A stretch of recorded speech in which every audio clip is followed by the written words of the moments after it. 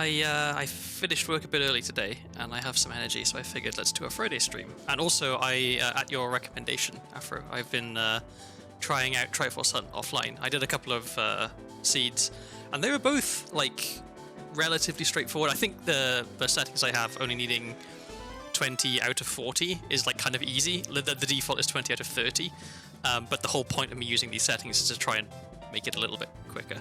So yeah, we'll see how it goes. I mean, maybe the two that I did were outliers, and it's actually mostly going to be much quicker or much slower. We'll find out, I guess.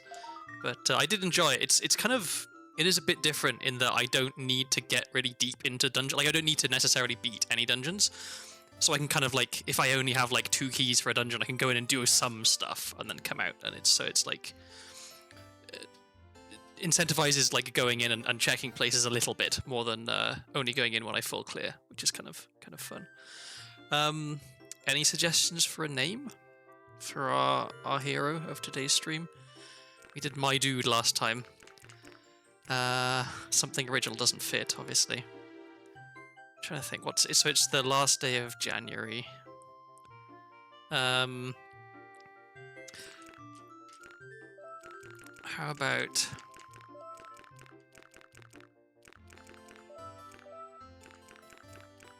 no, this isn't going to fit. I was going to try and put in "Come on, Wales," because Wales played France in the rugby today. I haven't checked the score, but it's probably a massacre. Wales have been doing particularly badly in the rugby recently. Let's just do Barry. Barry is a good name. Gromit. Yeah, Gromit is an excellent name. I really love Wallace and Gromit, so let's do Gromit.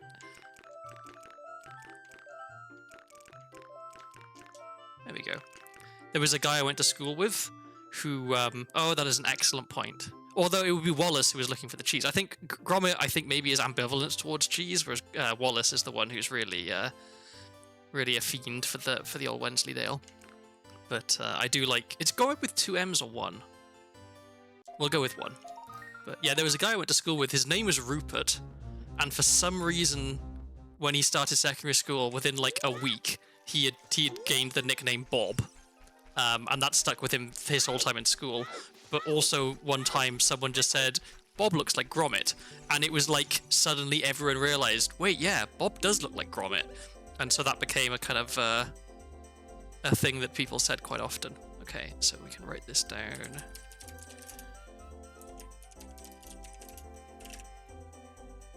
And we've got 2 shields, which is very nice.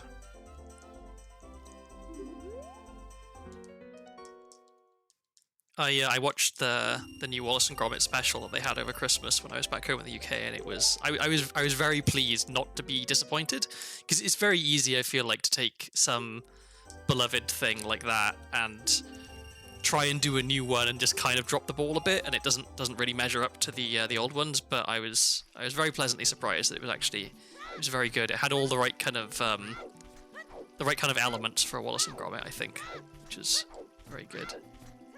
Speaking of beloved British childhood kind of things, I watched the Paddington movie quite a while ago because I heard it was really good, and then I heard that Paddington 2 is like one of the best movies ever made. It's got like, I think it might have like 100% on Rotten Tomatoes, and I haven't seen it yet, and I want to at some point get around to watching Paddington 2, because the first one was like, again, it was something that could have been bad, because you're taking something that like people really love and has been kind of untouched for a while, and trying to kind of redo it. But no, they did a really, really good job on Paddington 1, and Paddington 2 apparently is also very good, so I'll have to see if I can find that to watch some point. Serenade, okay, well that's worth knowing. Serenade is a useful one. Okay.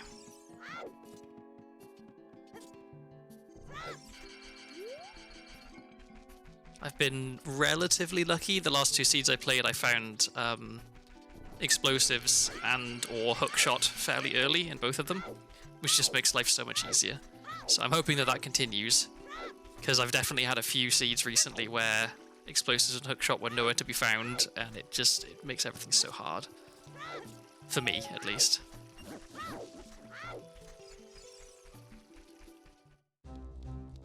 I think I found Stone of Agony like 3rd item in one of the seeds I played, so I got to skip so many chests. It was quite nice. Come on. Stick. Ooh, stick upgrade. That's even better.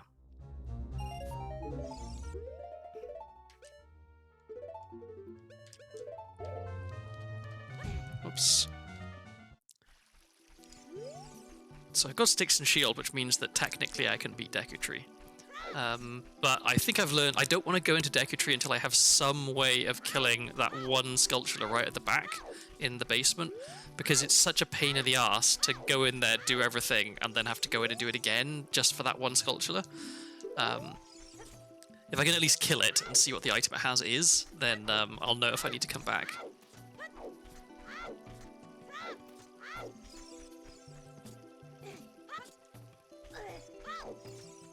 Oh, that noise is that's Navi's noise, I guess. That noise. That's fun. I realized where my avatar had been previously on stream, it was blocking. Well, it was blocking the minimap, but no one really cares about the minimap. But it was also blocking the thing that pops up and tells you what the current music that's playing is when I go through a scene transition. And there is currently, in the build of Ship of Ocarina, I have no way to move that bit of text, which is weird because you can move everything else. So I decided, okay, I'll move my avatar to the left, but then I was blocking the rupee count and the keys and the timer, so I had to move a bunch of stuff around. But hopefully it's still like legible.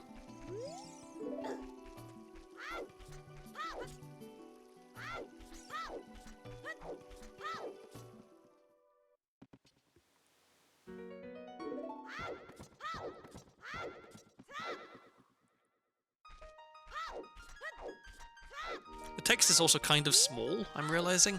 I don't understand why, of all of the things that you can configure in Ship of Ocarina, that isn't one of them. Like, you should be able to make the text bigger and put it somewhere else. It doesn't seem like much to ask, I think.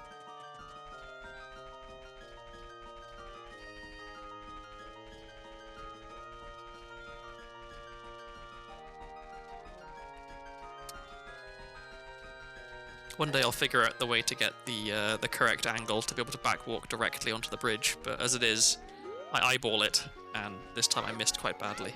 It doesn't matter that much, like, I'm losing a few seconds, but I want to be optimal.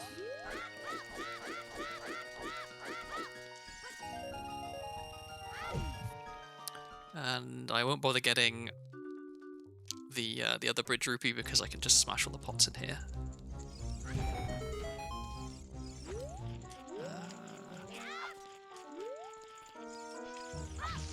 That's not what I wanted to do. There we go.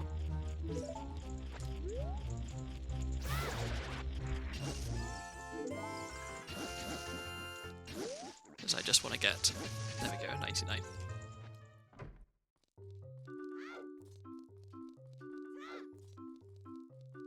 I've been having a lot of good items in shops in my recent seeds as well. Which, I mean, it's not that surprising to have some good items in shops, because there's just a lot of items in shops, but, like I think I had a hook shot in a shop, I had a bottle, like, the really big, important items. And they're always really expensive. This is Child Bazaar. Okay. And... well, that's an expensive sculpture token. And that's Gorantino. I will write that down.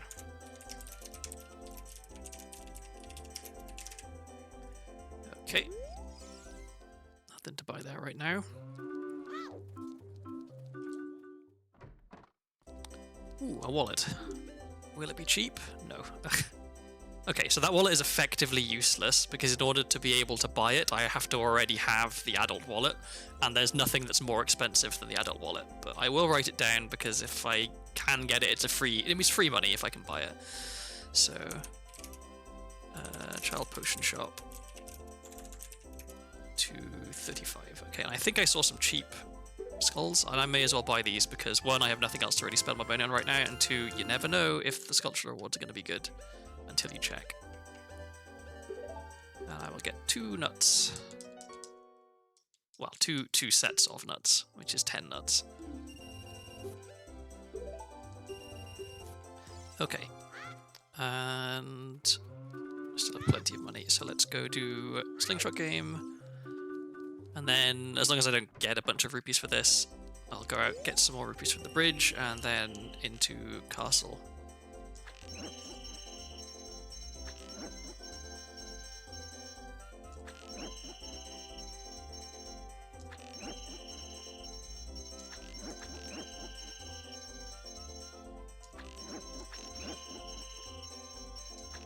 Whoops. Oh my god, I thought I'd salvaged it, but no. I was just about to say, I think I've got better at the slingshot game because I'm not quite so tired today because it's earlier in the day, but I guess I underestimated just how sleepy my brain is. Oops.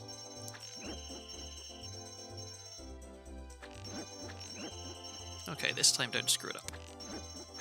There we go, easy peasy. Another GTG key, okay. So yeah, I'll go and just get some more stuff off the bridge. I guess it's a drawbridge, not a bridge.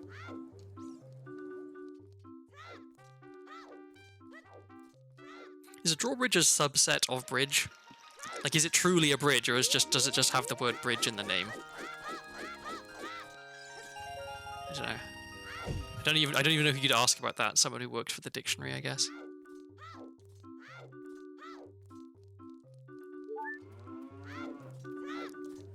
So I don't need to go all the way up to 999 because one, I might get more rupees out here, and two, there's always that crate at night time for me to get an extra 20. So.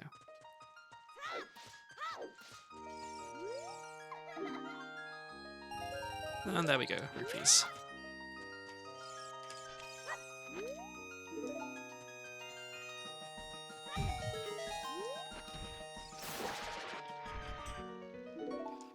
Okay, Ganon's Castle key, not bad. That is one thing about Triforce Hunt. So far, in the 2 seeds I've done, I haven't actually gone into Ganon's Castle. What was that? Okay. I haven't actually gone into Ganon's Castle because I have Rainbow Bridge set to 4 dungeon rewards, and I didn't beat 4 dungeons. I just kind of like dipped lightly into several dungeons in order to find the piece of Triforce I needed. So... Because I feel like I guess with these settings, it's unlikely I'll end up needing to go into Ganon's Castle, because the only way I could need to go in there would be if some important item was in there. But if some important item was in there, then I wouldn't be able to beat 4 dungeons in order to get in there. So maybe we never end up going in the castle. Okay, bottom of the wall key at Dodonga's Cavern. I will write that down in a minute. So yeah, still no way to kill that one sculpture in the bottom of Deku Tree.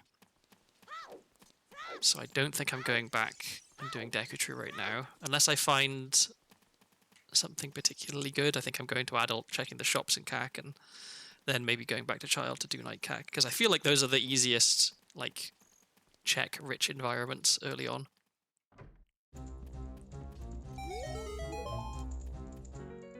Lens, okay. Kind of useless right now without magic, but kind of nice to have. Ooh, strength.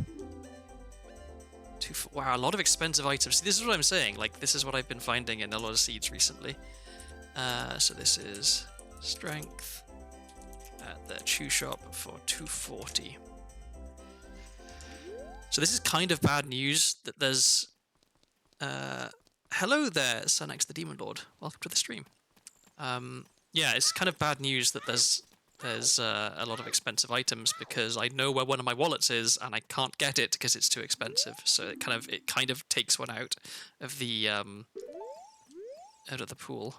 So bomb shoes at CAC. I will write that down because that would be good to have. And then we've got a GTG key at the graveyard. And a GTG key at Shadow. My birthday was a few days ago. Happy birthday! My housemate's dog's birthday was yesterday, and obviously he doesn't know what a birthday is. But I gave him an extra big meal as a treat because He deserves it. He's a good boy. I hope you managed to do something fun for your birthday as well. I always have kind of underwhelming birthdays. We never really did birthdays very much in my family, so I associate birthdays with just kind of like not disappointment exactly, but nothing exciting happening. And I also got a hint just then that Minuet was at Light Trial. Okay. So if we're lucky, shoes are just like in a shop for cheap in CAC. Let's find out.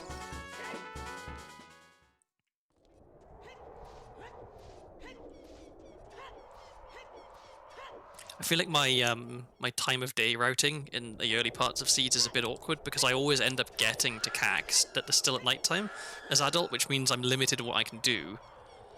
But then also I can't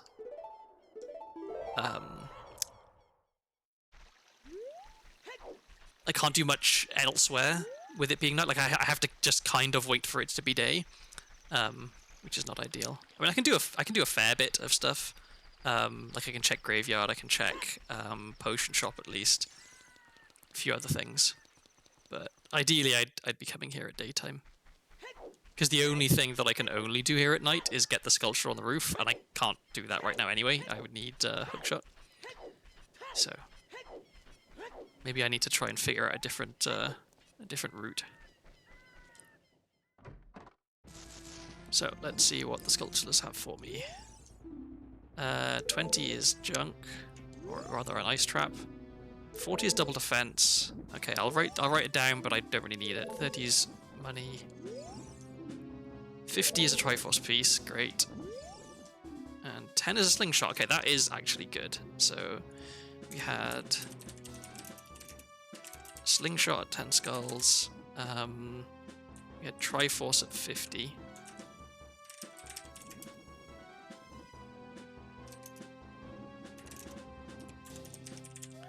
I also need to change my notes around a little bit. And then what was the other one? There was something at 40, was there? I've forgotten already. Oh, double defense, that's right. Which is not really that important. And I may as well write down the one that was 30, which is 30 skulls. Because who knows, maybe I'm in here and I desperately need 50 rupees, and so I can fill up my wallet a little bit.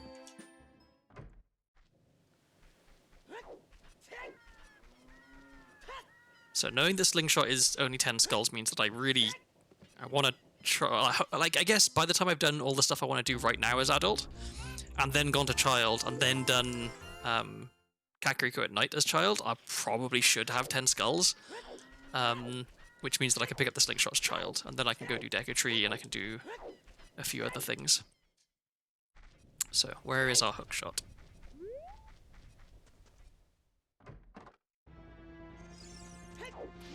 Hookshot is Spirit Temple. That is not great.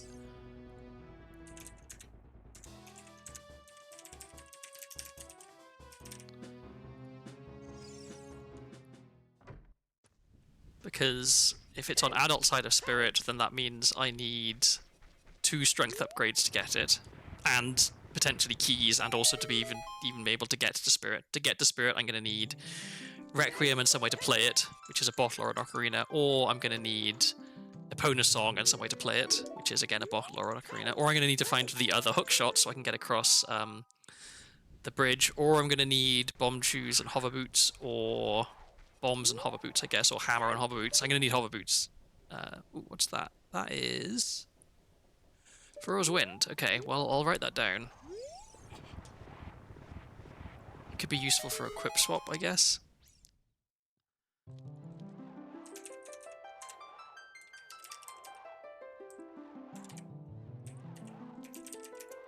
And that was at the Graveyard Crate. Okay. Okay, Dampe Race.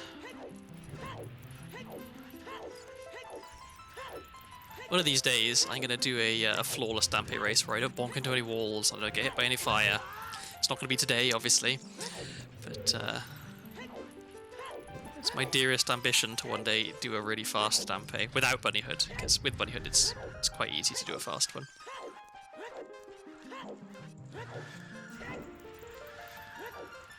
I got some loud redeads in here, by the sound of it.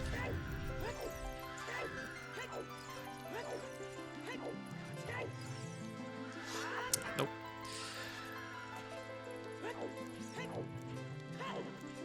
Okay, this is going to be a particularly slow one. This is like a 54.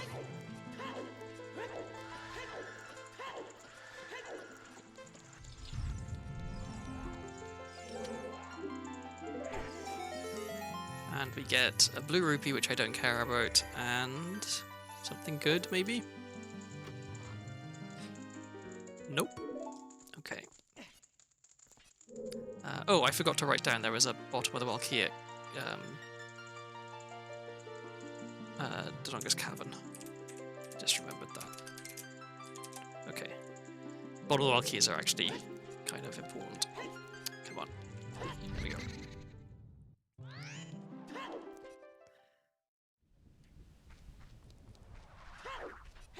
Alright, so check windmill to see what the item in there is. Can I get some health? Just a single heart? Nope. Cool. I'm always paranoid when I want super low health because, well, one, I don't want the low health sound to stop playing because it might be incredibly obnoxious, and two, I'm quite good at accidentally taking damage, which means that I can just die, which is bad. Okay, I will get that because I know that I need skulls. Cool, nice angle.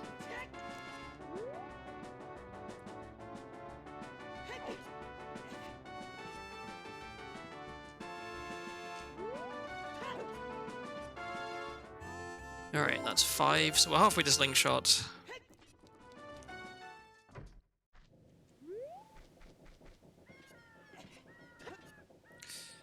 Ooh, no, I thought I rolled a bit early there. Okay, let's try that again.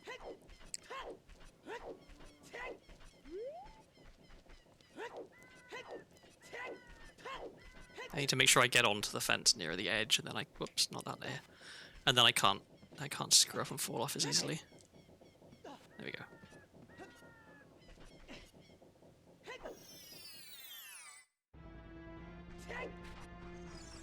Oops.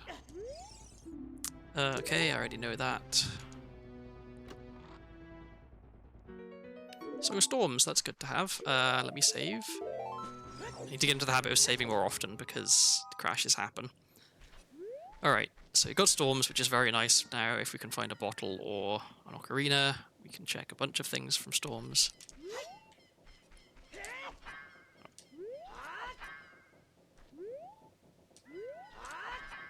Almost.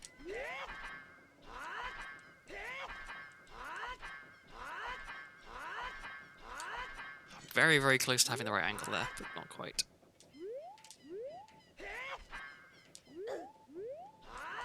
I'm sure there is a consistent setup for this, and I should probably learn it. Because just eyeballing it works, apparently, I guess. But knowing a setup would be quicker. Okay, so... And there it is! A crash! Good thing I saved. It's always in the same... Well, not always. It's often in the same place. Entering a shop, moving the cursor onto the left item, the game just crashes. So... Okay. That might actually end up working out in my favour, because I'm going to get put back into Temple of Time. But now when I get to CAC, it might be daytime. And I kind of want it to be daytime. So, not the best that there was a crash, but also not the worst. I think I need to get into the habit of always saving when I enter shops, because they seem to be a lot more prone to crashes.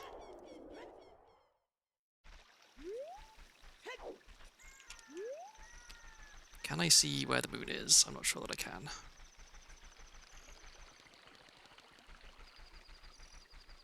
So it might be still quite late at night. I guess it doesn't take me very long to walk through here, so... And I didn't do very much farming of rupees as a child, so it's probably still kind of like midnight.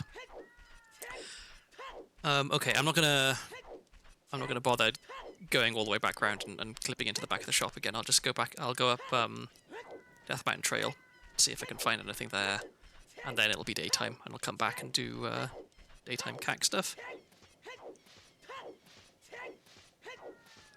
And then if I don't find something particularly good, back to Childs, and we'll try and do night CAC, and find that 10th sculpture and get a slingshot, and then we can do some more stuff.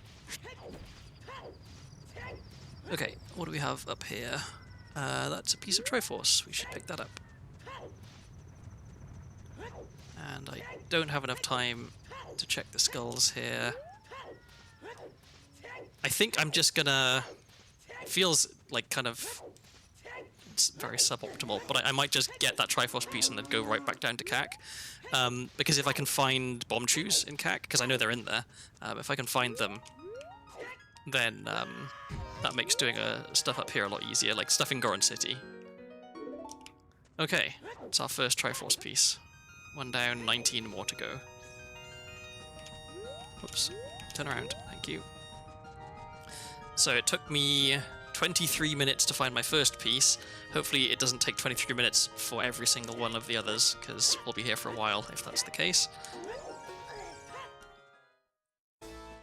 I'm hoping that the way this is going to work is that I'm going to be, you know, struggling for a little bit early on, and then I'm going to kind of hit critical mass of items and be able to just go wherever I want and pick up things. That is Begoran Sword, 210, another expensive item.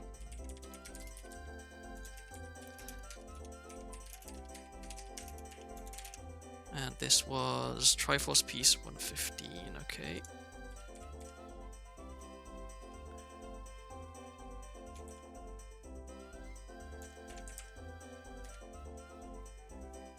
Just getting my notes sorted, okay, and an expensive sculpture token, which I don't care about. So I'm hoping that that hint I got is not somehow about the regular shop items, the ones on the right, because I saw that there were bomb chews there, like, available. Okay, we got Odd Potion, 160. Because it's not very helpful having a hint for you can buy bomb chews once you've found bomb chews in a randomizer.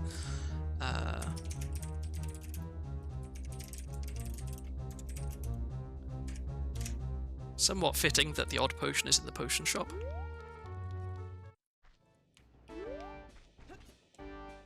Okay, I'll go talk to Anju, and then I think it is just straight back to Child.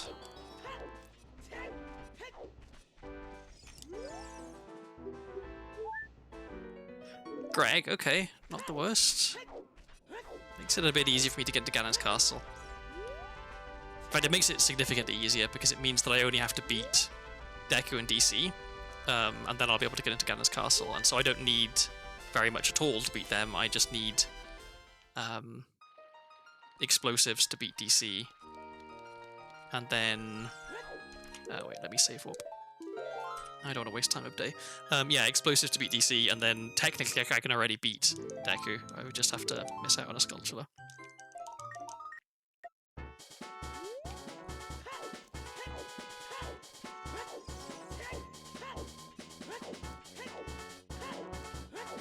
I think time of day is going to be awkward again here, because it's relatively early morning. And so I'm going to have to wait around a little bit for it to be night time before I can do night CAC stuff. I can do some stuff in the day in CAC. I can do the cuckoos, at least. And I guess I could go into bottom of the well, but without explosives it feels like a bit of a wasted trip, because there's a bunch of things I can't get. But I needed it to be daytime when I went back to Child, otherwise I'd have to wait around for it to be daytime. Because I can't get out. Unless I save warp, and that has its own problems. Okay, so...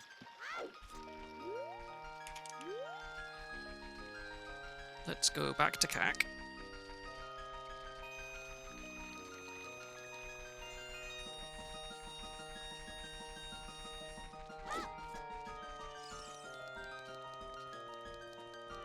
I think I didn't need that side hop there, I would have made it anyway.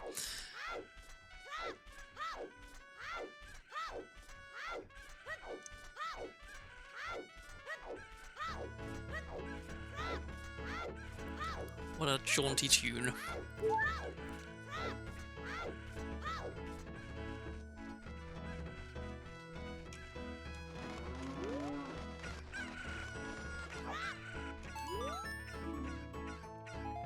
Money, okay.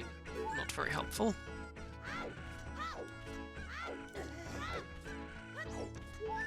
So, okay, can I do anything as child on Death Mountain Trail or in Goron City? I don't think I can.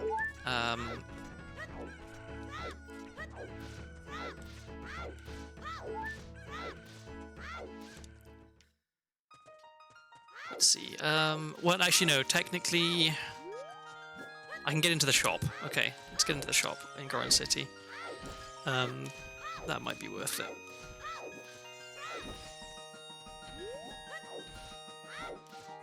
I am just kind of, I'm deliberately trying to waste time of day now because I want it to be nighttime. But I want it to be early night so I can do Dampe. So I'll go in here. And I'll do what little I can do, and then I'll come back out and walk down to CAC and stand around for a bit. It's pretty inefficient, but I don't really have any better ideas at the moment. Okay, so can't do anything in the maze. I can't do that. I think it is just I can light the torches for the pot and open the shop, but that's it.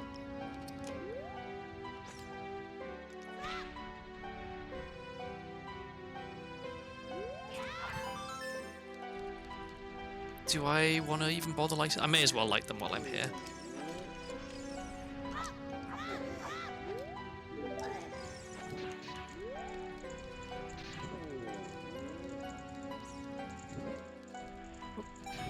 Okay.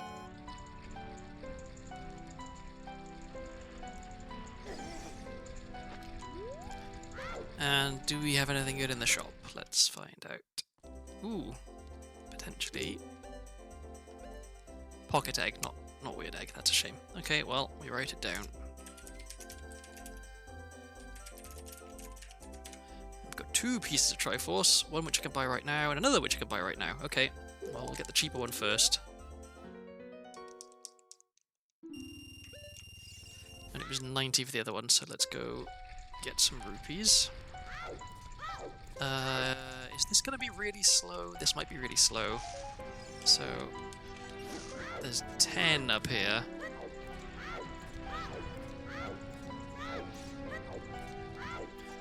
Maybe I just write that one down because I know I'm gonna have to come back here,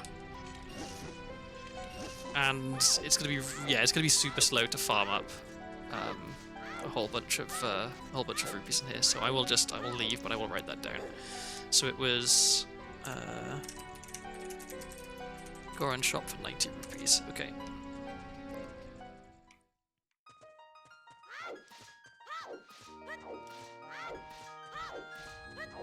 Okay, now if we're lucky with the timing, we get back to CAC just as it turns night. Although I'm probably going to be a bit early and have to stand around waiting.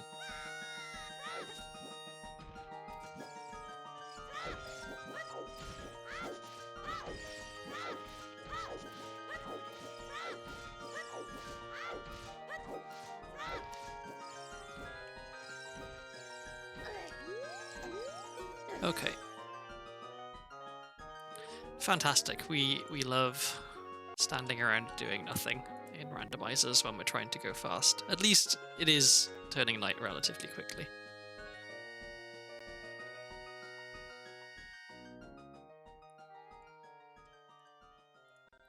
So, could have been worse.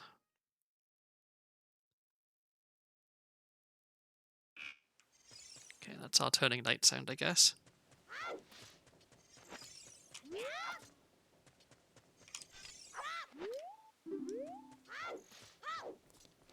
Okay, so we're hoping for choose, but it's possible that that hint was misleading.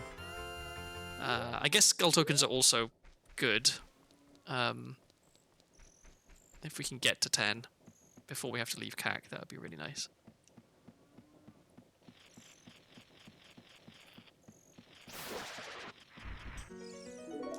Okay, forest key.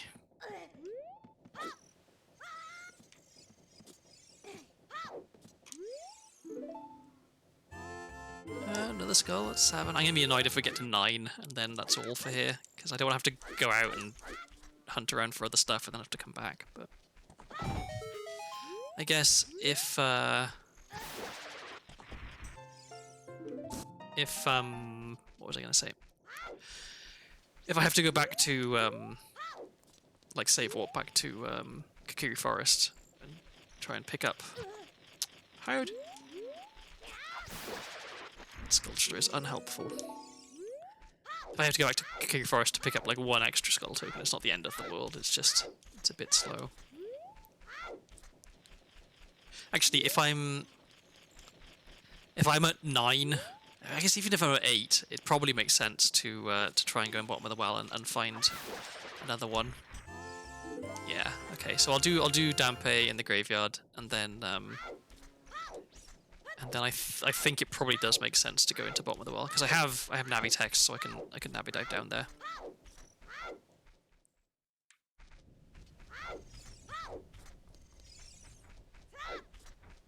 Because the chances of me finding 2 skulls in there are not nothing. And also, you know, maybe I find some other good item down there. So we're racking up the GCG keys, which is kind of nice. Let me get some more health while I'm here. Okay. Oh, I guess I should have got the rest just for rupees, but at least now my rupee count is nice. It'll stay that way for a little bit, at least.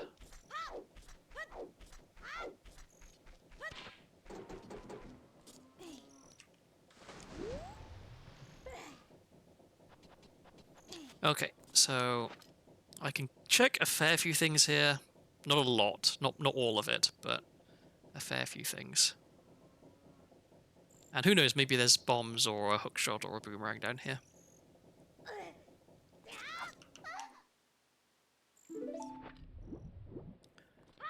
And then depending on what I find here, I think maybe I go to Lon Lon.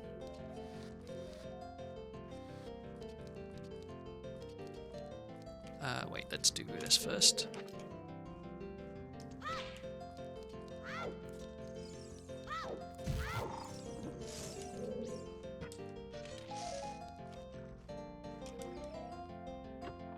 Okay. Health. Not the most exciting, but I'll take it.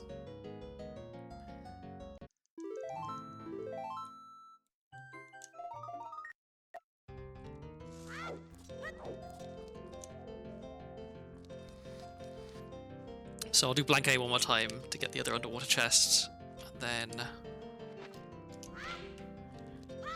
check the other stuff that I can check, and then we're out of here.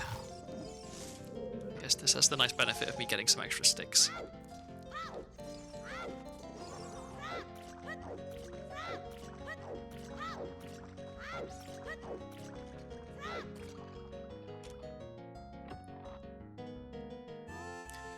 Hey, more health.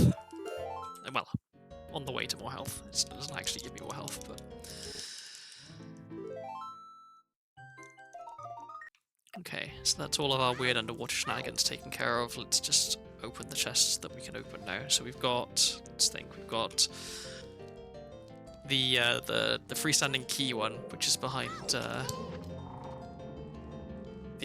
water that I just was swimming in. We've got... Oh, well, there goes our nice rupee count. It was nice while it lasted, ha ha ha.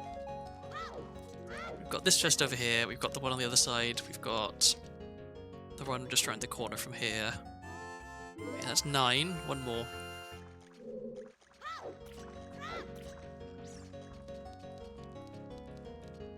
Oh yeah, and that one over there. Light arrows, okay, good to have, sort of. I guess technically, actually, light arrows almost certainly useless. Because I'm not killing Ganondorf in this seed. If I get to the point where I have enough stuff to kill Ganondorf, and I haven't found 20 Triforce pieces, then things have gone drastically wrong.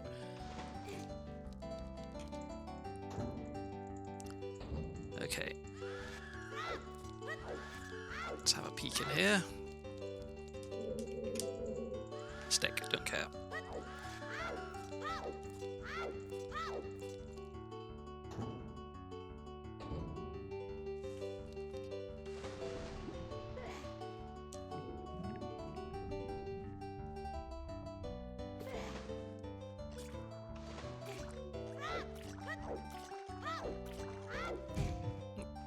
There's Is it here? There's a hole here somewhere, right? Yeah. Oop, don't fall down that one.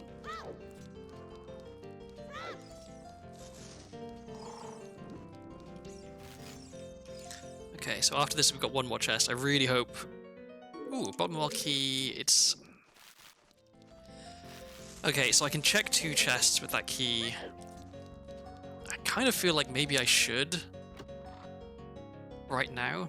Okay, another piece of Triforce. Okay, so I'm gonna save scum this, but I can at least check what these 2 chests are, and if they're good items, even if one of them is a skull token, it's really tempting to just keep it, because I know where another bottom of the world key is, and it's in DC, and I'm gonna be able to. I am gonna be able to full clear DC at some point, so I don't need to worry too much about getting locked out somehow of bottom of the world keys. Let's not burn our shield.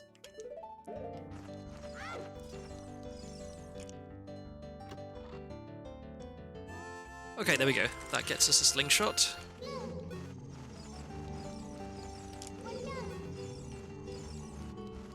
And then we'll get this. I'm pretty sure I can't kill this skull on the wall.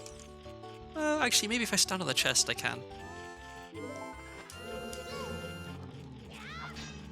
It's tempting to try. Great. I don't know why I have such trouble killing this. Okay, but I did get broken stick, so I can do that. Okay. Since I've already got broken stick, let's... well, first of all, let's get this. Oh, and of course that puts my stick away. Great. Okay. Does this reach? Well, not if I fall off the chest, it doesn't. No. Okay. Good to know. Does it reach if I jump from without even having been on the chest? No, no way. Okay, so that's enough for in here. Let's go get slingshot.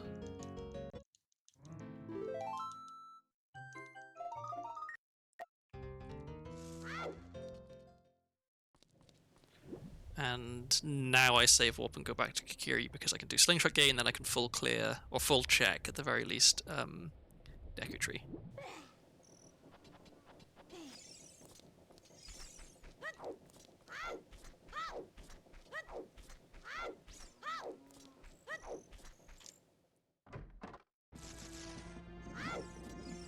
No, this one. Okay, and let me mark this off. Where did I write it down? There. Okay.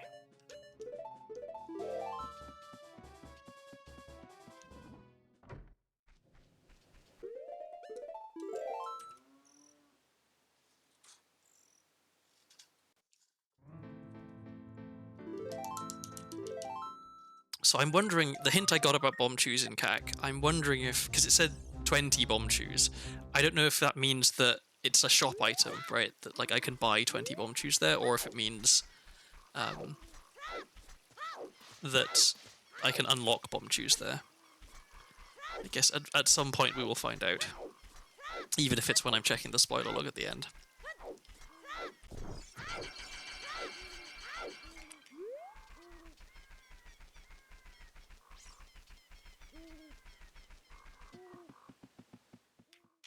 So we can, let's do Deku real quick. I am gonna farm some more nuts while I'm here, because I hate running out of nuts.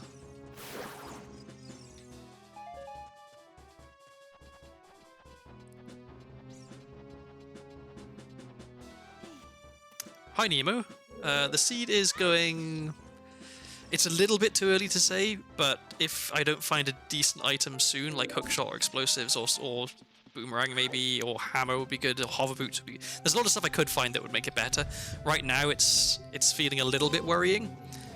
Anytime I don't have explosives at like the 1 hour mark, I'm like, oh god, is it going to be another one of those seeds? But I played a couple of runs with these settings off stream, and they were over relatively quickly.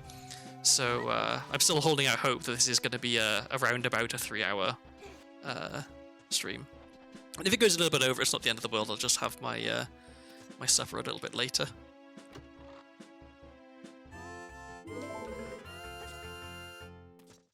how are you today? You have any exciting plans for the weekend? Yes, this is music from GoldenEye.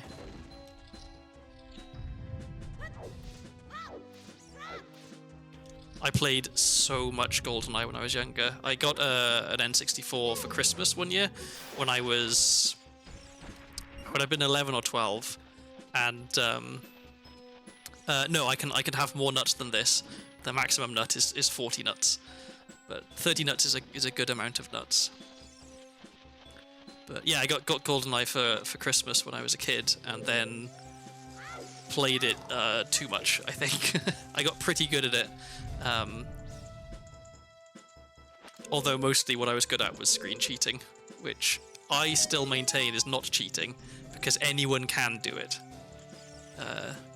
It's not my fault if you're not looking at my screen.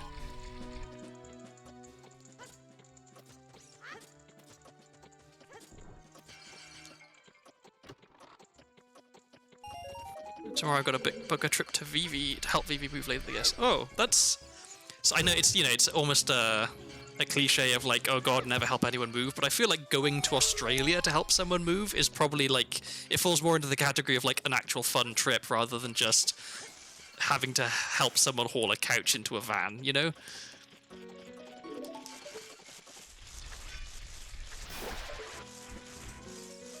Ooh, an Ocarina. That's really, really good. Because I have Song of Storms, so okay. I'm expected to build all the IKEA furniture. How do you feel about building IKEA furniture? I know it's a divisive topic. Personally, I really enjoy building IKEA furniture because I'm capable of reading and following instructions.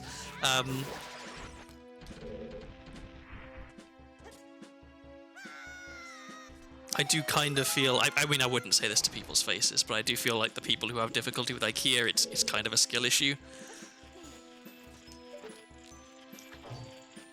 I can comprehend pictograms. Yes, you have the requisite training in the various arcane scripts that people around the world use.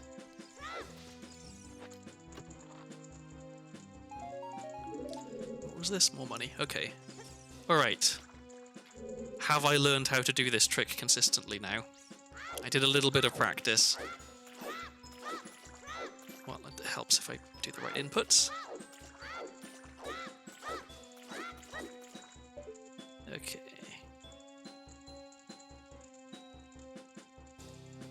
Nope, too much.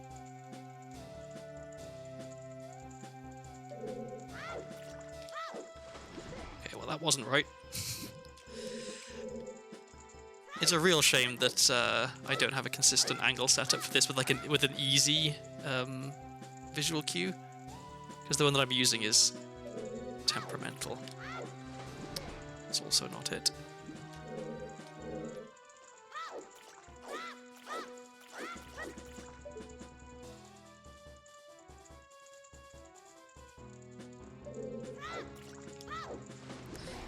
I think I'm too far to the right. I think I'm gaslighting myself into thinking my angle is correct, but it's not.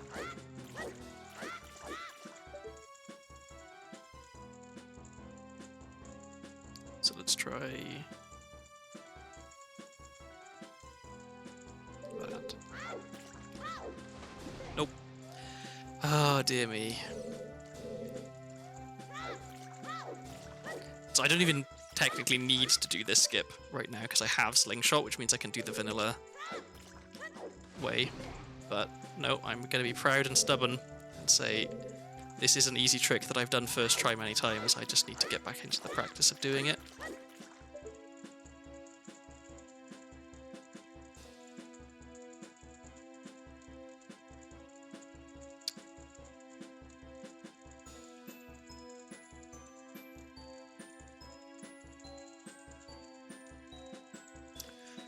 And it doesn't help that my control stick is very finicky.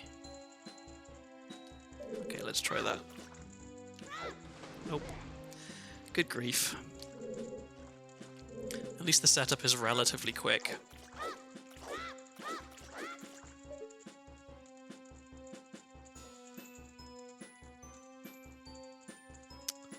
Or it would be if I could...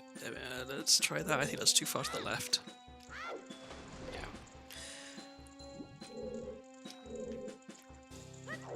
I need a save state to practice from, I think, so I can get like just try different angles over and over and over until I find one that works consistently, and then try to like burn that into my brain as that this is the angle I need to be looking for. Because this is starting to get tedious.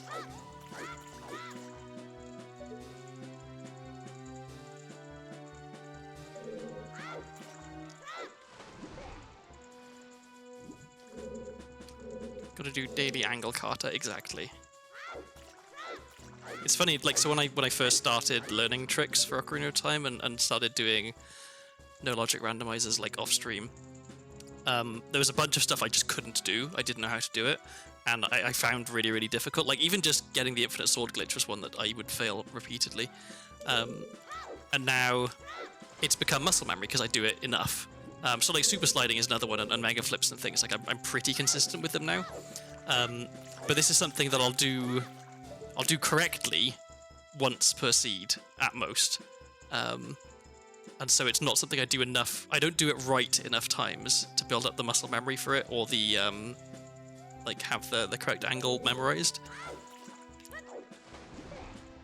Because there's two parts to it. One is getting the angle right, and the other is doing the inputs for the roll right. Because you've got to roll and press forward on the control stick at exactly the right time. And it's possible that my my timing is just wrong.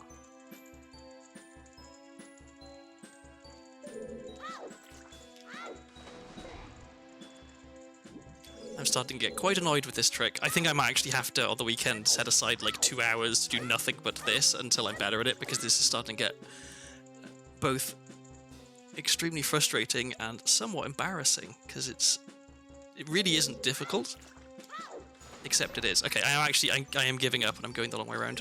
I can't believe it. Gotta get the frickin' stick on fire first.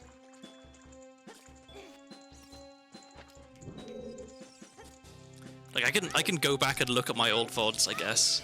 That's the point, actually. I can just do that. I can go and look at the times I've done it successfully, and what my angle was then. Why didn't I think of that before? I have like dozens of records of me doing it right. So I don't actually really understand it myself, which is part of the problem. I just know that if you do that setup and get the angle right, and roll and press forward the control stick on the right frame, then Link will, instead of just like rolling into the water, he'll do a little jump off the ledge, and you'll be just close enough that you can grab onto the other side and you can skip having to do what I'm doing right now. But the angle is very precise, and the timing of the roll and the like pressing up with the control stick is also very precise. And so it's easy to muck it up.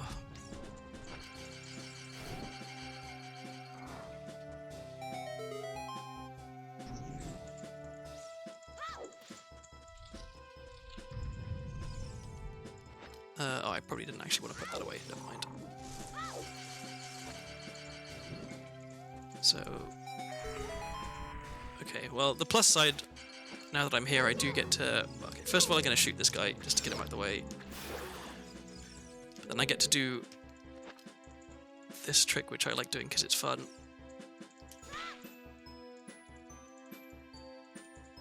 2, 3, 4, 5... I get to break a wall with a stick. All so I can check this.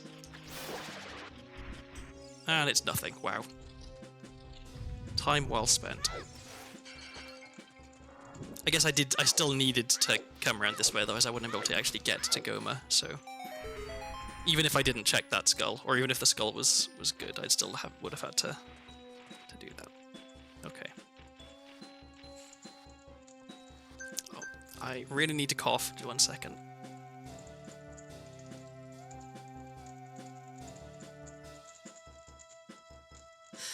Okay, sorry about that. You sometimes get like just suddenly randomly extremely dry tickle at the back of your throat, and there's nothing you can do about it other than cough like a 50-year-old smoker.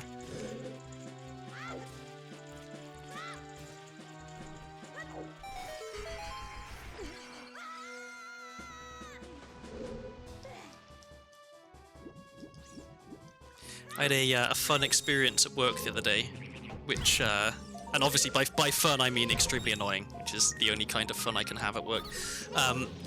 There's a guy who is, he's a career software engineer, he's been doing the job a lot longer than I have.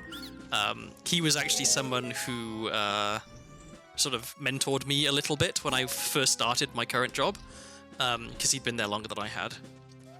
And so he was working on a bug in a test that I'd written, in some code that I'd also written, and I'd given him some hints of like, this is how you should fix it, and this is what the problem is and stuff. And he said, oh, I tried it, and it broke some other stuff. And I was like, oh, okay, that's interesting. And so I very quickly just did the fix myself to see if I could reproduce... Come on. Reproduce his problem. Why can't I get this? There we go, finally, Jesus. Okay. And I lost ISG. I cannot believe this. This is the sloppiest I've played in a long time. Why can I not get ISG? There we go, finally. Okay. So anyway, he can't get this thing to work properly. I go in, in like 30 seconds, I quickly code up my solution, run the test passes for me, and I tell him, oh, real quick, I just put in the fix and then ran the test is fine for me. He's like, oh, how did you do it so quickly? It took me half an hour. Because he didn't know that the IDE has a feature where you can just press a button and it will allow you to edit like a method, because we use Java, so it's methods. Edit a method everywhere it's used. You don't have to go and find every single place in the code that this method is called and manually edit it. And he didn't know that this feature existed. And he's been doing this job longer than I have, and I had to sit down and explain to him, this is how you use the basic features of your IDE that you've been using for ages. And it's just, and he's not even old, right? Like, I can't use the excuse of, he learnt to code using Vim back in the 40s, He has no excuse. So I see stuff like that, and it really drives home to me that, like, people think that software engineering is harder than it is. I mean, don't get me wrong, it can be very hard. But in order to just be a software engineer, you can be pretty shit and make a lot of money. So, yeah, everyone, learn to code. Get a job in tech. An idiot can do it.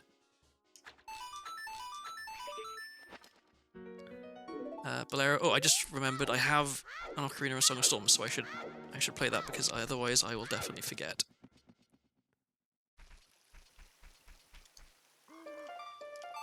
I know how to exit Vim. My level of self-satisfaction is enormous. I had never been exposed to Vim in any way before I started my job, and so when someone was like, oh, I just opened up in Vim, I was like, what's Vim? And they were like, oh, you just you type in this, it's a text editor, blah, blah, blah. I was like, okay, cool. So I opened it up and was like, hey, how do I do literally anything in Vim? Because it's like, yeah, you take it for granted if you're of a certain generation that, oh yeah, everyone knows how to use Vim, right? Even now, like, so there are people I work with who know how to use Vim, like actually know how to use it properly, and they can do stuff in it very quickly. I can edit text, and I can exit, and I can save, and that's about it. Up A left.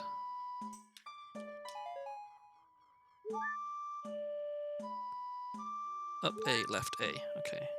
No, up A left up. Up A left up. Up A left up A. Up A, left, up A. Up A, left, up A. Okay, there we go. I had a presser who was a Vim disciple, so I got a fair bit of understanding from that. Honestly, so I am someone who cares quite a lot about some things that don't matter, but mostly I don't really care about very many things that much at all. And so it's confusing to me when I see people being really, really up in arms about the thing they use to write text. Like, I just don't really get why anyone would care that much. Like, when I was doing stuff in university, writing thesis, all the professors were like, oh yeah, you've got to use LaTeX, right? You can't. How could you possibly write any kind of science thing without using LaTeX? And I thought, well, I don't want to learn to use LaTeX. I'll use Microsoft Word, and I did, and it was fine, because like I didn't need to put it like my thing wasn't being submitted to a journal for publication. It just had to be legible. So yeah, I wrote both my theses in Microsoft Word, and I'm proud of it because you know they turned out pretty well with like I had a table of contents and an index and all that sort of stuff. Because Word has that functionality, you just have to know how to use it. All my citations are very neat.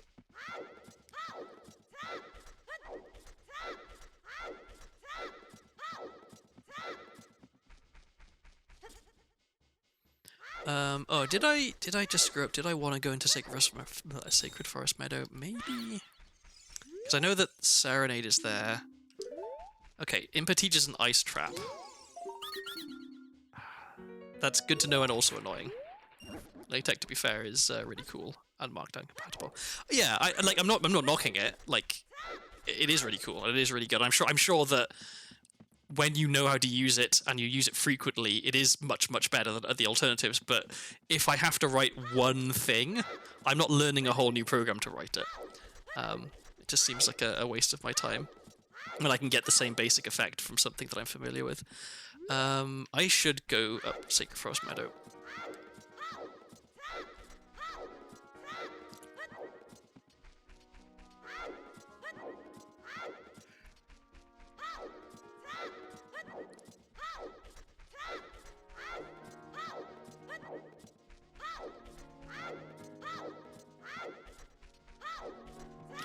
Okay, so I got Song of Time as well, which is nice. I should go to the frogs at some point.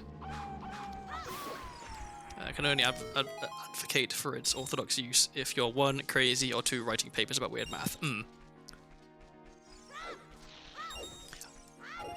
That's one thing that I notice quite a lot at work, is people can be quite entrenched in their views and not very good at understanding the concept of the right tool for the right job, instead of one tool for every job ever, right? That like, and like not just tool, but like people as well. That like managers will be like, oh, well, we'll put 3 people on this work and it'll get done in 1/3 the time as if we had 1 person on it. Well, it depends heavily who those 3 people are, because as I just described, some of them are a bit fucking useless. So there are people I've worked with who, like, putting them on a team makes the work go slower. They are worse than having fewer people.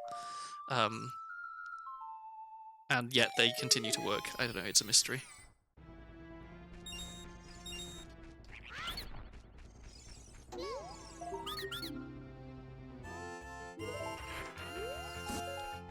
I used it in a stats class because I take notes exclusively in Markdown, so I was able to render equations nicely in my notes.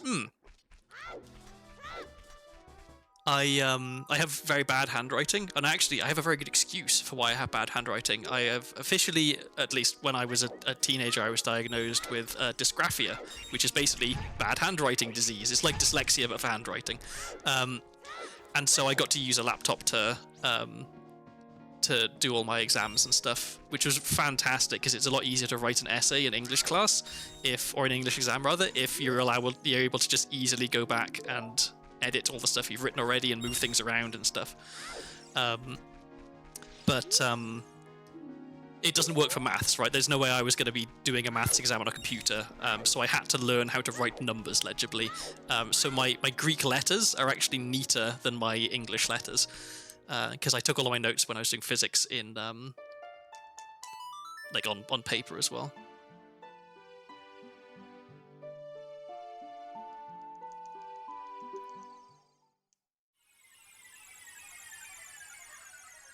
Okay, hopefully we have some time to get both the sculptures here. Oh, we have plenty of time.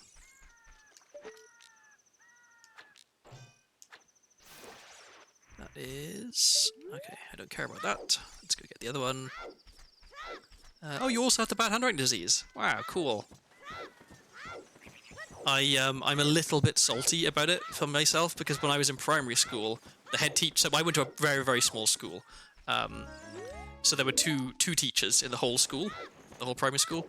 The head teacher taught the older students, and the other teacher taught the younger ones. The head teacher had very, very good handwriting, and he would like teach people calligraphy and stuff. Like he was really, really into the handwriting. I'm not going to bother getting that right now. And so, like, being able to use a fountain pen correctly and have neat handwriting was kind of prized. Spider hiding a tree near a deity. Oh, okay. I know which one that is. I will write that down.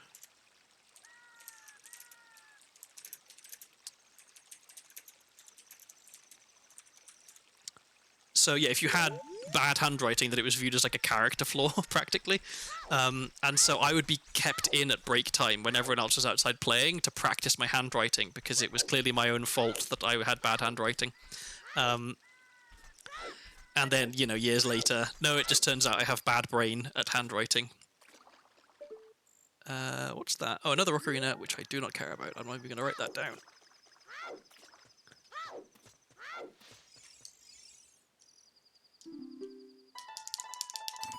Nope, I played that wrong. Let's try that again. There we go. I went the beat calligraphy into yourself by force route of dealing with it for most of my life. I so rarely have to write anything down with a pen now that I'm not actually sure what my handwriting, in terms of quality, what my handwriting is. I know if I have to try and write quickly, it's very bad. If I take my time, I can do relatively neat handwriting, but I dropped cursive quite a while ago, because it's just like, when mostly what you're taking, when you're writing is taking notes in physics lectures, the cursive just kind of gets in the way, because mostly what you're writing is not words, it's just individual letters. And so my writing is now kind of like a slightly weird mix of cursive and script and like printed.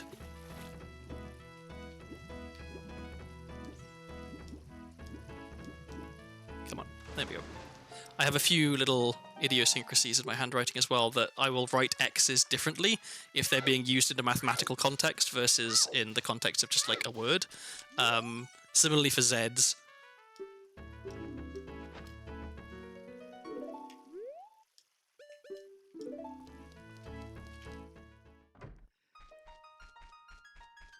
Okay, so what do we have? Where are we going? Oh, I need to go get the scrub grotto here.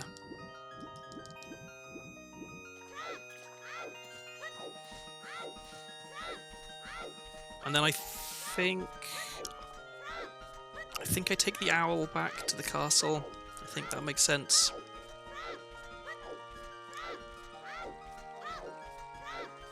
Did I check? I didn't check this yet, I don't think. Maybe I did. Oh, yeah, I did.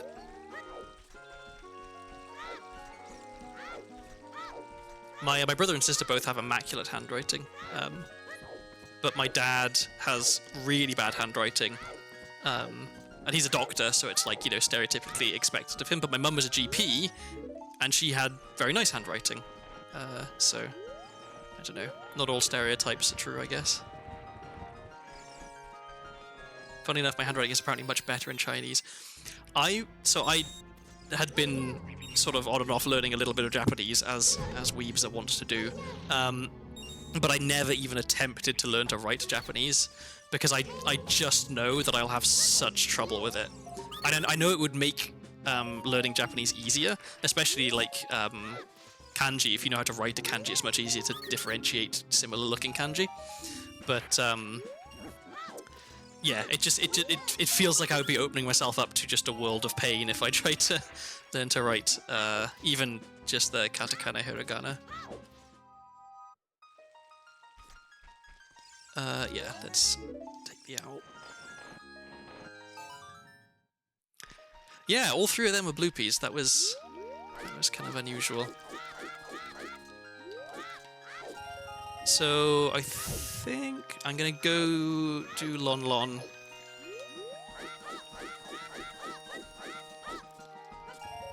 And then I think after I've done Lon Lon, what I want to do is save warp and then Navi dive to Zora's River, because then I can play 2 songs for the frogs at least. I can do the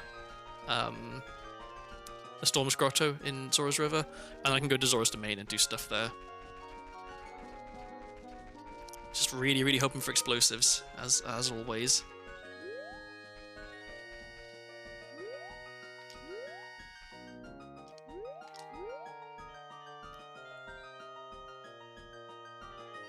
More waiting around.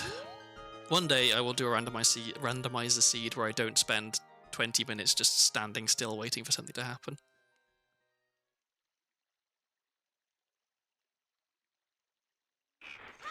Oops. Well, I tried to do a swag backflip, but I messed it up. Oh, I don't have very many Deku Seeds. Guess I have to not miss. Nothing? Okay. In fact, I have so few Deku Seeds, I'm going to waste a stick on this one, I think. Or nothing. That's a bad angle. That's closer to what I want.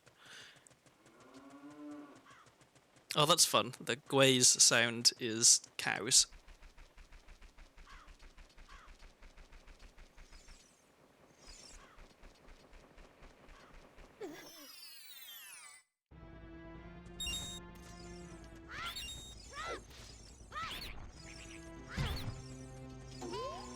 Okay, something good, please. Arguably, I do need sculptural tokens, so I can't complain too much if they give them to me. But I would rather boomerang, hammer, hover boots, hook shot. Cool, a GTG key. Exciting.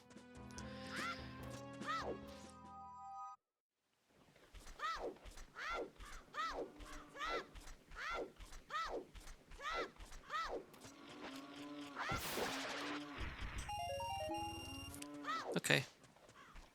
Finding a lot of money. So, okay, so I'm 1/5 of the way there on Triforce pieces, which means that at the current rate, I'll be done in 4 hours. Which doesn't bode well, but I'm convinced that things will speed up a bit once I find some better items. I will get that, because I do need sculptural tokens. Come on. Okay, so the cows sound like chickens. That's interesting.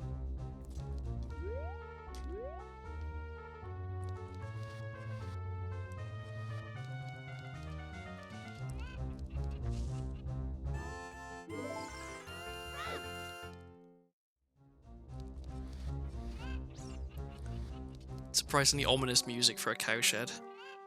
In my experience, cowsheds are usually actually kind of pleasant. Obviously, the smell is not fantastic, but it's a I don't know. It's something I remember seeing.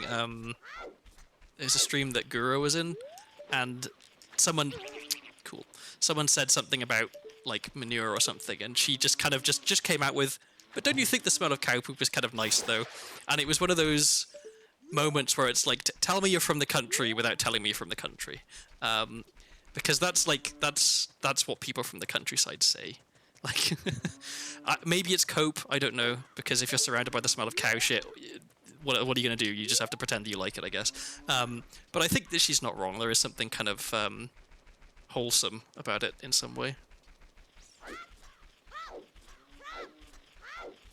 Wait, no, I was going to save warp out of here.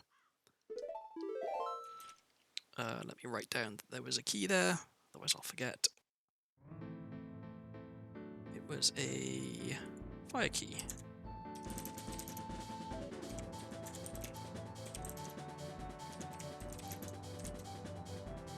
Okay.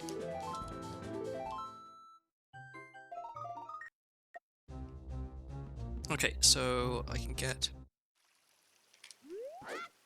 the skull token back here, which I forgot to get earlier. Maybe it wasn't light when I was here earlier.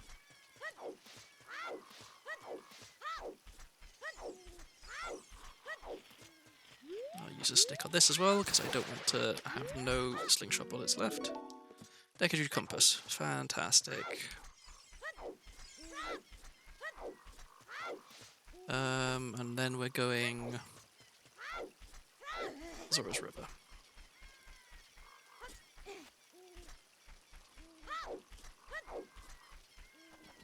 I'm deliberately dodging that blue rupee because there's a tiny possibility that I might need it later. So, for now, I'll leave it.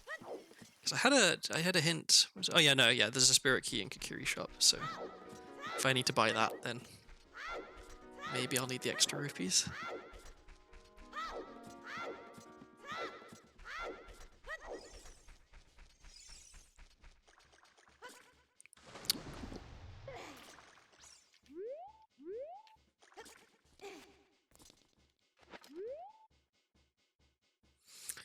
we wait a little bit, but hopefully not too long. Just for Navi to show up. There she is.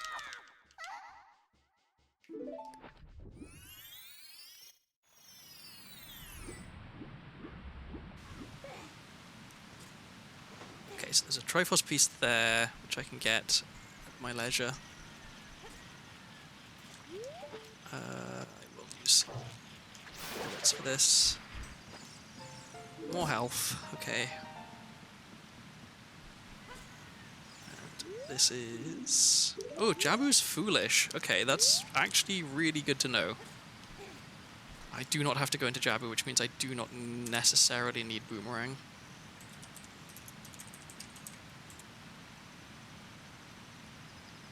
It's rare to get a hint that like an entire area as big as Jabu is foolish, because there's a lot of checks in Jabu. Although well, actually thinking about it, I guess there's not that many. It takes a while to get through, so it's good that I don't have to go in there. But okay, so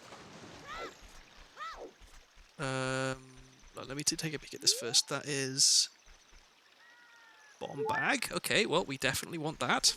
I'll do the frogs now. It's so nice being able to do this with Ocarina instead of having to use a bottle.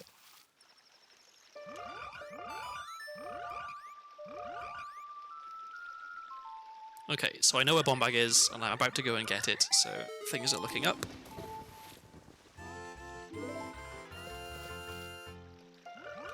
No.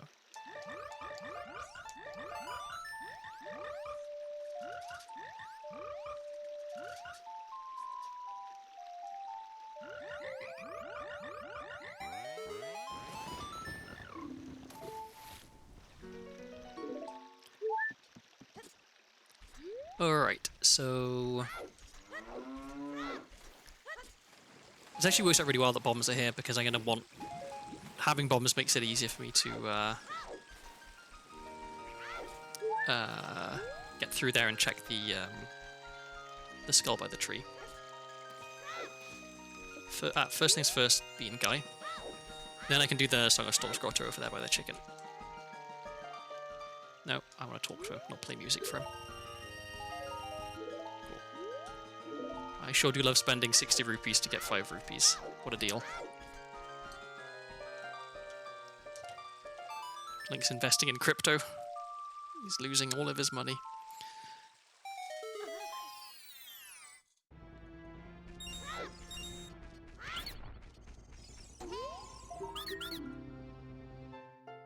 Wow, I'm finding a lot of pieces of heart.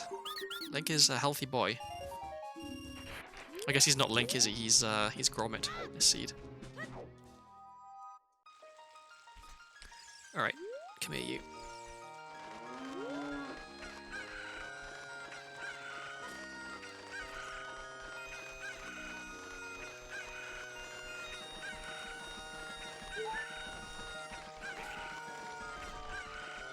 I'm gonna be so salty if that turns out to be an ice trap. Because bombs are like probably the best item that I could find right now. So if I'm teased with them and then it turns out they're not even real.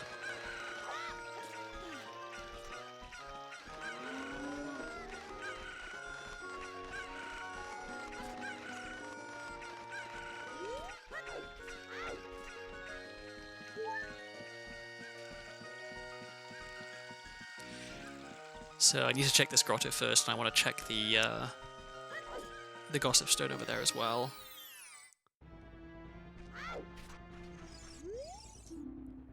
Okay.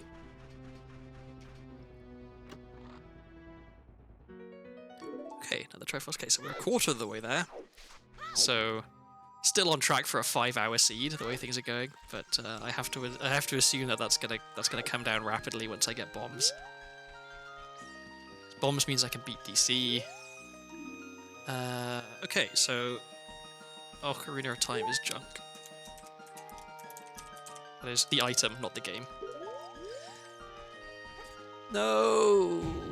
Why am I so bad at everything? Okay, back around, pick up another Cocoa. Oh, that's really annoying.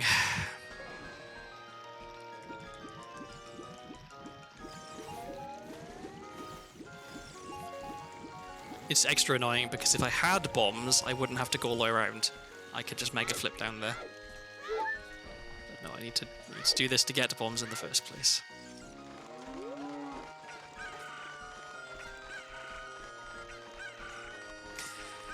I'm just thinking, like, so Zora's River is a place where I often mess up.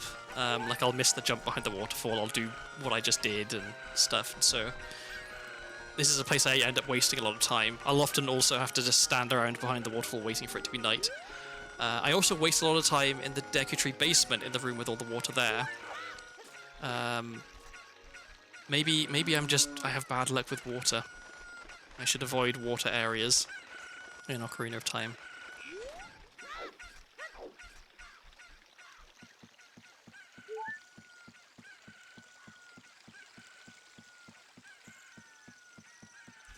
Watch now as well, I'm going to get the bombs, and they're either going to be an ice trap, or this Cucko is just going to run off the edge, and I'm not going to be able to use him to get behind the waterfall.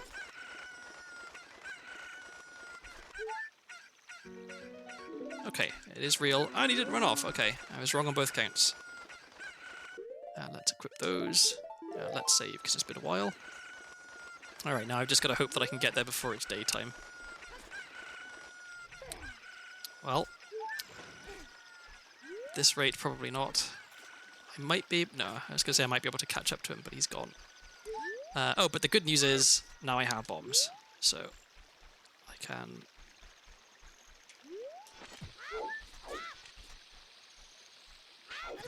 Oh, there's a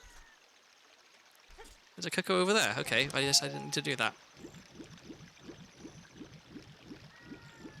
That must have been the one that I used to get up the top in the first place, who ran away but didn't run away so far that he like left the level. Okay, well it's definitely going to be daytime by the time I get there, but that's not the end of the world. It's just one check. But it kind of is the end of the world because I don't ever want to have to come back here because I know that Jabu is junk. So normally I wouldn't mind missing this one sculpture because I wouldn't have Boomerang yet. I'd have to come back to do Jabu anyway, but I know that Jabu's junk, so I know I'm not coming back here.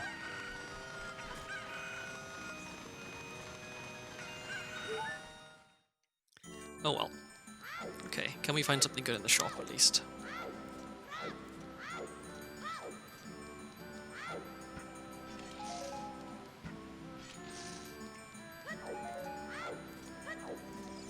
Grab some extra rupees. Is that Soraya song? No, it's a nice trap. I will buy that. Okay. Let me check this. No, okay. Oh, I should have waited before buying that, because I need rupees to do the diving game. It's annoying. Okay. In and out a few times.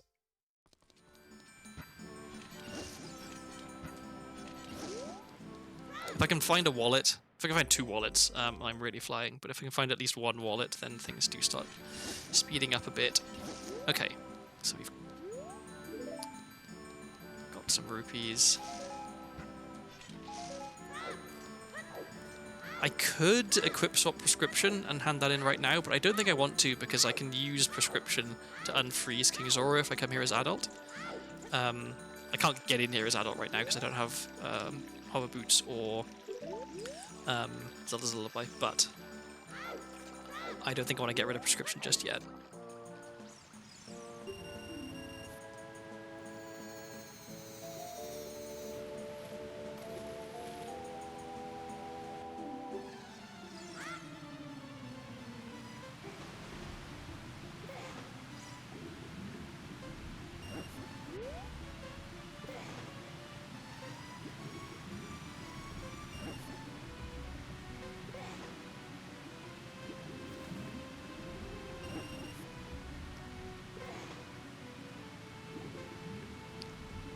Alright.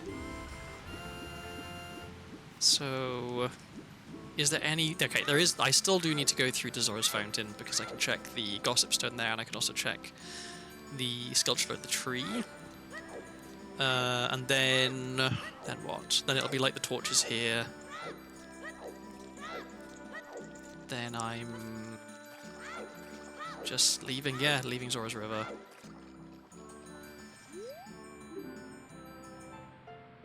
I think once I've left Zora's River, it's time to go back to Adult. Because I have Serenade, which means I can go and learn Scarecrow Song really easily.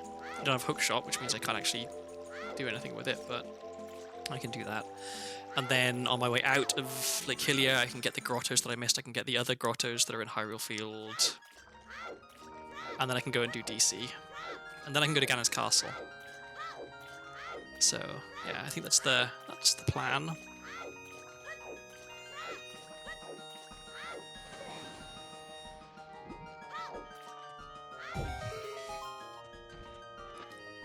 Actually, let's use a bomb.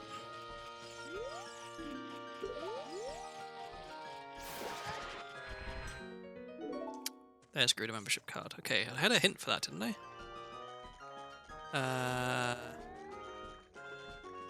Oh, yeah, I did have a hint for it, but I wrote down... I misinterpreted the hint. It said it was a tree by water. I thought that meant the tree by the oasis in... Oh, no, by a deity. That's what it said, a tree by a deity.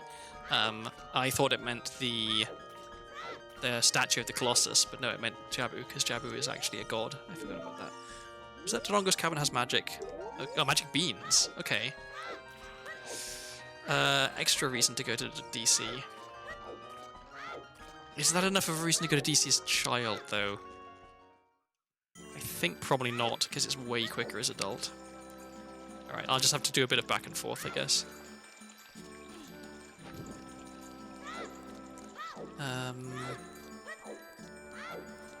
Yeah.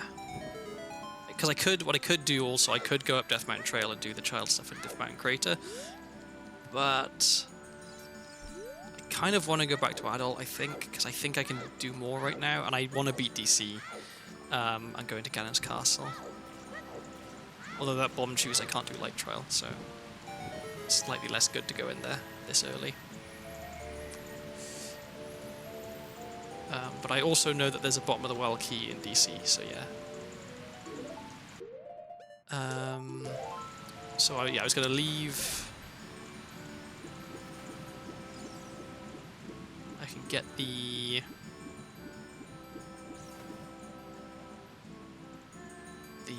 tree skull on the way out, and then head off to Temple of Time. Oh, and I need to get that piece of Triforce. Almost forgot.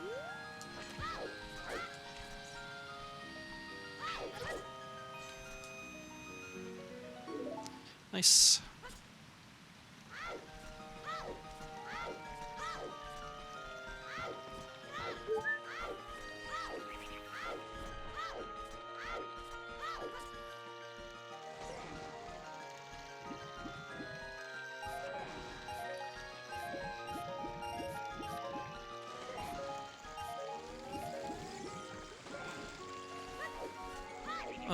So yeah, I need to blow up these. I guess I don't strictly need to, but it doesn't hurt.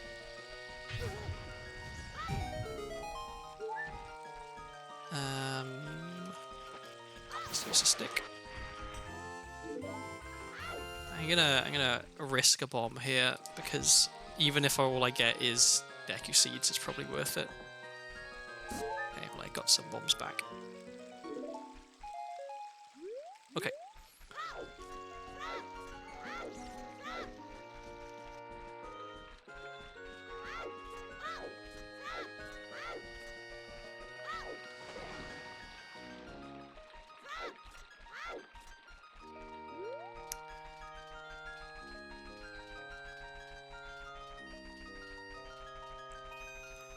So with Song of Time, I can actually check the Deku Scrub Grotto in Goron City as adult as well, which is kind of nice.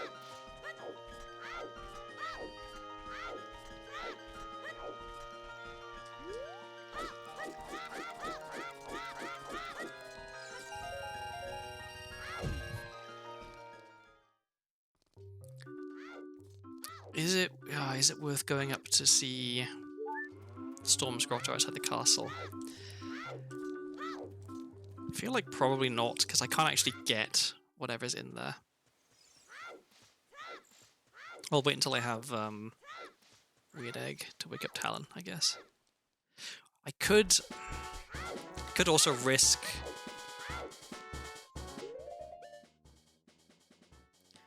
I was gonna say, I could risk skipping Talon and going straight to meet Zelda, because I have bombs, so I can mega flip to the little ledge above the water there, and I can go and meet Zelda right now. But so that would get me Bunnyhood and also a few other checks, but I can't equip swap Bunnyhood as adult right now, and I really want to be adult for the next little while, so it's not really worth it to do it. I can do it when I go back to child, I guess, because maybe by then I'll have found some other items. Okay, so I'm gonna check outside Ganon's castle, the sculpture there real quick, just since I'm here. That'll set it to night as well.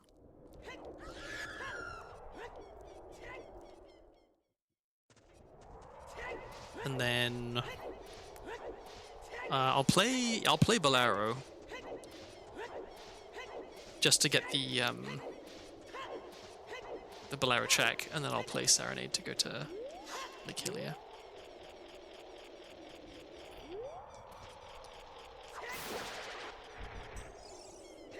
Sure, I'll take that. Okay, we're at 19. The next good thing is at 30, I think. Or was it 40? Okay, I've got 50 rupees at 30, and then double defense at 40.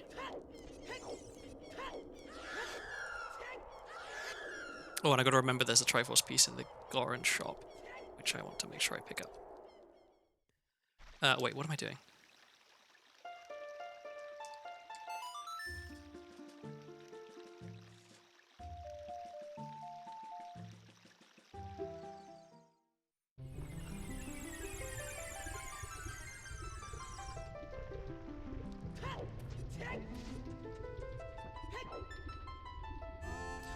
Okay, well that's 20. I don't think I can get across this gap. I'm pretty sure I can't. Yeah, okay. No, that's fine. So let's play Serenade. I only have one fire key, so I can't really do anything in fire right now.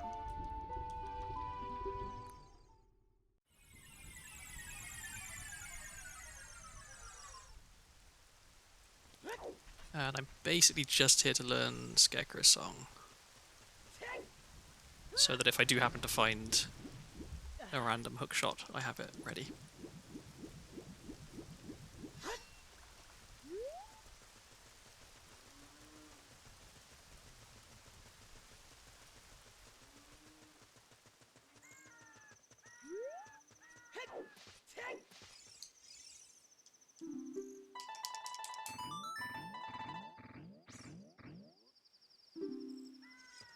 Alright, that's me done here, so there's not even really much point. Well, let's see. Get a little bit of money. I can get up to 90, that'll do. Okay, so let's do some Hierophil Grottos.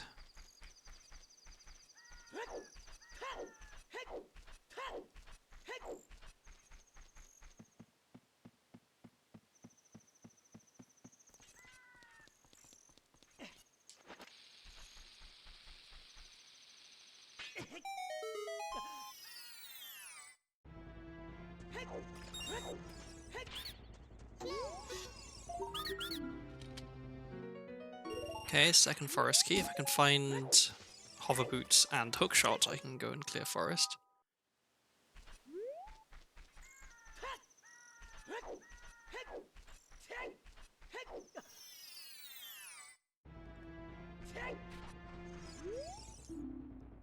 Okay, Viking Road City. Another fire key. Okay, if I can get a third fire key, then I can check quite a lot more in Fire Temple. Let's go this way.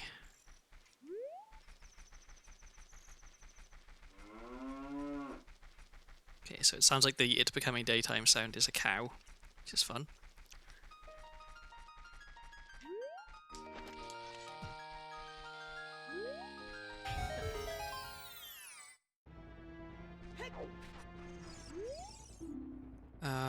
piece of Gan's castle, a piece of Triforce inside Gan's castle, which is unsurprising because there's quite a lot of tracks in there.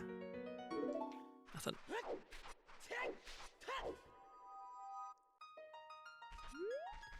Okay, so back to CAC. Okay,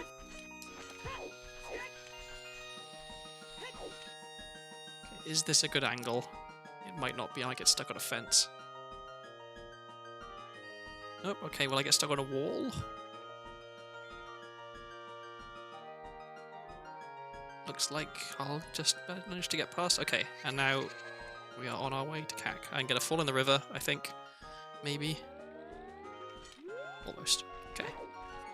I'll take a peek at what's in this one.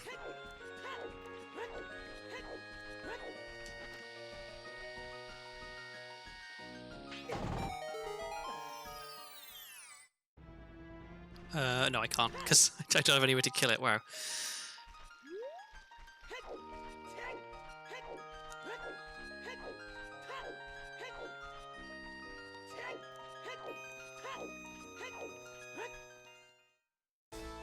Okay, so oh yeah, I can do the Redead Grotto here as well, but then I think it's just straight to DC.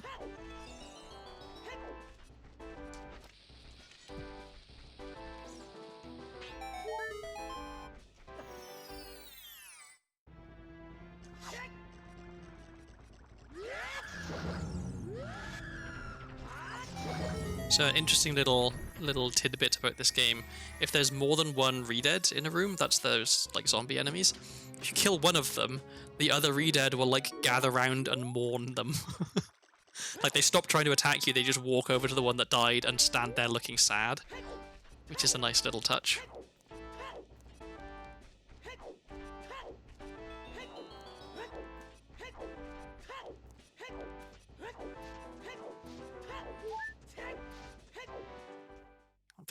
Do I want to go into Goron City before I do DC? Because right now there's a few things in DC I can't check. Or there's one thing I can't check, and there's a few things I can't get.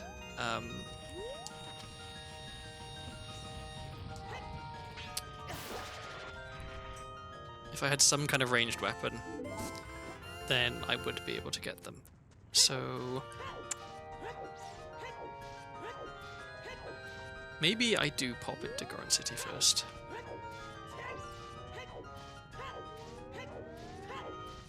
And then I can buy that piece of Triforce that I almost forgot about. Oh, and also there's the Storm's Grotto here, which I, again, almost forgot about.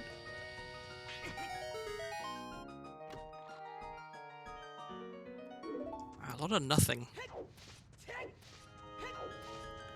And also, if I waste more time out here, it'll be nighttime, and I kind of want it to be nighttime so I can check the sculpture list behind the rocks.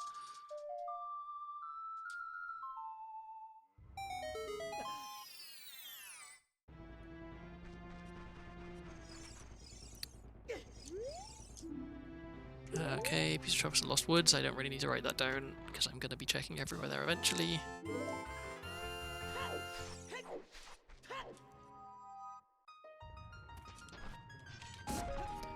It's almost nighttime, so I'll wait and check this one.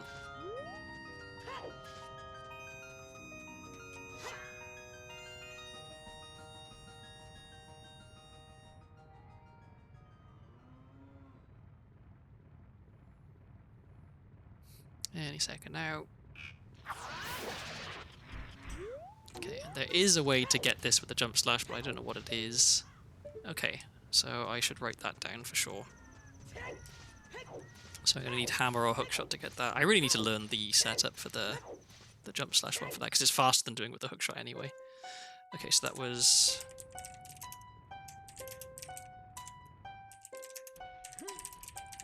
outside Goron City. Okay.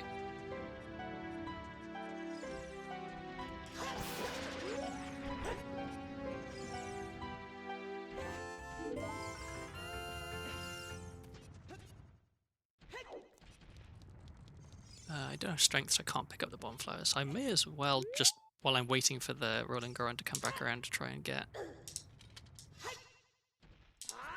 Crookfoot away. No, okay.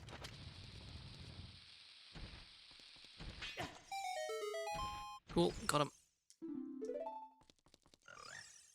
Oh yeah, and this is the Goron that has the same name as you, so he is also called Gromit.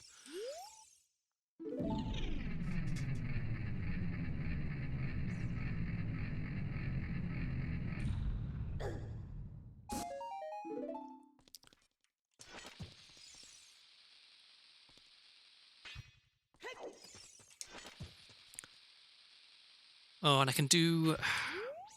It's kind of frustrating. I can do most of the boulder maze right now, but I can't get the...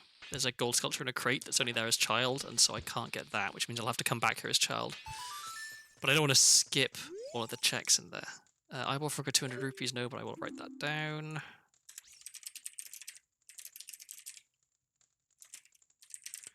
Okay. This is... Spirit Small Key at Horseback Archery. Which I'm... Actually, all I need is a bonus song and I'll be able to do that, so... Really would like to find a bonus song. Okay, so I only have 6 bombs.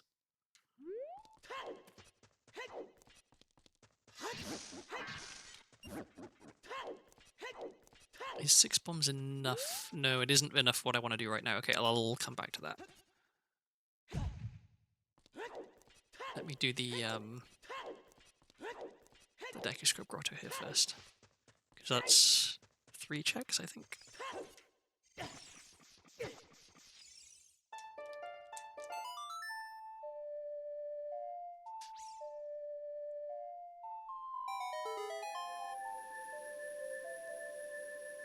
I love how inconsistent Ocarina of Time is with lava. Like I can comfortably stand in this lava and just take some damage, and the same for some of the lava in the Fire Temple. But the lava that's in Death Mountain Crater, if I fall in it, I just die.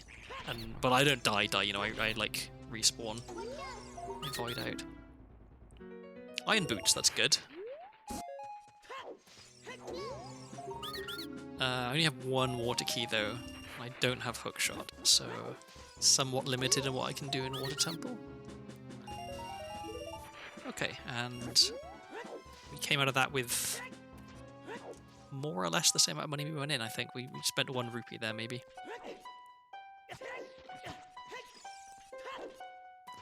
Okay, so still don't have enough right now for the shop, so let's go down here first.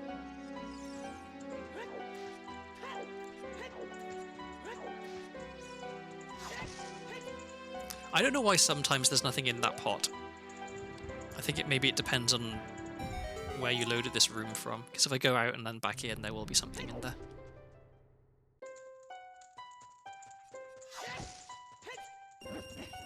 Okay, let's go buy that Triforce shard.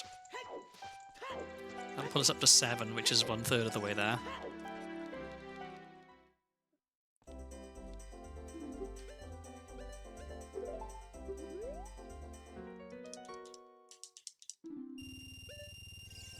I will save just in case. Okay, were there I forgot to check. Were there bombs in that shop? No. Okay.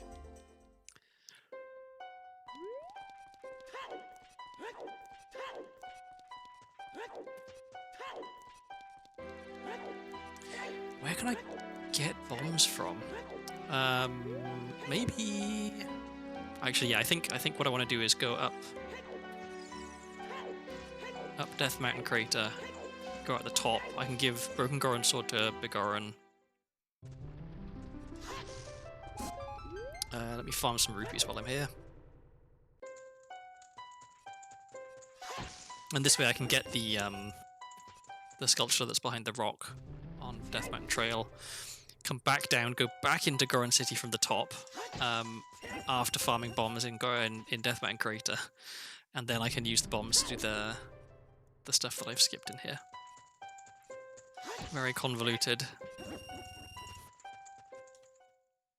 1 more. As much as I would like to leave myself on 69 rupees, having more money is important. Okay.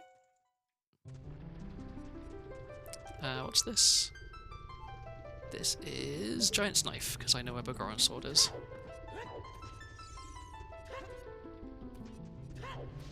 And whoops, a peek through here. I'll attempt to have a peek through here. Bombs. Actually, that's perfect. I want to get more bombs.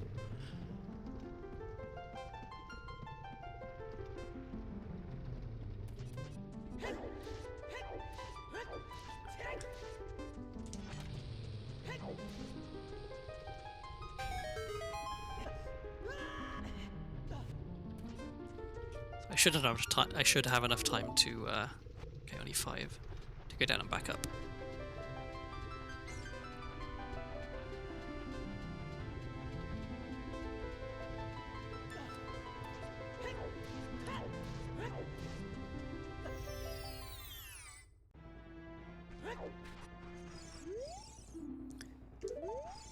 Not helpful information. Alright, something good, please.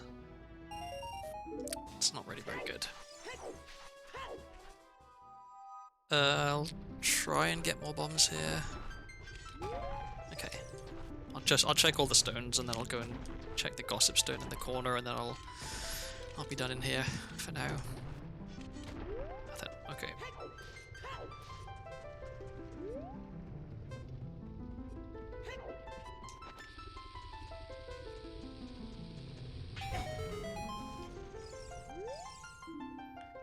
Ooh, a spider among bats in Dodongo's Cavern has bomb shoes. Well, let's go to Dodongo's Cavern and get bomb shoes then. That's good. That's an early check as well, I think.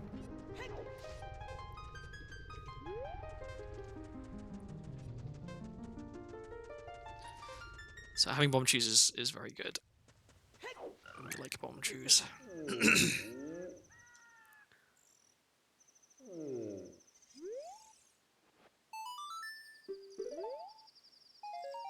More money. Give me money, but they're not giving me what I really need, which is a wallet. Final Frogs' Poacher's Saw, okay.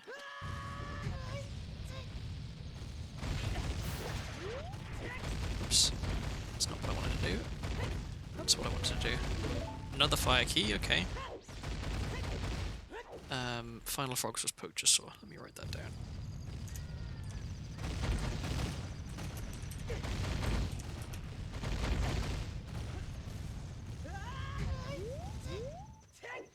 So I'm just popping back in here real quick to do the boulder maze now that I got more bombs.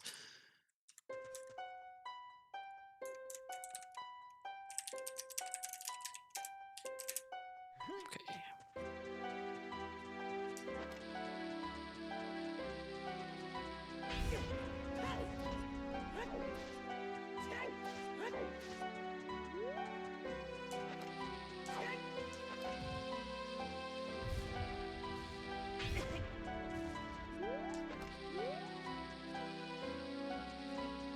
I do wonder if it's possible, I mean I presume it is, to throw 3 bombs and knock out 3 of the boulders there. It'll like all in one go. More bombs, okay. No, not useful. Another fire key, okay, so maybe I do actually go into Fire Temple, because I've got quite a lot of keys now.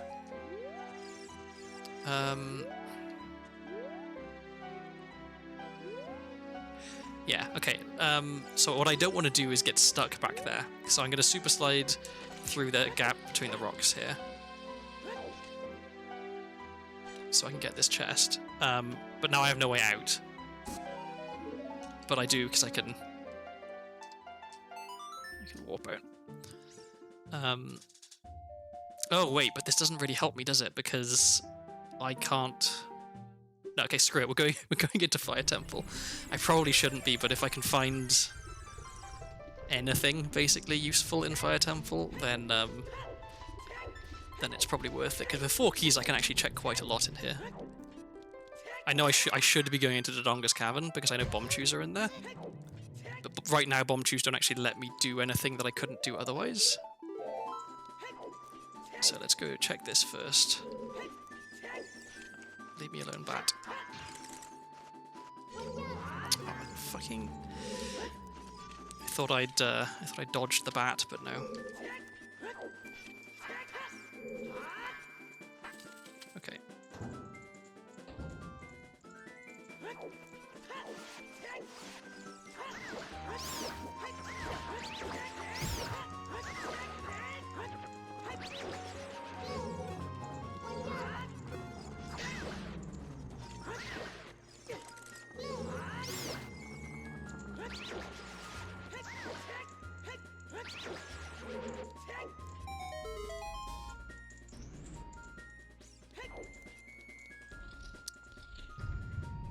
Gotta remember to not accidentally save if I don't find anything good in here. Cool.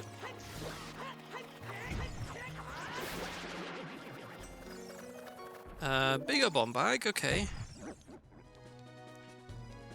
It's not nothing, but it's not really, strictly speaking, necessary.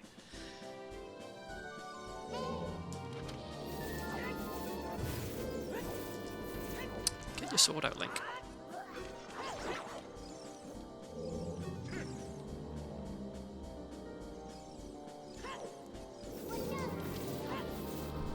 How did I miss? How did I miss twice?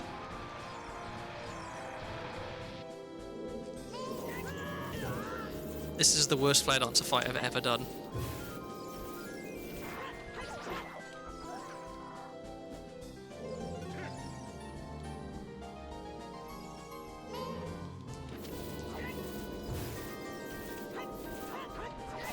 Okay.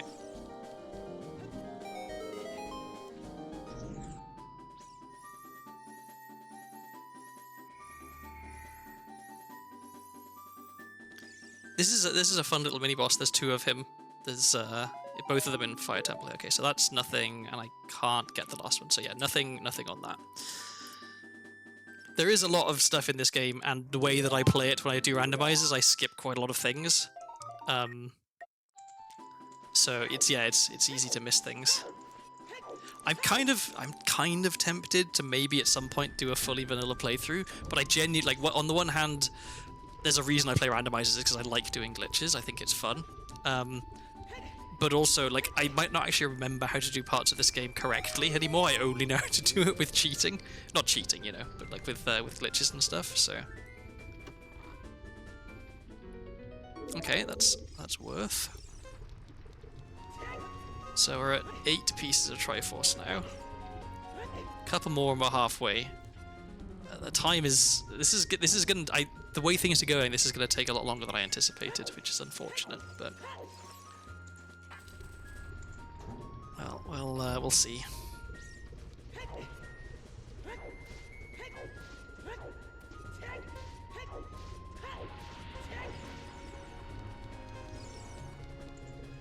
I'm perilously close to affiliate.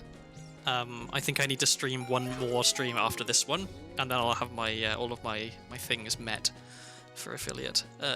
Assuming that this stream doesn't like massively tank my my average number of viewers, which I can't. I assume it's not going to because there's at least one person here. But I've been thinking, like, do I want to do anything like special for my first stream as affiliate? And I was thinking I might stream Return of the Obra Dinn, which is my favorite game. Which in theory it's a game you can only really play once because it's like a puzzle game, and once you've solved the puzzle it's solved. But I love playing the game so much that I've played it I think 3 or 4 times. And I'd be happy to play it again and explain at length why I like it so much and what's so good about it.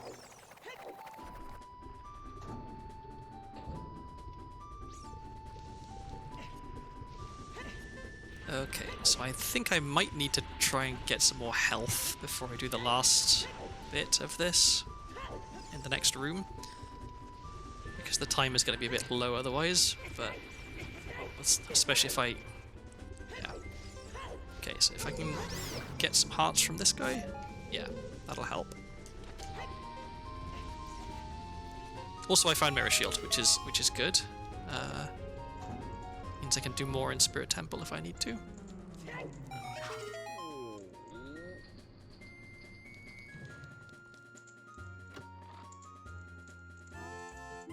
Okay, there we go. Full health refill. Just what I needed. I found 5 full heart containers so far. That's a lot.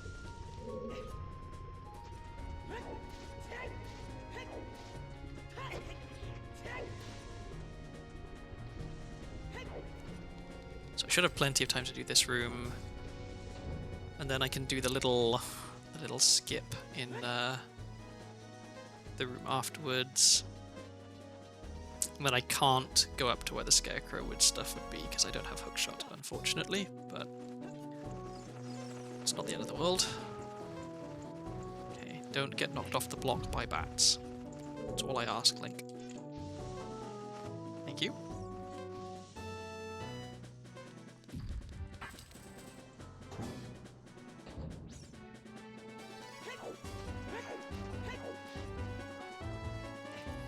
would quite like to find a bow. It would come in handy.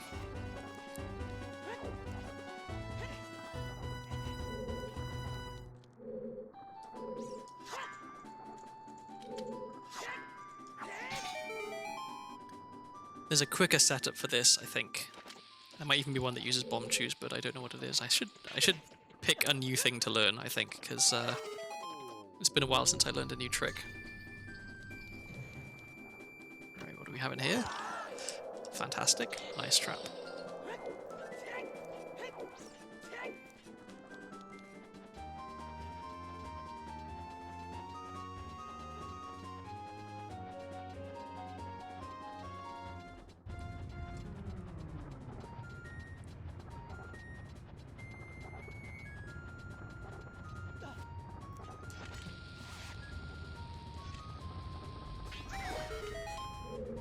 Okay, so I want to go over here first.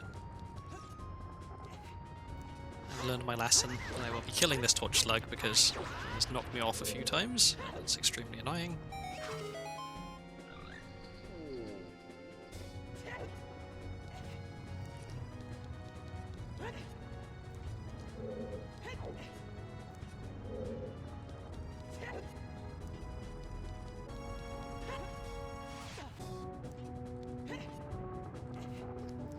Okay. Okay, there's another piece. Almost halfway there. Which means that, well, I guess depending on when I find the next piece, it'll still be on track for it being 4 hours, which is, I guess, I mean, it's less than 5, which is what we were looking at earlier, but I do anticipate it speeding up a little bit as we go along. So I'll get the rest of the checks down here, and then is it worth carrying on? What can I actually check? There's 2 things I can check, so I think I probably should, yeah. Okay. Oh, the fire temple compass. Well, now I can see where I am in rooms at least, even if I can't see the rooms themselves.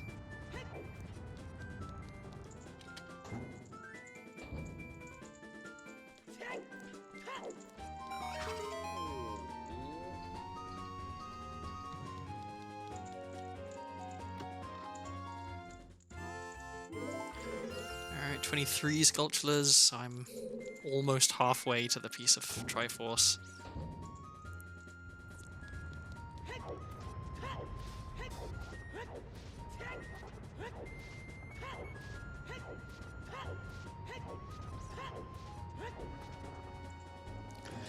So we go down, we climb back up. It's a bit tedious, but oh well.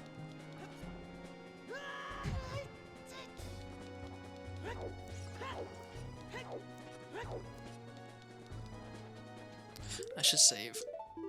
Because it's possible that these checks are useless, in which case maybe I want to keep my key for the bigger bomb bag.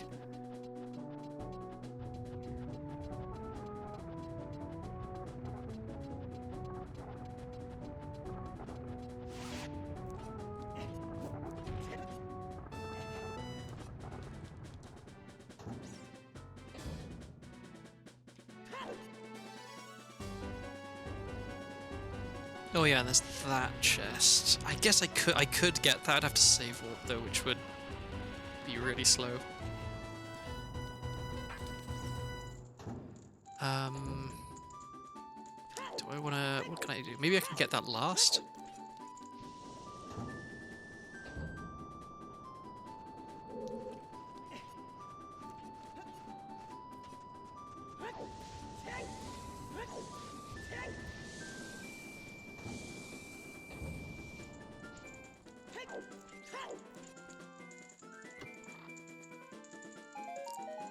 Okay, that was nothing.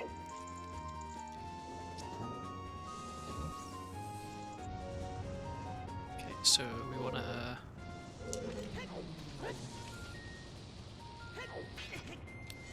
attempt to super slide. I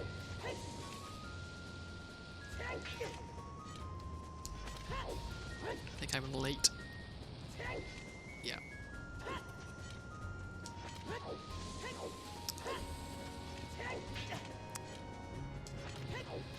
am I so bad at this now?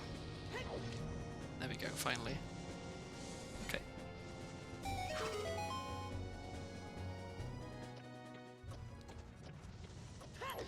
I can refill on bombs in these pots. I think there's some health here as well. Yep. And then we get to fight Flare Dancer again.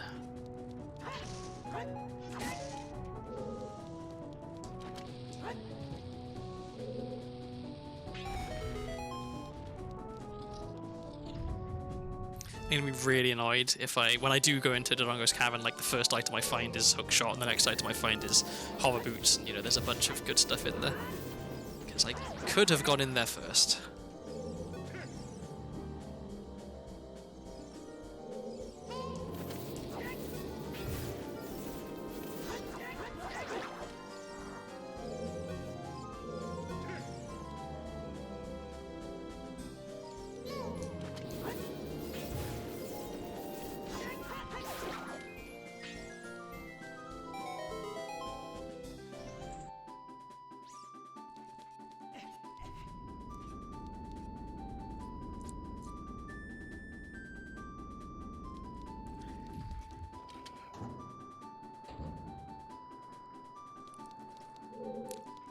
So I'm going all this way just for one chest.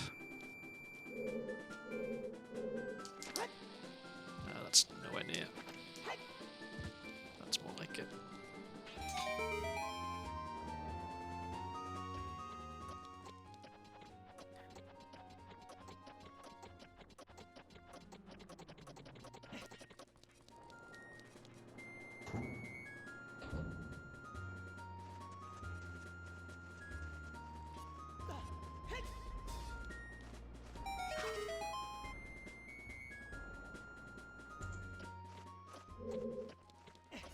Don't. Oh, for fuck's sake. Okay, well, that's about the worst thing that could happen. Okay, well, since I'm already back down here, I'll skip that for now because there's only one check and I can't be asked to climb all the way back up.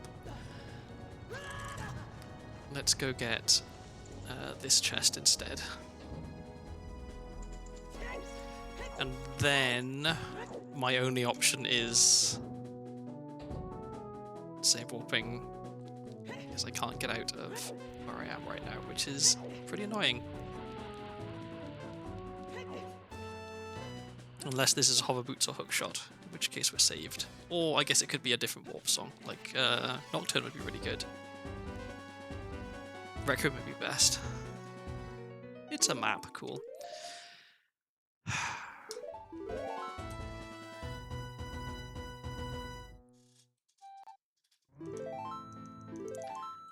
Okay. So strictly speaking, I should go back and get that chest that I missed, but I'm not going to.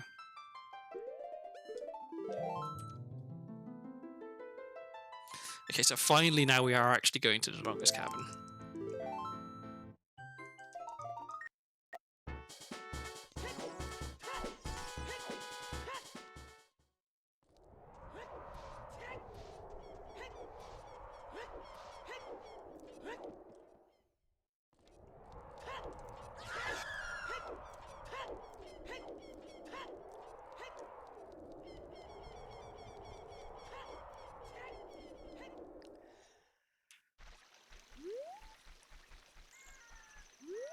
Okay, and so it's nighttime. Is there anything I can do? Well, it's about to become daytime, I guess.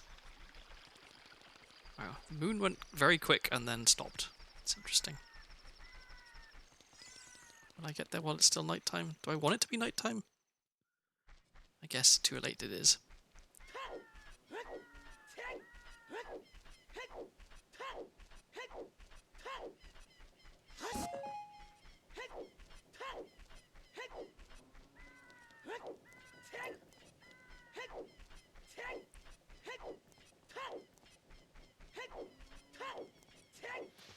So, okay, yeah. Straight into Dodongo's Cavern, beat Dodongo's Cavern. And what are we doing after that? I guess it depends a little bit on what we find. Although I know that magic beans are in there. So unless magic beans are the one check in here I can't get, then maybe we just go back to Child and do magic bean stuff, because that lets us get some things in Lake Hylia. at least. I don't know.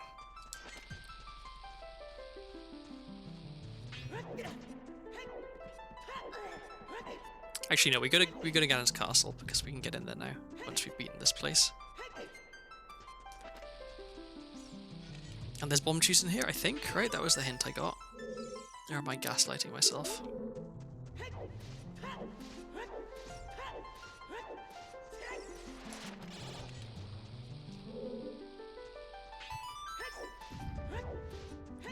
Okay, so this is the first check that I can't actually even see what it is, but it's okay because bomb chews are... That's right, bomb chews was this next room. So we'll get bomb chews, then we can go back and check what that is. We can't get it, but we can see what it is. If you put bombs down in front of the baby Dodongers there, they actually eat them, which can be a bit annoying. So that's bomb chews. Very good. Which means I can remove my other hint about bomb chews. Yeah.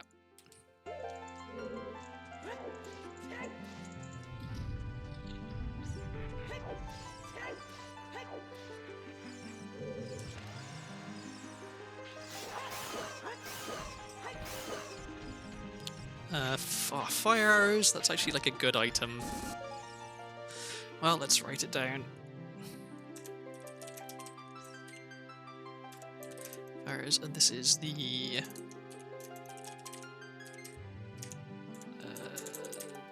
DC Scarecrow Gold Sculpture. Okay.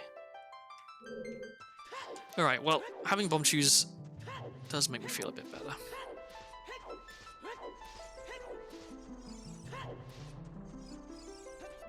I guess one thing I could try and learn is a better or a different way of hovering, because I know how to bomb chew hover with hover boots relatively consistently. I can kind of bomb hover against a wall, but I know that there's QPA hovering, quick put away hovering, which I don't know how to do, and I think is a good way of hovering when you don't have hover boots. So maybe I should learn that. There's beans. Okay, good.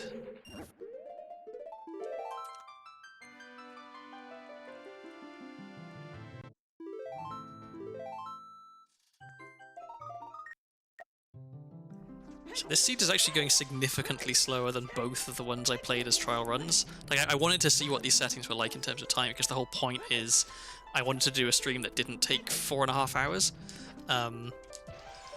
Oops. And yeah, both of the ones I did were done in like 3 and a bit. But we are not on track for that right now.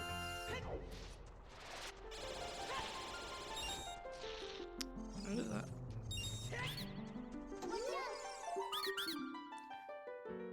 Okay, there's my bottom of the well key that I had a hint about, so I can remove that from my notes. And I guess now that I have bomb chews, I can actually check all of the things in bottom of the well. So yeah, it's looking more appealing going back to child, the more I think about it.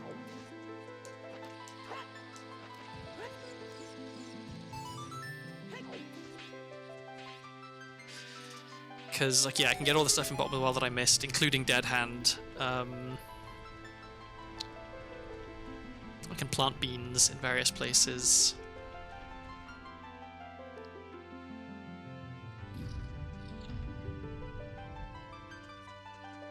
And I could go meet Zelda and just trust that I don't need to go do Talon's Cuckoo game and the opponent song check.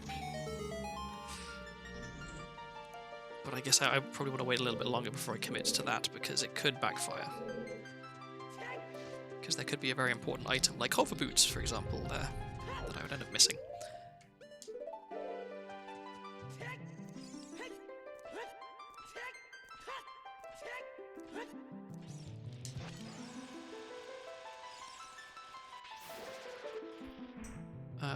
Okay, I could come back for that. Don't know if it's worth it though. It's probably not worth it. But I will get this one. Okay. 25. Halfway to the piece of Triforce.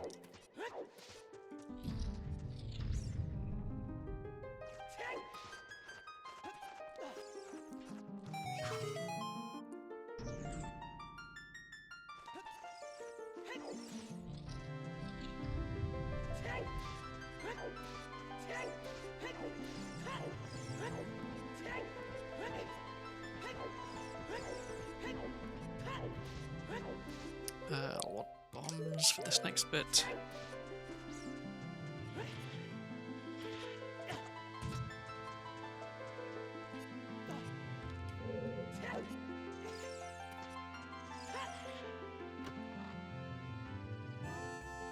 Okay, well, we're steadily getting more gold sculptures. One at a time, creeping away up to 50.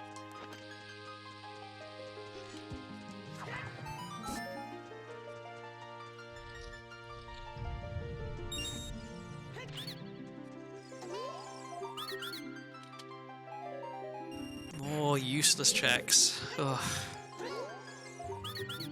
Will I ever find a good item again? I mean, I guess I just found bomb shoes and magic beans. I can't complain too hard, but a bow maybe. Hammer or hover boots would also be really good. I guess Mirror Shield becomes significantly less good in this Sun Song. Okay, that's something nice. Mirror Shield becomes significantly less good because it doesn't let me, like, I don't really care about beating Spirit Temple. I just care about the the 2 checks that I can get with Mirror Shield that I otherwise wouldn't be able to get.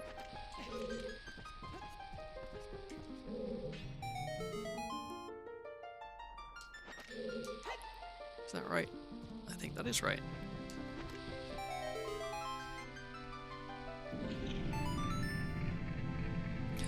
I just did something kind of efficient. I was holding a bomb while that cutscene played, so it blew up the wall in front of me and didn't damage me. And there's Boomerang. That's really, really good. Okay. Boomerang lets me get a lot of items as Child that I otherwise wouldn't be able to get. So we are definitely going back to Child after this. Ganon's Castle first, and then Child. And yeah, okay. Feeling much, much better now. We should be rapidly progressing.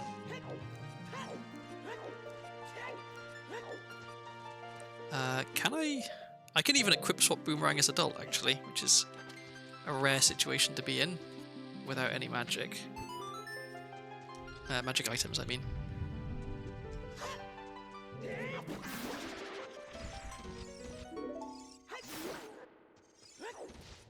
You wanna give me a bomb choose? Nope, okay.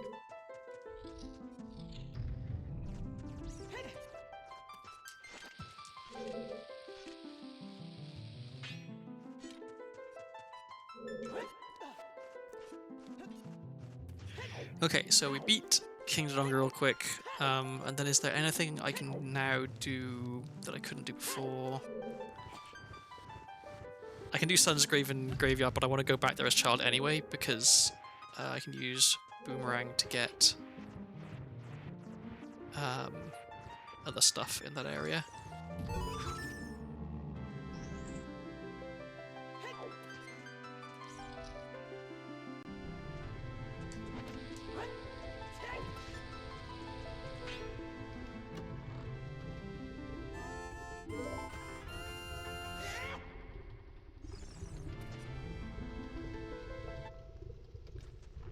Alright, what's our boss music? Oh, Tetris Side B, apparently.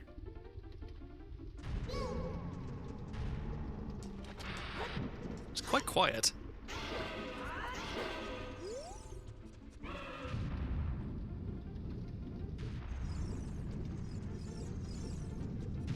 Maybe it starts off quiet and gets louder. I guess we won't find out because I'm about to kill the boss.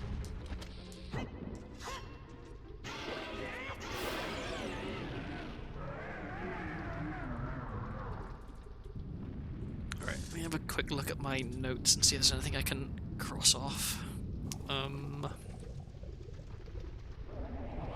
Okay, I got Serenade already. Okay, so I can get Furrow's Wind if I go back to Child.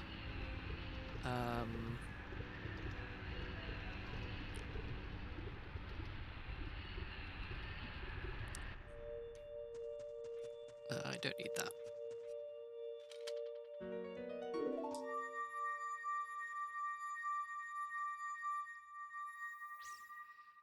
Is there anything that's like in my immediate vicinity that I should get right now as adult? I don't think so. Let's go straight back to child. So I save warp actually, because I don't have prelude. Okay, so now we can do a bunch of things as child. Oh wait, no, that's right, Ganon's Castle. I do want to go in there because there's a lot of checks. And if I equip swap... Well, actually, does that... I don't think it does work. Okay, I can't do Spirit Trial. Because I can't pick up that 1 silver rupee, but I can do... Forest, I can do Light, I can do... Part of Shadow. I can do Water, because there's only 2 chests in that one. Yeah, okay, I can do most of the stuff in here.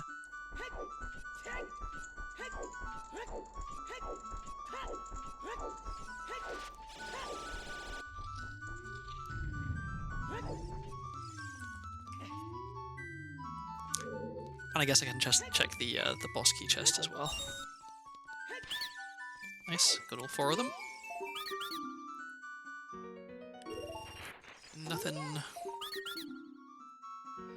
Okay, another fire key, that's kind of nice, just as a safety net. And a trees of Triforce. Okay, that puts us at 10. We are halfway there, so at the rate we are currently going, it will only take another 2 hours and 10 minutes before I'm done. Of course, it'll be significantly less than that because I know where some are. I just need to go back and pick them up.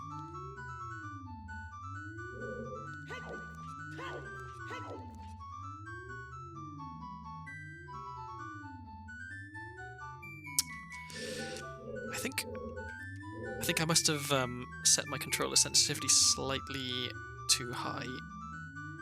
Or possibly the controller's just a bit knackered, I don't know. Because I definitely did not press fully up then to walk. I pressed slightly up to turn. That was too many. I think I want to get a new controller. Because this one, the stick is definitely like... it's loose now. It's something is worn inside it. Okay, that's right.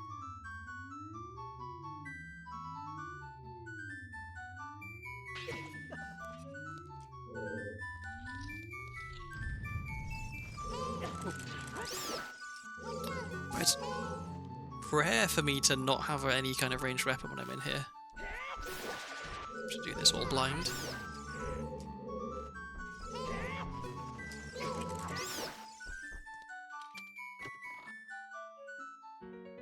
Okay, there's a 3rd forest key. I mean, I guess if I find 5 forest keys, I can try and do forest normally. There's Minuet, good. I had a hint about that, so I can remove that. So I'm gonna play Minuet before I go back to Child. Because there's a couple of free checks there. Okay, here's another piece. I guess if I get really lucky, every single other check in here is a piece of Triforce and I'm done in 10 minutes. But that's unlikely.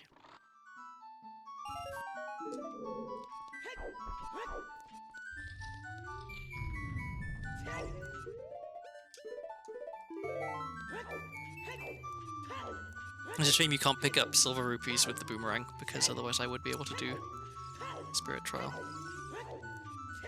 I know there is a way to do it without hookshot. You have to get ISG and hover off the BMOS, and then you can get it. But I don't know how to do it. There's a setup which I don't know.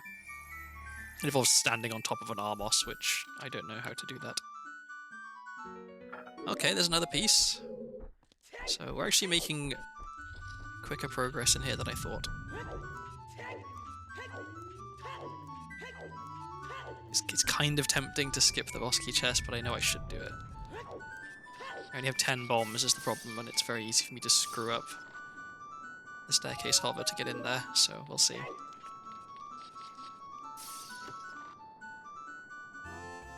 Actually, with that in mind, so I have this extra fire key. I could just real quick nip back to Fire Temple and get that big bomb bag, because it does provide a nice little buffer. Obviously, I'd have to do this first before I do that, but.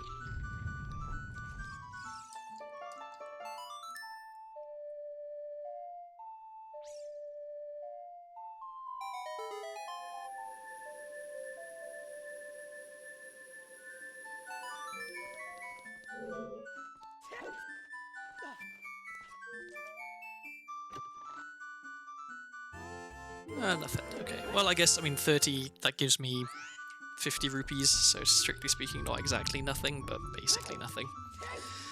Okay. Since I only have 10 bombs, I'm going to waste a bit of time and go and get ISG off Shake rather than a bomb. Since he's here, I may as well.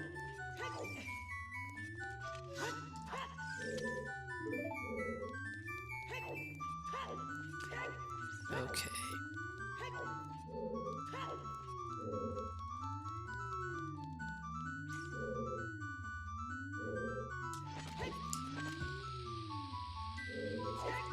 No.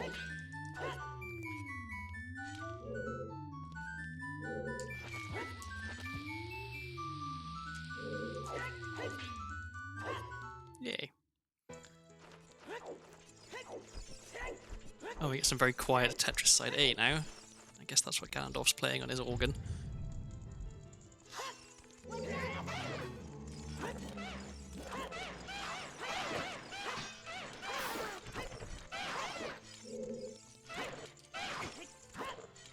Very possibly my least favourite enemy in the game, these, because they are so good at jumping out of the way. I mean, there's a long list of my least favourite enemies in the game. Many of them are pretty annoying.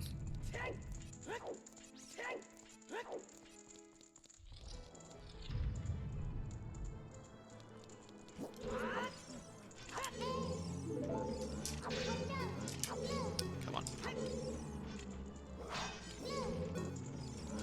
Just get ISG, thank you.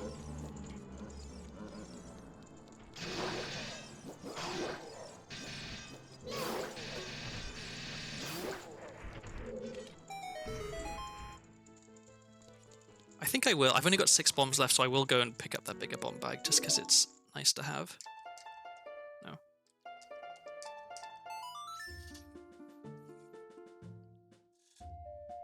It'll be only the work of a moment to go get it. Oh yeah, and I need to remember to play Minuet as well, so I can go and get the check in Sacred Forest Meadow.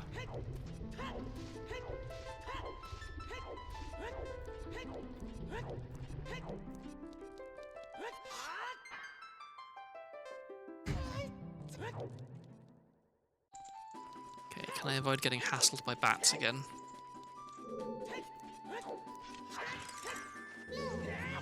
Nope.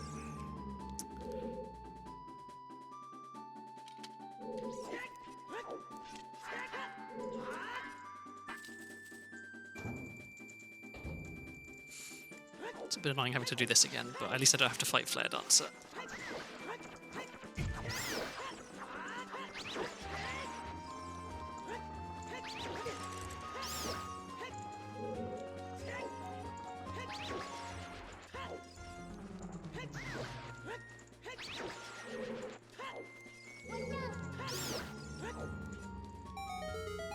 Because it was right here was the bomb bag, right? Yeah. I don't know why I threw a bomb, it would be quicker to not. Okay, and then we play Minuet.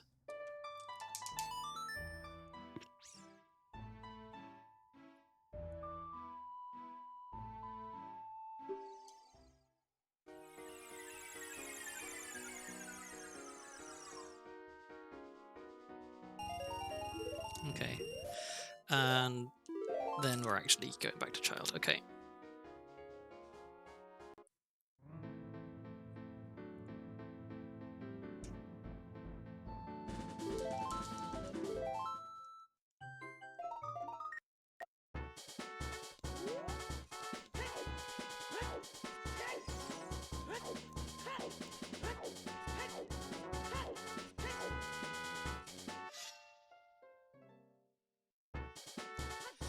It's very tempting to go meet Zelda now and just give up on Weird Egg. I know I really shouldn't, because if I do, and either of Talon or Malon's checks are good, I lock myself out of them completely. So, okay, let's do Bombchu Bowling. Maybe we get something good in here.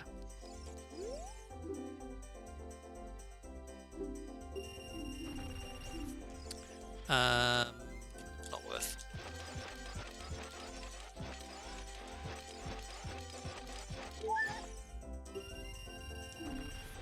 I'll get that. Just because it doesn't take too long.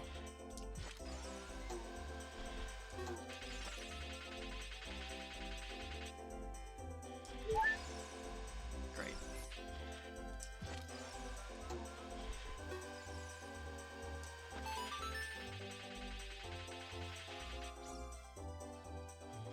And it gives us the correct angle so that we can do this, so this should just go straight in. I said this should just go straight in.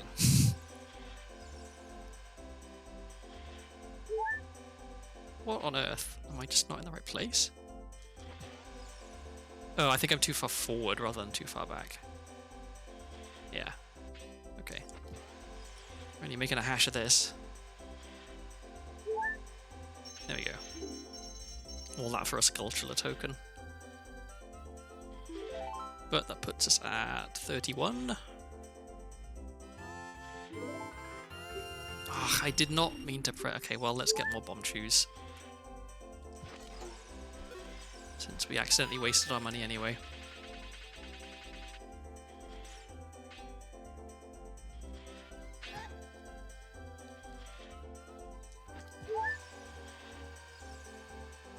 And this time I have at least got the angle correct. Or the positioning correct, I should say. The angle was fine. Okay, so some expensive Bombchus.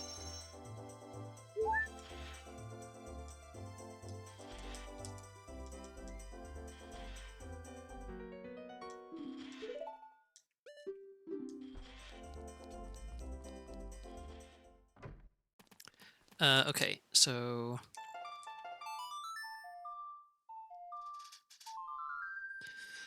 we can check the grotto outside of here real quick. Get out of the way. And then...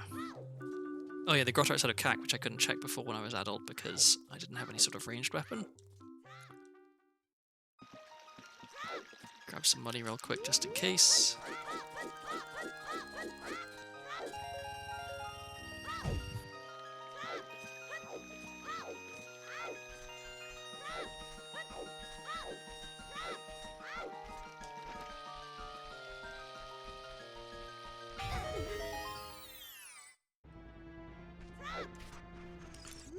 And now I want to go and do Goron City stuff as child, I think, because there's Rolling Goron I can do the...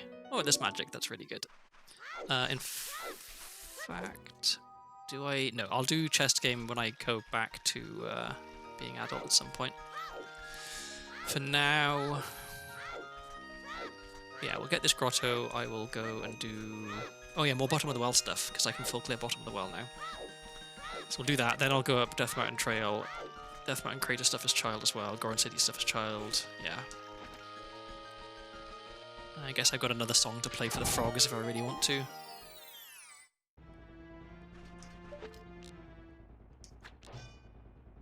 I was just thinking maybe I should have played for the there's a stick upgrade, I will get that, because it's nice to have more sticks. Okay, so we now have maximum stick.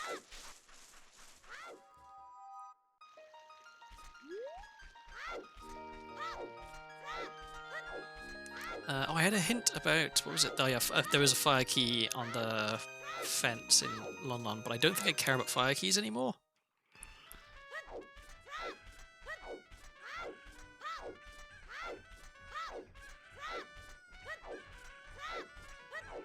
So first things first, nothing I need it to be daytime for here, so let's go do night stuff in the graveyard.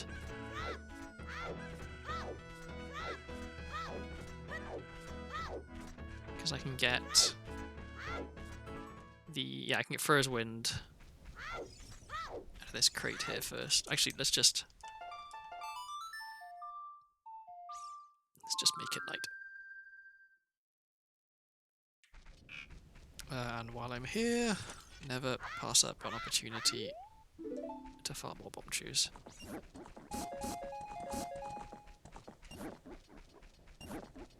And of course I get no bomb chews. Oh yeah, I've got to remember I have lens, so I need to do lens game at some point. Wrong button. Wrong button again. What? How many wrong buttons can one person press? There we go, finally.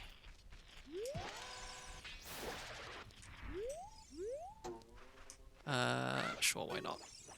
Because it gets me an extra piece. Oh, and it was winner. Cool.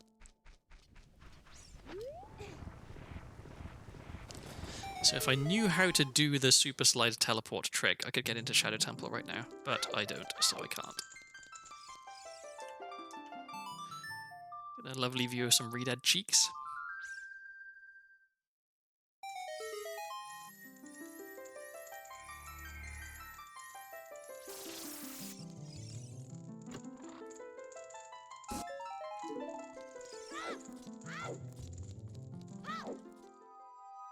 Okay, so let's get Furrow's Wind out of this crate. I'm pretty sure I remember the trick here. I mean, I have been, so strictly speaking, I don't necessarily need to do this, but this is cool, so I'm going to do it anyway. I think it's about that. Maybe that's too high. Maybe it's more like this. I think I always aim too high for this and then have to readjust. Okay, that wasn't right. Was it three side hops and 2 backflips, or 2 side hops and 3 backflips? I don't remember. Let's try again.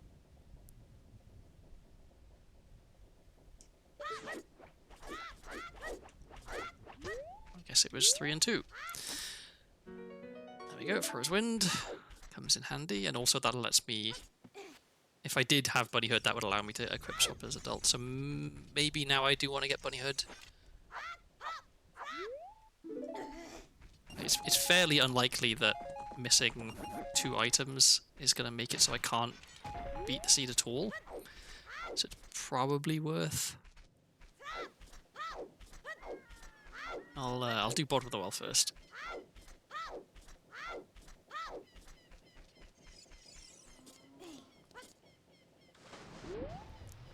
Oh, I even have Song of Storms, so technically I don't need to be doing this, but I think it might be quicker. Depends if I have Navi text or not, I guess. I don't remember. I think I do. I think I remember seeing it pop up as I was leaving Graveyard. Yeah. The noise that Navi makes when I talk to her.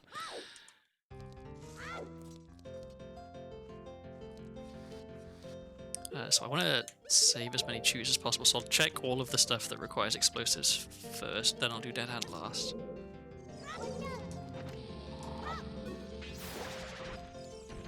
Oh yeah, let me get my saves coming out of the way first as well.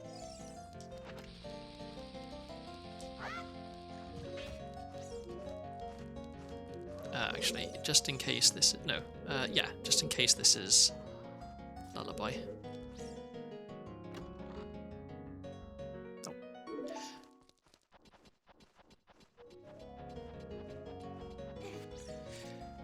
Okay, so we've got, yeah, this one in the corner, and then I should go and check whatever the sculpture was that I couldn't kill before, because I don't need to spend a key for that.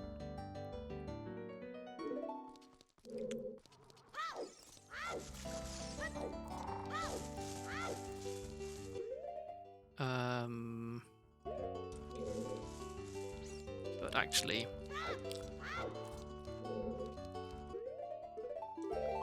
let's go in here first.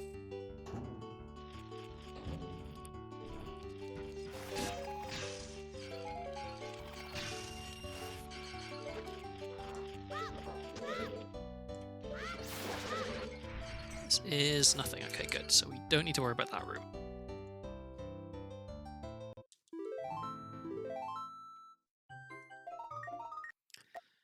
So, okay, now I do Dead Hand, I think. And then I can check the other room, and then I can go get the sculpture that I missed, and then I can drop to the basement and get the chest down there, and then we're done at the bottom of the well. Sounds like a plan. That's not what I wanted to do.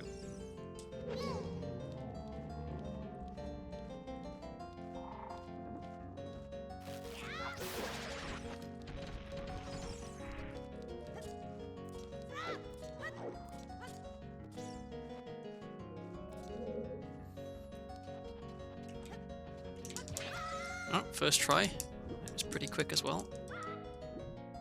Oh, and then I fell out of the water. Cool.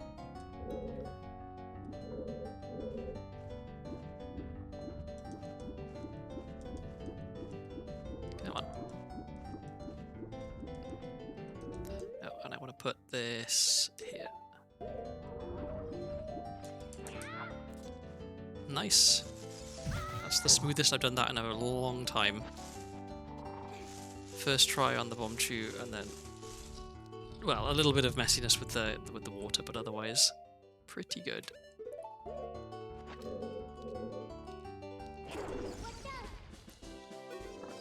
I don't really need to bother about not wasting sticks, so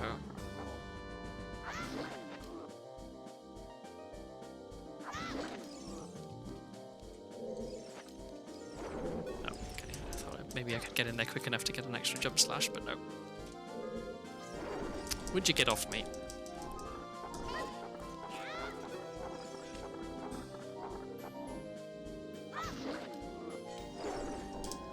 I just love running into the hands, don't I?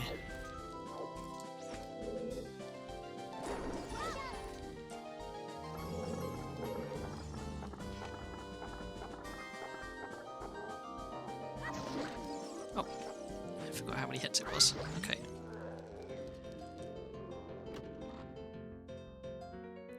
Eye drops. Okay, that's an item at least.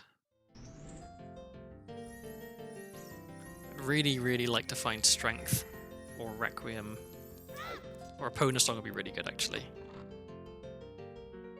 Or a hook shot. I will absolutely 100% take a hook shot. That's amazing. So the reason I was saying I wanted Requiem or Opponent Song was because that would let me to get to Spirit Temple, which would let me try and find Hookshot, because I know that Hookshot is in Spirit. But I found Hookshot here. What did I just do? I just clicked something I shouldn't have. Okay, there we go. Longshot is in Spirit. Okay. So what have I got left now? Oh yeah, just the room over here, and then the back room in the basement here. Oh, and because I just found Hookshot, I can do a neat little trick that I got the hang of recently. So I don't have to muck around with the room with all the flaming keys that can burn my shield. Oh, and there's a bottle with bugs in it already. Wow. I'm being spoiled.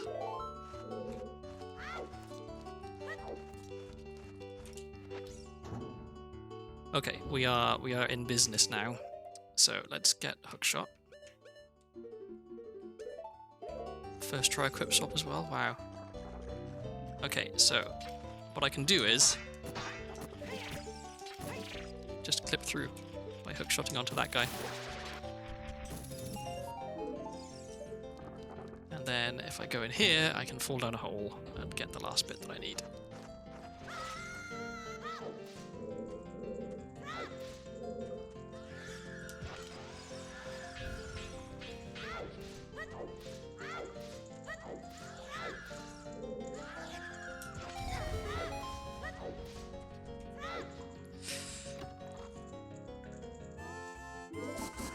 Okay, and so I wanted to go up to Death Mountain anyway.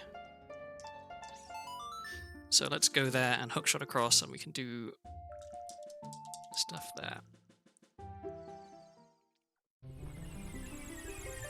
I even have bugs. This is so good. I don't know if it's. I don't think there's any point in me planting beans here, because I know that the item on top of the volcano is junk. So I'll leave that for now. Okay, well, that bug didn't dig in the middle. Okay, that one did.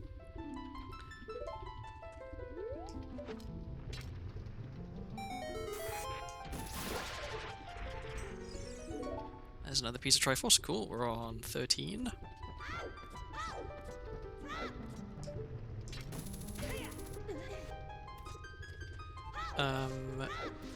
I will... Yeah, I'll go this way, and then I'll come back for Run City. Don't do that.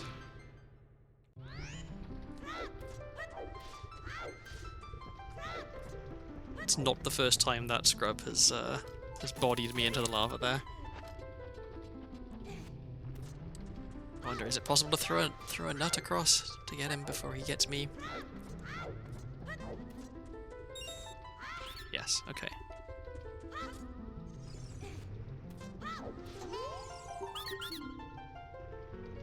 Oh, and there's strength. Wow. Okay. Things are looking up.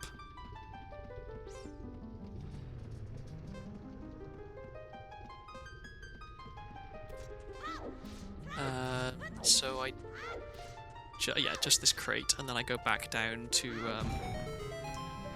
Goron City.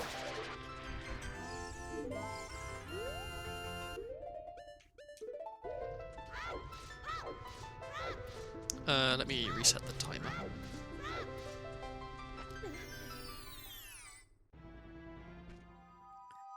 Okay. So I feel like with the items I got now, the question is more about where do I go that has the most checks.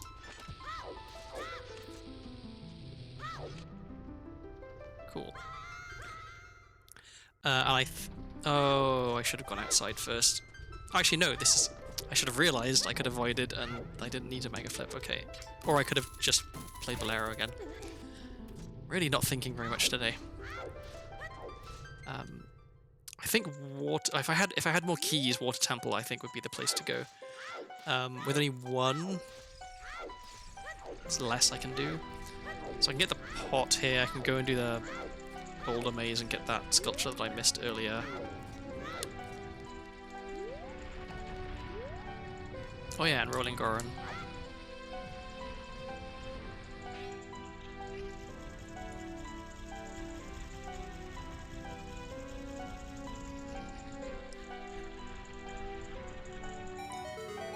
More bombs, don't care.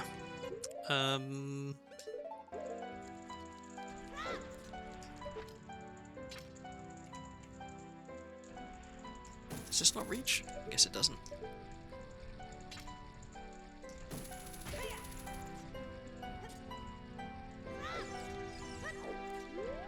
Where is he? Come in. Okay.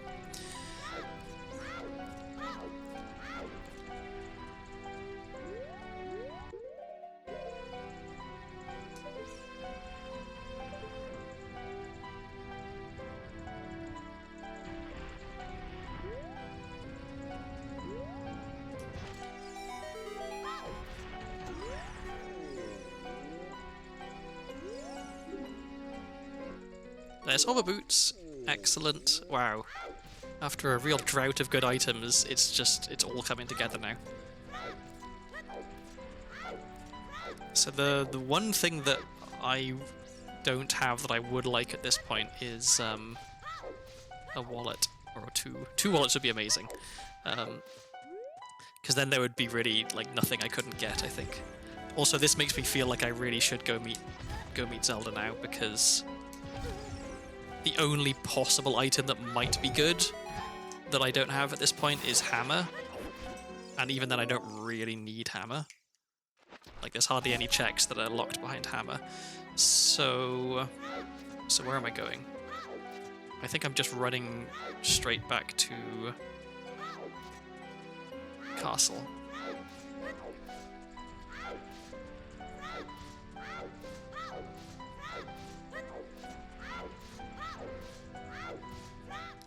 Via the soil patch down here first, though. And I guess the soil patch in the graveyard I should get as well.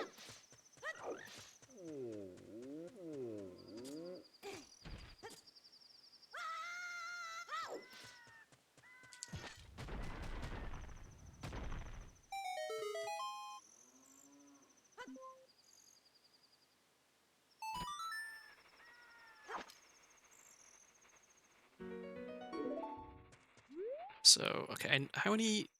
I know where 4 Triforce pieces are, but one of them requires a wallet and one of them requires 2 wallets. So, kind of difficult to get. One of them is 50 skulls, which is kind of difficult to get, and one of them is the gold sculpture outside Goron City as adult, which I can get now. I have Hookshot. So, technically I could say that I have 14 Triforce pieces available to me, even if I only have 13 in actually, like, collected. Okay, so we were gonna go Soil Patch over here first.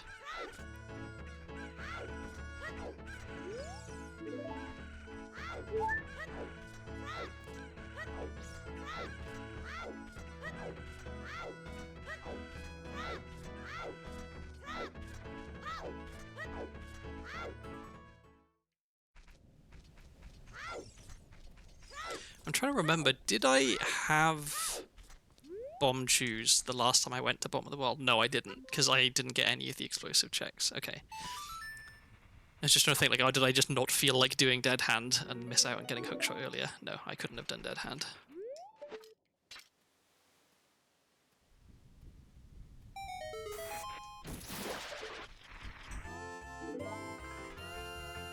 Okay, so we head to Hyrule Castle.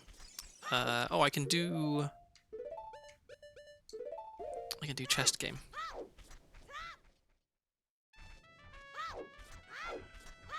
In fact, technically, even if I didn't have magic or Lens of Truth, I could do chest game, because I have a bottle and Sun Song, and you can kind of cheese it with them. But it's slow, so I won't do that.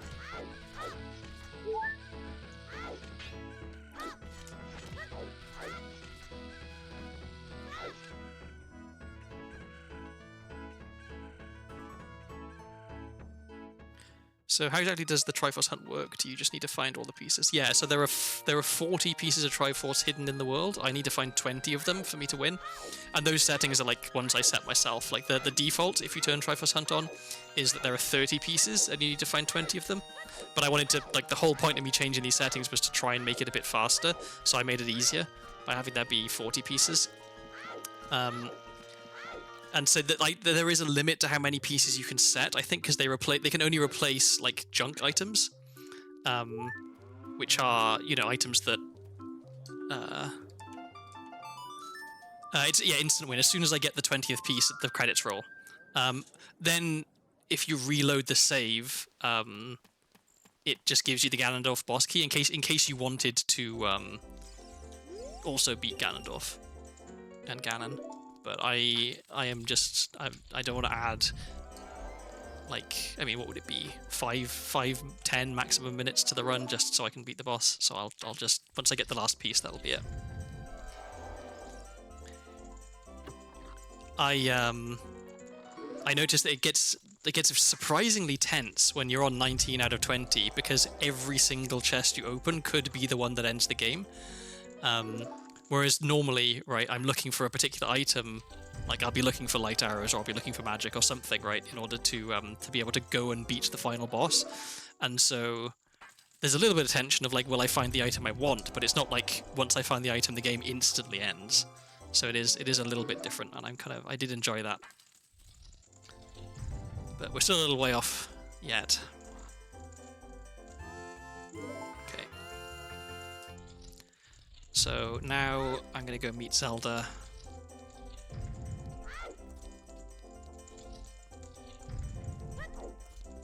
Oh, I never got the grottos in Lost Woods either.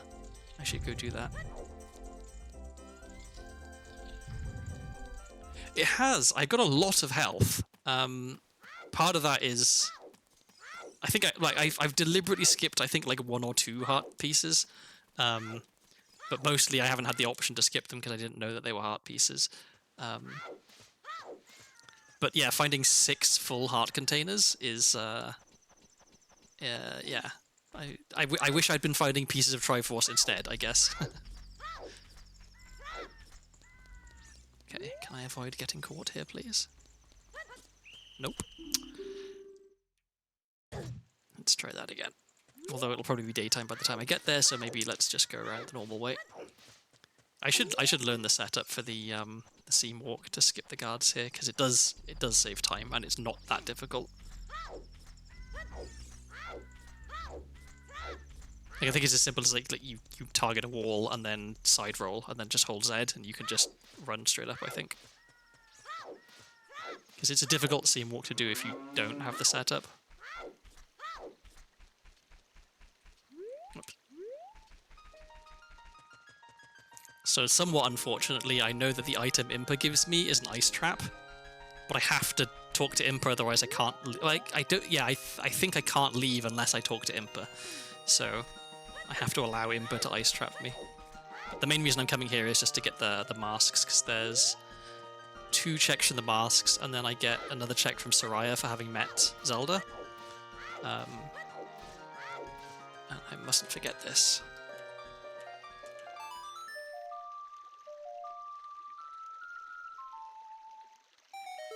So I know that in other randomizers that aren't Ship of Arcinian Randomizer,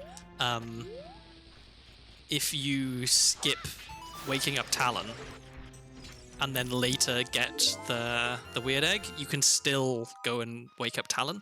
Whereas in Ship of Arcinian, once you have all of the like once you've met Zelda, once you have all of the masks on your in your inventory, you can't, like, if you get weird egg, it just gets overwritten. So by doing this, I'm making it so that I cannot wake up Talon. Let's try that again.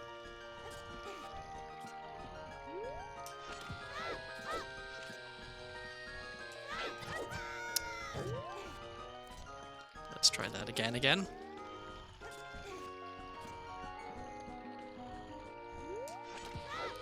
The space is a bit tight here.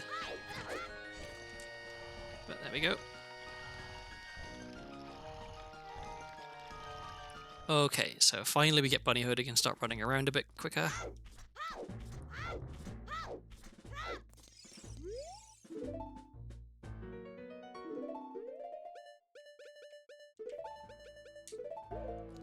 Oops, that's not what I wanted to do there. Huh. So you can turn on Lens of Truth and then unequip Lens of Truth and it stays turned on? That's interesting. Okay, so where were we going? We were going to see Soraya.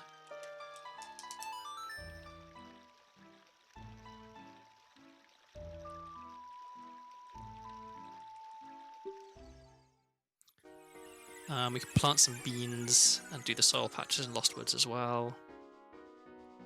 I could technically go into Forest Temple as child, but I don't think that's necessarily a good idea when I can just go in there as adult instead.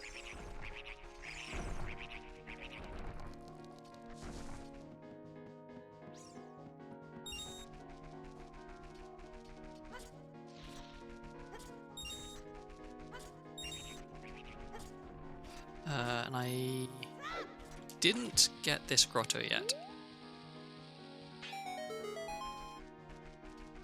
Come on, there we go.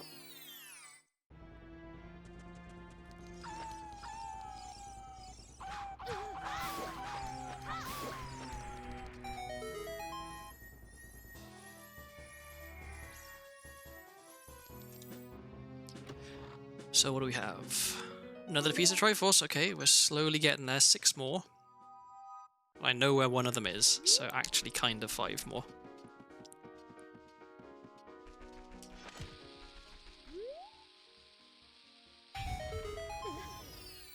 So, okay, so what do I want to do after... I think Forest Temple maybe is what I want to do after when I become adult. I don't have bow, though, which does make it a little bit awkward.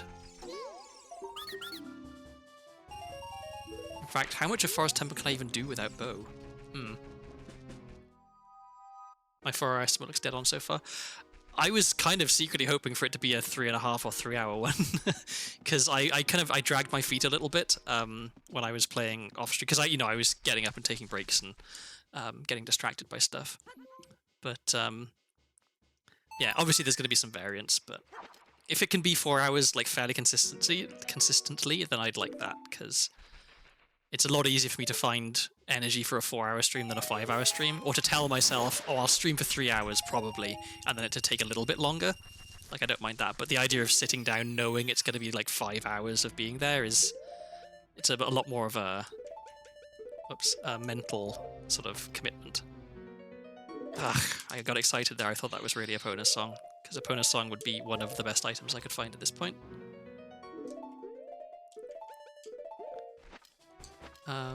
Okay, so I just did that, yeah. I forgot if I'd done it or not. Okay, so we've got one more soul patch here, one back in Kikiri Forest. This one here, don't forget. Then I think I'm off to Lake Hylia. I can plant a bean there and also do the soil skull. Then Kajiro, nice. Gerudo Valley, I think. The 5th hour of a stream is one of the hard ones. Honestly, I do quite like doing long streams. Like, I enjoy streaming, so it's not too difficult for me to maintain some amount of energy. My problem is I'm quite bad at, like, preparing myself properly before a long stream. Like, I almost started streaming today having eaten only 2 slices of toast the whole day. I thought, no, I'm going to completely crash if I do that. At least eat something before I stream. And then I'm going to have, like, proper supper once I'm done. I'll have a late supper.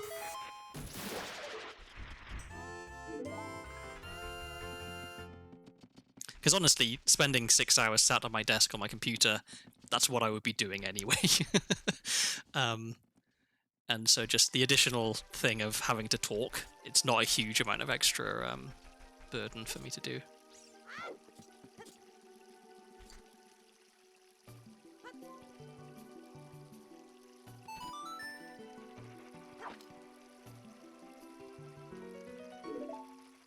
It's a shame I haven't found the Gerudo Fortress keyring, because that would be...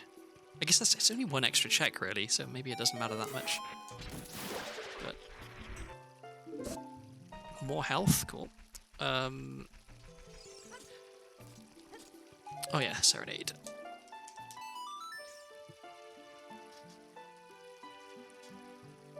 I guess strictly speaking, I don't really need to plant the bean here, but it is quicker if I do. Marginally. So I will.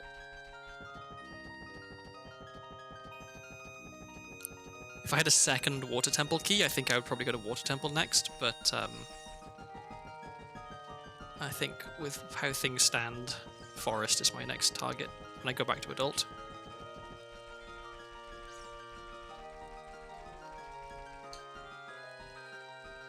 Because it is quite tempting to come to Lake Hylia as adult just to do the rest of this stuff, but if I come here I may as well go into water temple.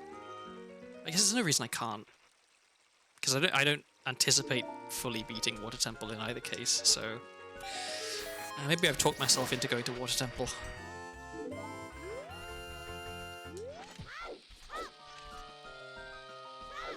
I think this is about... I think I'm gonna fall off the ledge here and not...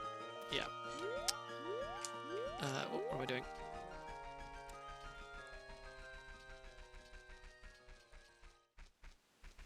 I know I should, like, if I talked earlier about which trick do I want to learn next, really what I should be doing is learning how to Hess, because that's the fastest way to get around and allows you to not just go in straight lines.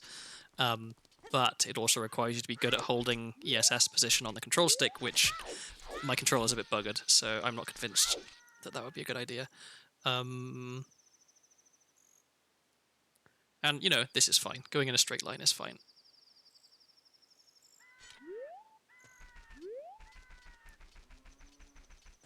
I'm not going to check the cow grotto that's right here, because I want to get here at night time so I can check the sculpture. And also, I don't have an easy way to break the webs, and I don't have a Epona song to play for the cow. I'd only be able to check the hint and the skull, and so it's not super worth it, I think, right now.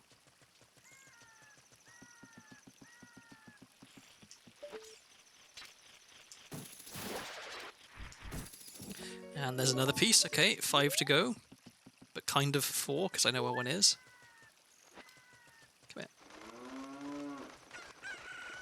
I do wonder if Cuckoo Jump is easier to do when you have Bunnyhood, because you run faster with Bunnyhood. And so maybe Okay, I'm not picking that up. Maybe it's worth trying that sometime off stream? I don't know. Because there's sometimes it would be helpful to be able to go to Gruta Fortress as child. Because I don't have Hookshot or Bonus Song to go there as adult.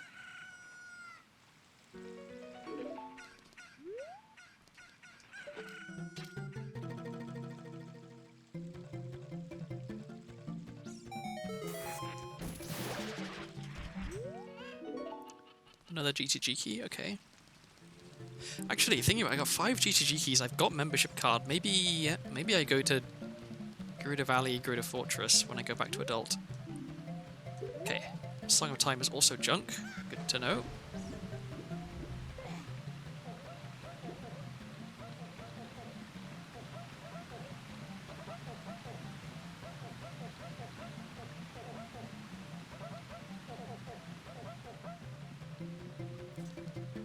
Nope, I shouldn't have run into that. Never mind.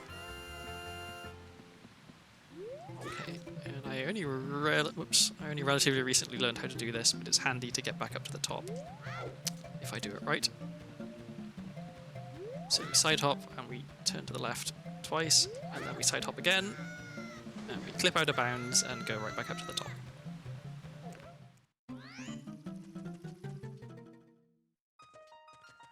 Okay, so I was going to do... what was I going to do?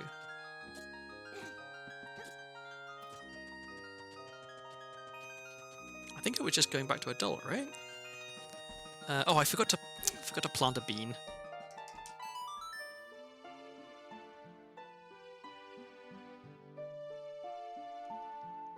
I even talked about it and everything, how it'd be quicker.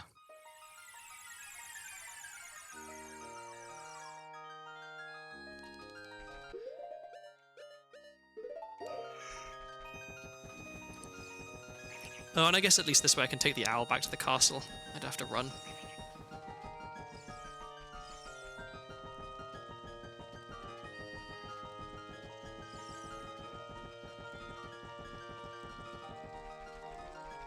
If I'm quick enough, I could even make it while it's still daytime.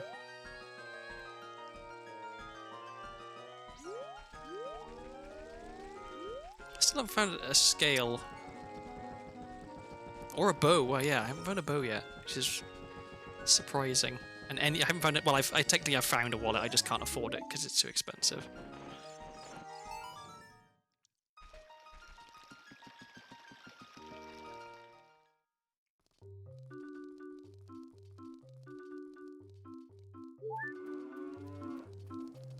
So yeah, I think yeah, I'm gonna go to Gerudo Valley first because there's a few things I can check there. I can check both the sculptures, the chest, and the Song of Storms grotto. Then I can do, because I have a membership card, it's really easy to do Gerudo Fortress. I can go into Gerudo Training Ground really quick, and I've got 5 keys, so I can check quite a lot in there. So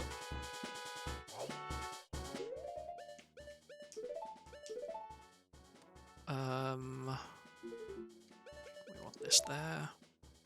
We may as well put that there. Okay.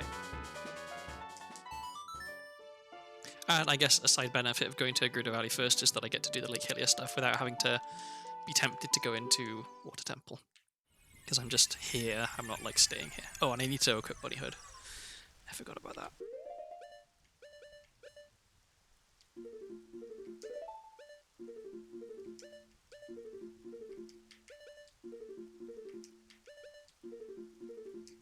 Come on.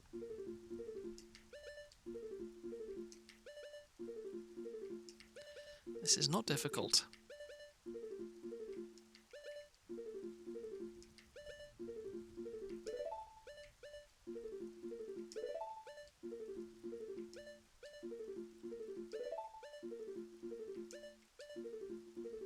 There we go, finally.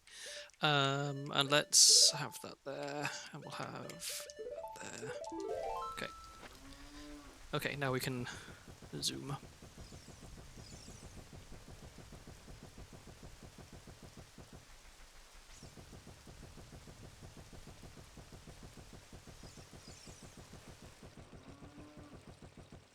So Okay, yeah, let's go up here first. Then we'll go into lab, and then we'll take the bean. What are you doing? Come here, let me shoot you. You have to kill this guy, because otherwise he'll definitely knock you off the ladder. Normally he has the common courtesy to fly down directly at you, like that. There we go. Would you get on the ladder? There we go.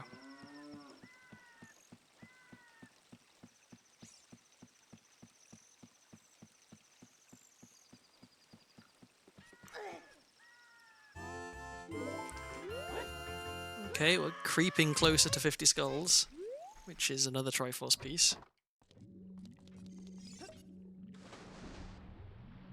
I know what Iblefrog is Medigoron and I can't afford it, so...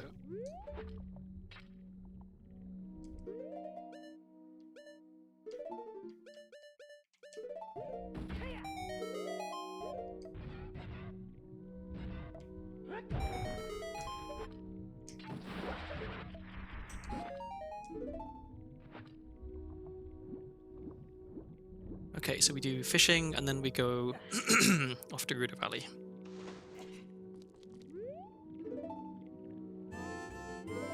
$39. Okay, double defense is at 40, but I don't really care about that because I've got plenty of health. Oh, and also... never pass up an opportunity for more bomb shoes. Even if you don't get any. Surely one. One of these grass patches will give me bomb shoes. Okay, there's some.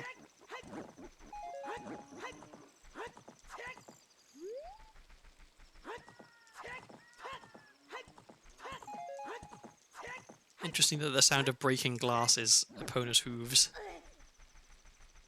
Oh, and I meant to take the bean. Oh well, never mind.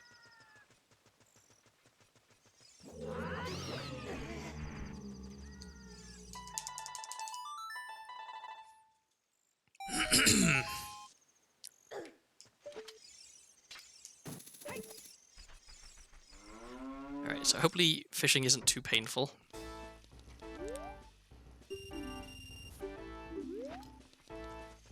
At least we got some good music for it.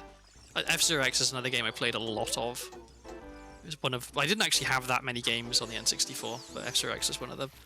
And I got fairly good at it. I had a best time on Death Race of like 52 seconds, I think, which was... I think that was good enough to submit to the like Nintendo official magazine rankings that they did sometimes of like various game achievements.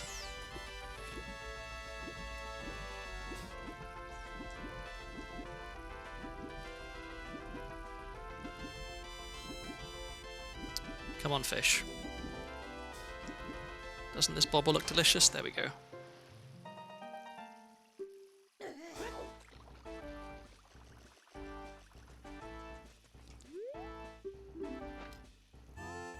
And there's 40. Okay, so we're 10 away there from a Triforce piece. I should go and get the one outside Goron City fairly soon, because otherwise I'm going to forget. Actually, that one's really easy to get to, because I can just play Bolero. So... I don't think I've ever submitted anything to a magazine, but given what I've heard about the previous era, it was once a large part of human culture. I've never submitted anything. I tell you one thing I have done, which I think puts me like squarely in a certain generation, is I have sent an email of complaint to the BBC over the content of one of their science shows. More specifically, the fact that throughout the entire show, which was an hour long, and was about nuclear power, the narrator persisted in pronouncing it nuclear, which was such an oversight. Like, pretty basic, just say the word right. So I wrote to express my disappointment in them, which is probably one of the most British things I've ever done.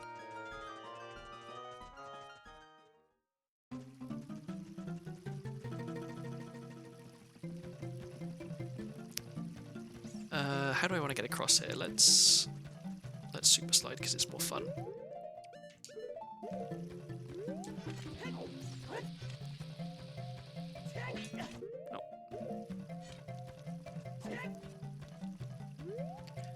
there with Benedict Cumberbatch narration when he was unable to say penguin. That's... Part of me wonders, is he just taking the piss? Like, it's not a hard word to say. Did I get it? No.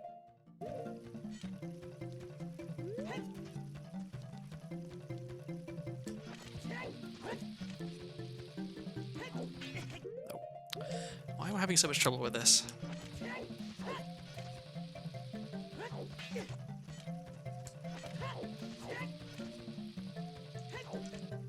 Nope.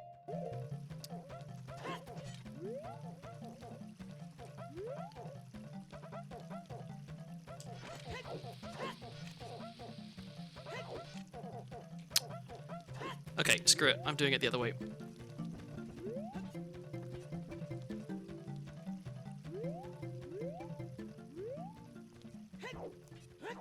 Don't remember how this works. Works better if you press the right buttons. Come on. I don't know why. I have terrible trouble just doing side hops sometimes. I'm blaming it on the controller again.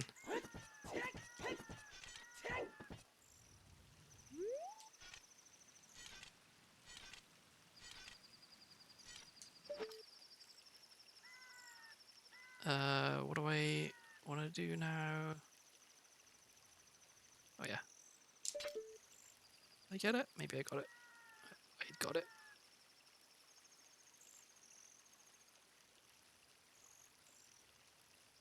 I think I saw an interview where he talked about it and almost seemed like he'd entered a fugue state.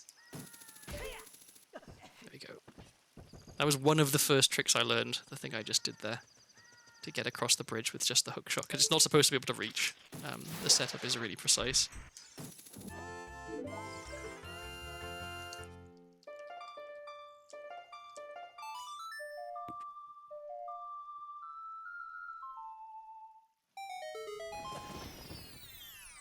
Actually, now that I think about it, saying that anything is the most British thing I've done is really difficult because I've done so many things that are incredibly British, like going to a boarding school.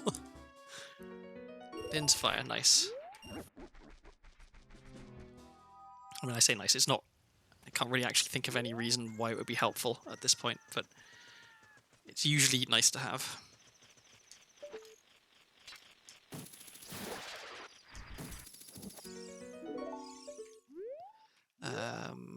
Okay, so we can squeeze between these rocks.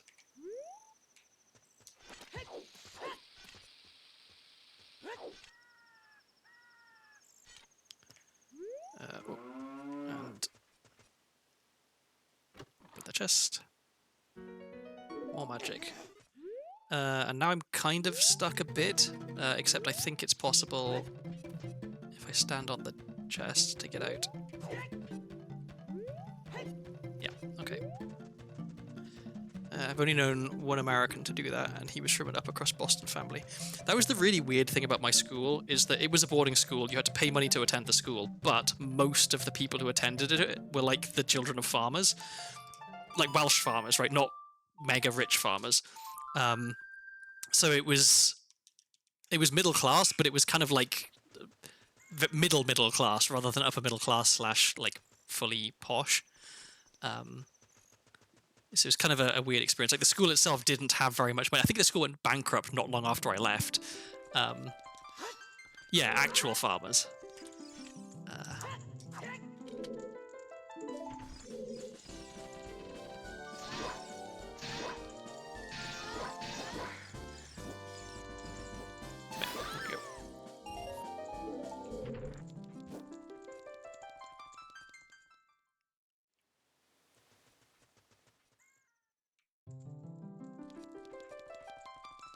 I think the defining characteristic of people who went to my school wasn't so much that they were posh or rich, just that they were weird.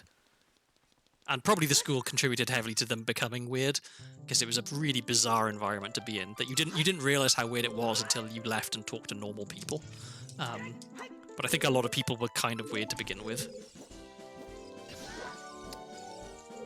Come here.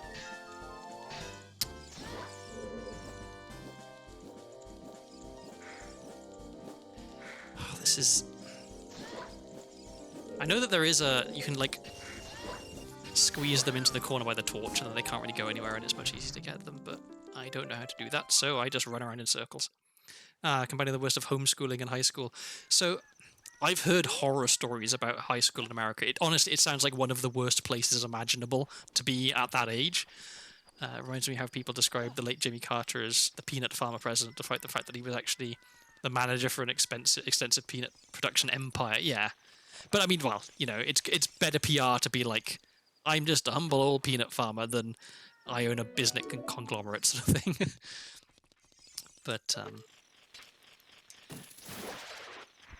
I think one of the things that was bad about my school, one of the many things, was that it was much more focused on sports than it was on academics, which is great if you like rugby and are good at rugby, because people would get scholarships to come to the school to play rugby.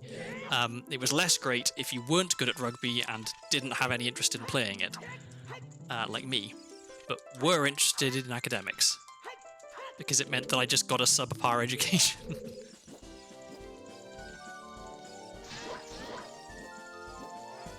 I remember we had an open day once. This was when I was in the last year or two of school, and they would take the older students and have them give tours to visiting families, and there was me and one other guy waiting to give a tour to whoever turned up next. And this family walked in, and there were the parents, there was someone who looked like a younger sister, and then there was the guy who was interested in attending the school, who looked like he was made of beef, he had rugby player written all over him. So the two people who were waiting to give a tour, one of them was me, who was maths and science guy, who hadn't knowing, I'd been skiving off sports in the school for the last 3 years, and the other guy who was there to give a tour was like one of the main rugby players, and so of course they picked me to give this family the tour. So I took them to the science block. I was like, this is the science block, this is where all the maths and science stuff is. We can go in, they've got these cool experiments set up as demonstrations and stuff. Like, oh well, I'm sure that's nice, but we're not that interested. And I was like, okay, fine, can we go and see the sports centre? I was like, yeah, okay, I think it's over here. So yeah, I muddled my way through trying to tell them what little I knew about sport in the school, and then finally, after they'd gone, I was informed that they'd made a complaint about my appearance because I had hair that was like almost touching my collar. So, ooh, good God, imagine. That was my experience of trying to shill the school to people.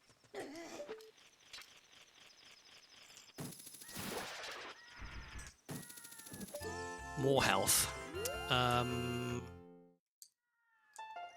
No.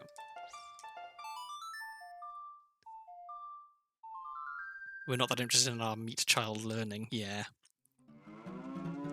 Okay, let's go in here and see what we can do. I think the answer will probably be not a lot, unfortunately. Actually, wait, no, we have Song of Time. We just don't have bow. Actually... yeah, let's go this way first.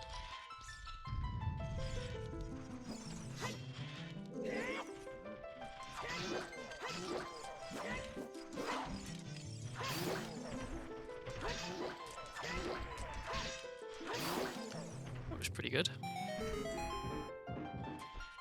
I don't think I'd quite go so far as to say that I was fabulous. I just had kind of long hair. The headmaster called me to his study to talk to me about my appearance. He was the one who told me that there had been a complaint, and this is where I decided.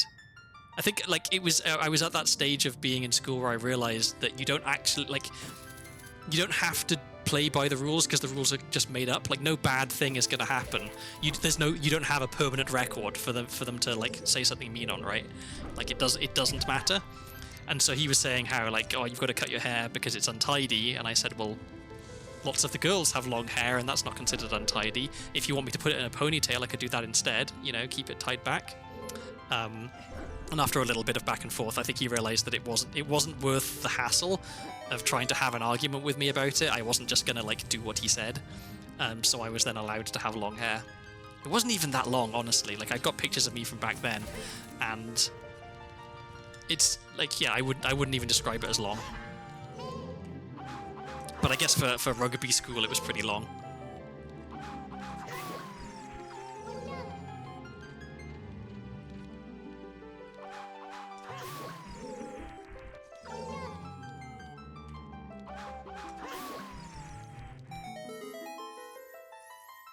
Correct me if I'm wrong, but aren't you now sans hair? Yes, I am fairly bald. Actually, I need to. I'm due a haircut because I haven't trimmed it in a while. So it's like rather than having like just short hair, now I currently have male pattern baldness hair, which is not a great style. Let's see. I can't shoot the eyes. That's unfortunate. So let's just go around.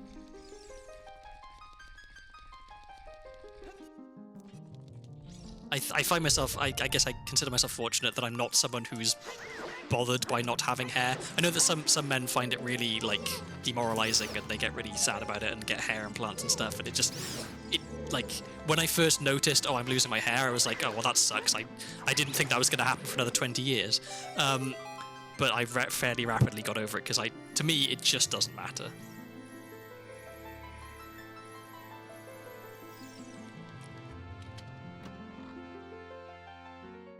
Zelda's Lullaby, that is really good.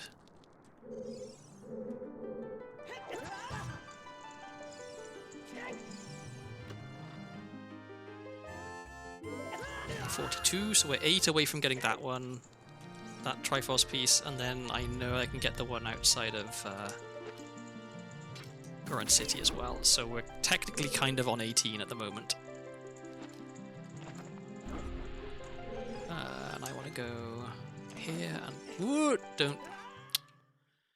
Bunny hood giveth, bunny hood taketh away. Sometimes you just run off a cliff. Guess I didn't even need hover boots there. I can just yeah.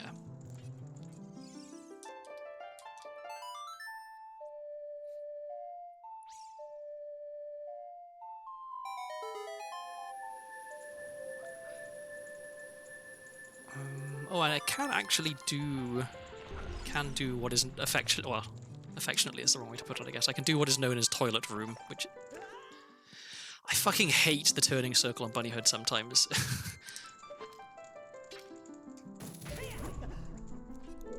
But yeah, I was saying I can do that locked room over there because I have iron boots, which is all that's really needed for it.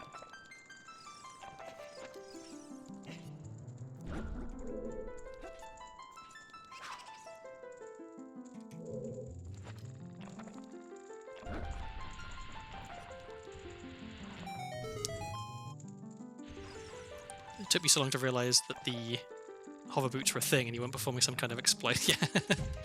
I think, yeah, that's definitely, if you're not familiar with the vanilla game, it could be like, you could see me do some crazy glitch, which is really difficult to do, and be like, oh, I guess that's just how the game works. Or you could see me use an intended game mechanic and think that I'm cheating.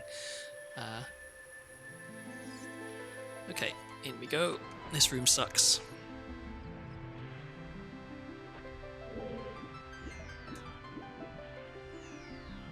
I need to change which button I have iron boots on, because otherwise this is going to be miserable.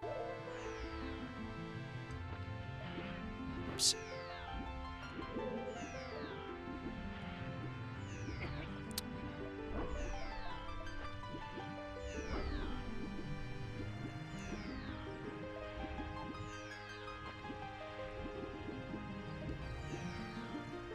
So in this room there's like water currents that push you around when you're not wearing iron boots.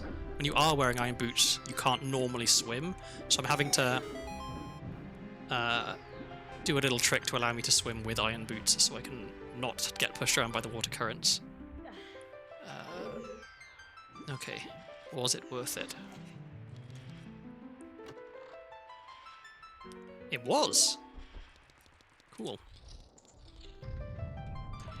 Whoop. And I forgot that I'd put iron boots where hover boots normally are. Iron boots are not what you want for running off a gap like that. Okay, so I can get these two chests in here.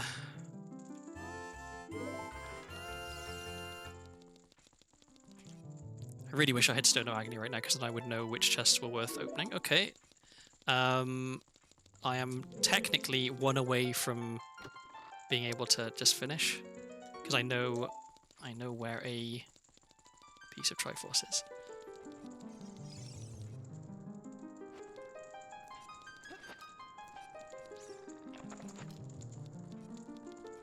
Alright, so there's this room, and then I can get a few more in the chests in the main sort of area.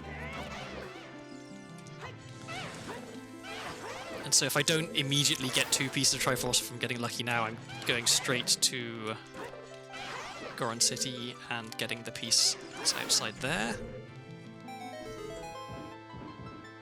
So it's actually, we're on track for being done in 3.5 hours. So as I predicted, it was going to speed up quite a lot towards the end once I finally found items that let me go into some of these areas. Still no bow though, which is kind of amazing.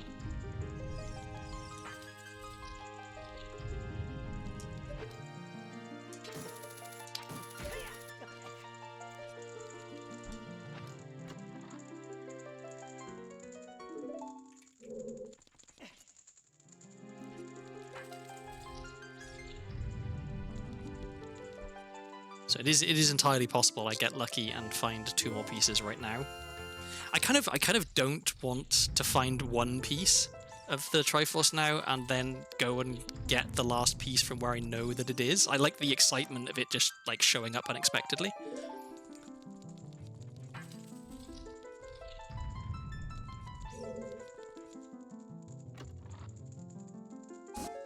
Okay, so we go.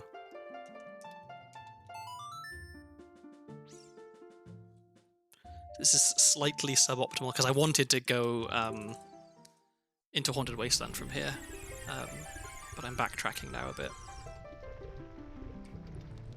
More fun to get a victory jump scare, exactly. Oh, I never planted a. Where am I going? I'm going this way. Never planted a bean in Lost Woods outside the theatre. So I can't get whatever the sculpture there is as adult.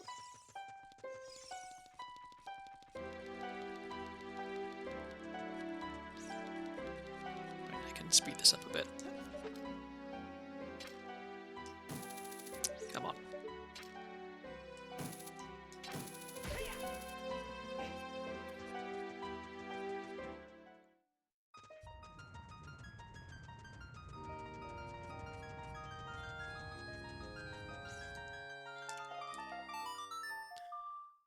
So this is the trick to get this what would normally be a sculptural token from here. Using hookshot is one that is very inconsistent for me. You target it, you get the hookshot out, and then you just kind of like rub yourself against the rock and fire the hookshot a lot, and then you get it. Okay, so 1 more, right? So where am I going? It's nighttime. Let's go. Let's just go into Forest Temple. Because I can get a few things in Forest Temple fairly quickly. Really wish I had bow.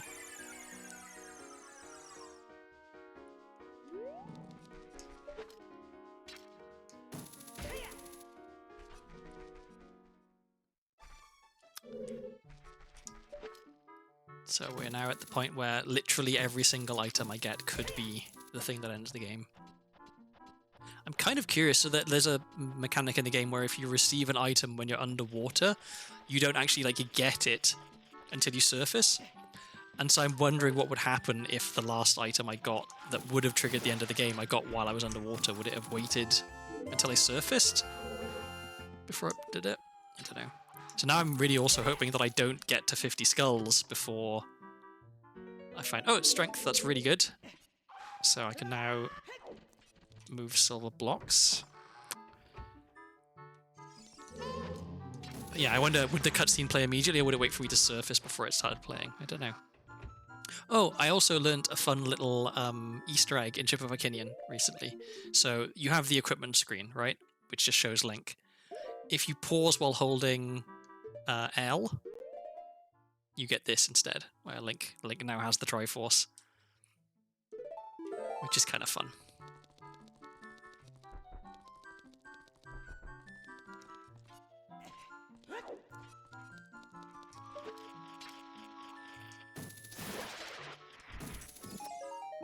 also kind of don't want the last piece of Triforce to be a sculpture, because if it is, I'll see it coming. I really want it to be a chest.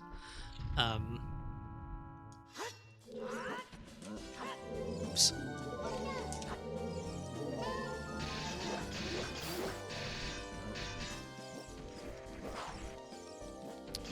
Come here.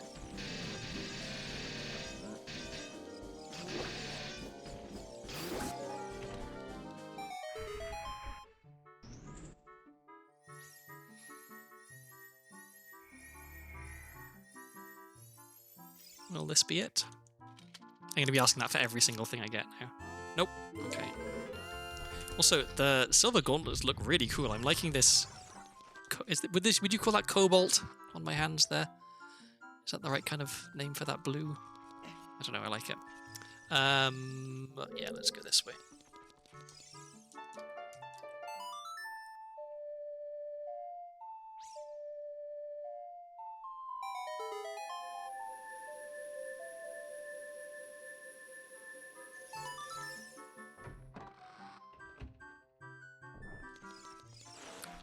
Oh yeah, I'm not used to doing this room in this order. I just realized. Wait, what am I? Oh yeah, I should go this way.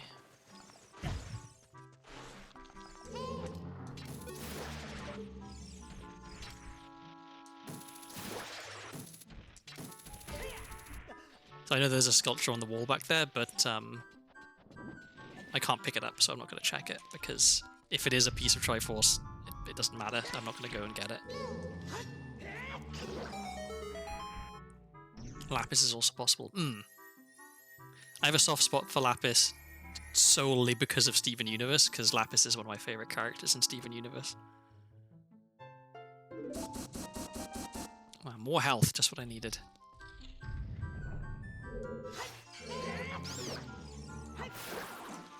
I'm genuinely thrown off by doing this room, or these rooms, in the correct order, because I'm so used to doing them backwards, because I normally have bow when I come into Forest Temple.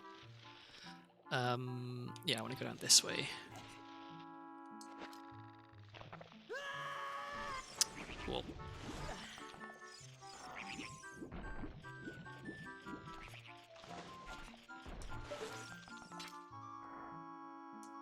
Okay, will this be the last item?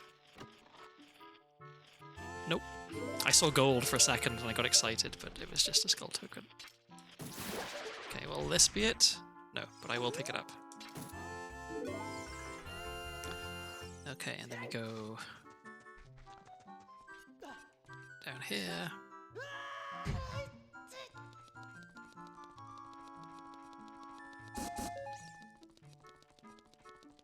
Will this be the last item? I'm going to ask that for every chest that I get. Every item, in fact.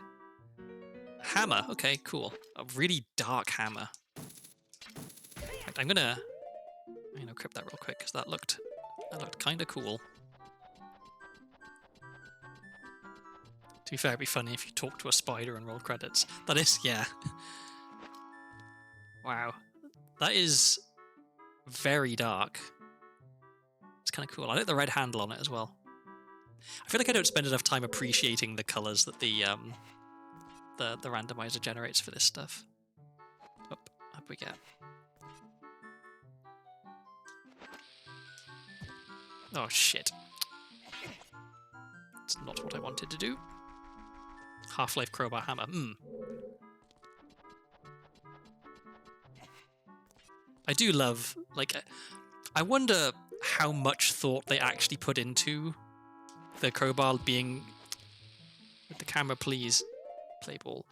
How much thought they really put into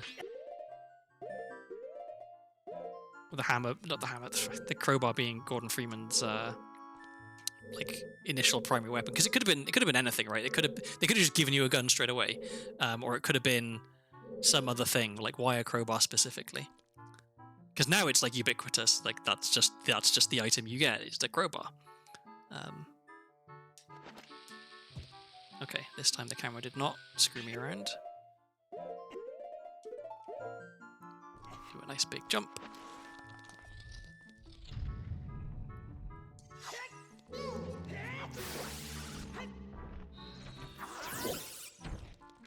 Okay, well this be the last item?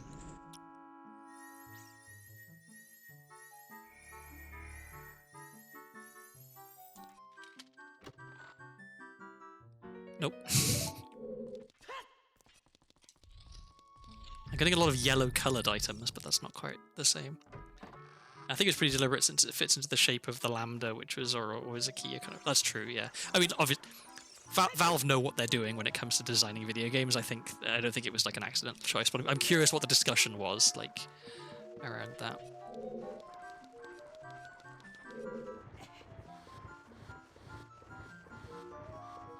I feel like it probably arose from the ubiquity of boxes and wood in the early game. That's true.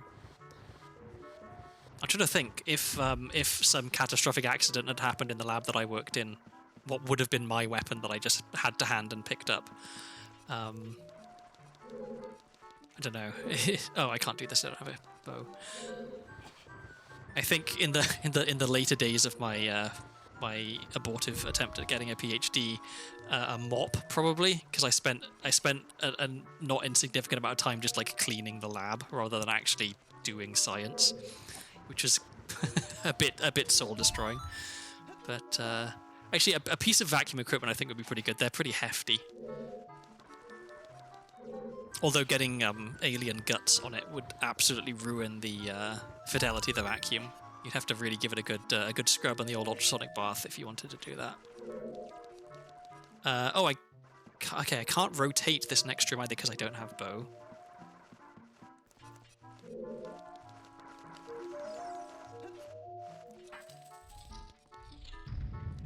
This is I'm doing this vanilla because you don't have bow when you come in here in the vanilla game. This is kind of interesting. So yeah, I skip the Poe, I'll fight the Stalfos, and then I'll see what's in the bow chest.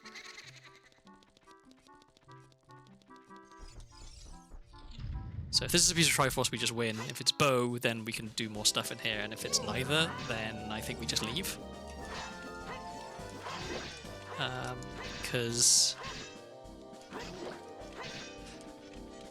Actually, I think I can check one more thing in here. What kind of physics did you do anyway? So, my PhD was involved with ultra cold atoms, and so basically, make a vacuum, put some usually rubidium or cesium atoms in it, in like a kind of a diffuse vapor of atoms, and then by using magnets and lasers, you cool the atoms down a lot, so they form a Bose-Einstein condensate, which is an exotic form of matter. My PhD specifically was to do with manufacturing extremely thin optical fibers, like nanometers thick, to put in this vacuum setup so that you could put them very, very close to this Bose-Einstein condensate and put light through the fibers, which would interact with the condensate, but remain guided by the fiber itself, so you could get it out the other end and look at what had happened to it after you put it through. That was the idea. My supervisor. Wait, I'm going up here. My supervisor was big into cold atom stuff. He was Finnish, but he was quite young. And I never once saw him drink vodka, so maybe atypical for a Finn. He liked Pearl Jam. That's one thing I remember about him. So just in case it wasn't obvious, this is not intended game mechanics.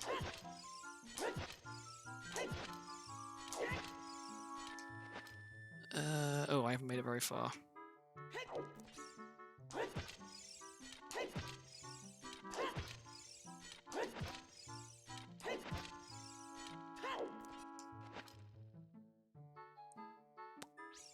I think this'll do. Yeah.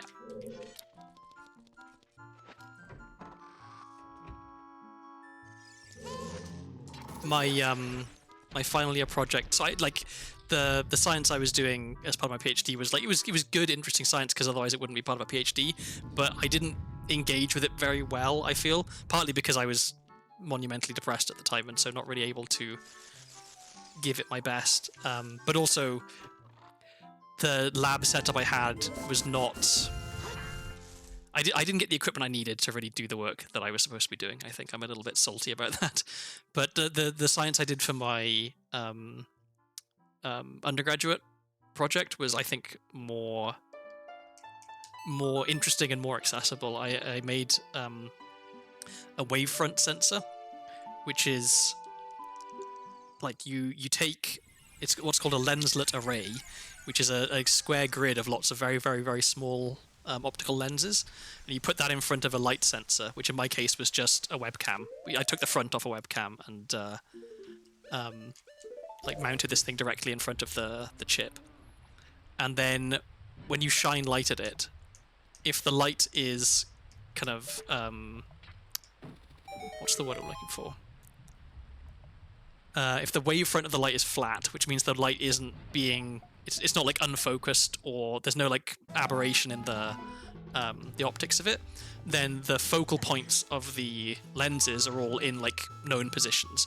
Whereas if the, so I'm gesticulating wildly here. I wish I had a 3D model so you could see my hands doing all this stuff. But if the light is out of focus or in some way distorted, then the positions of the focal points of the lenses change, and you can determine, like, by how much they change and which ones are changing, how the light is sort of out of focus.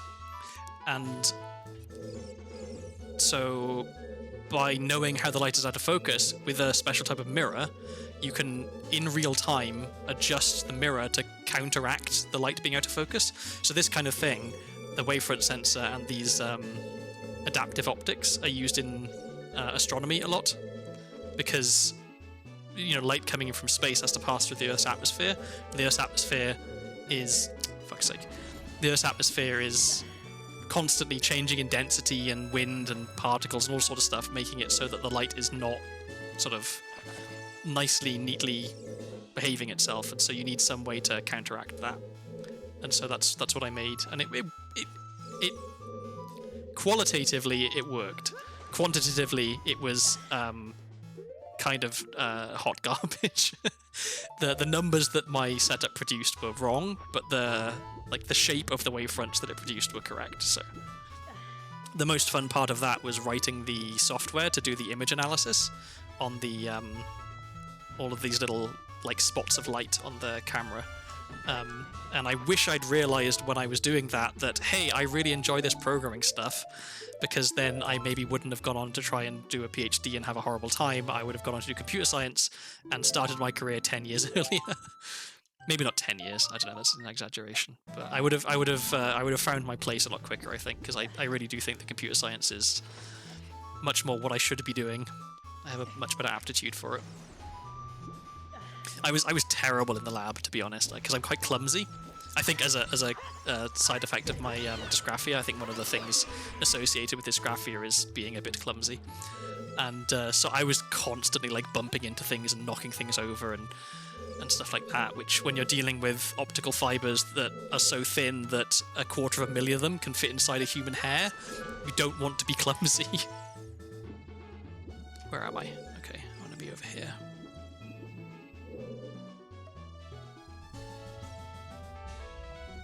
Sure wish I could see where I was going. Okay, here we are.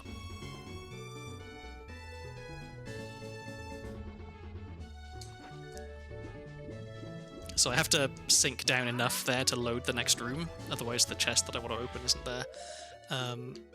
Let's put that back, and I don't need hammer for here, so we can put the iron boots.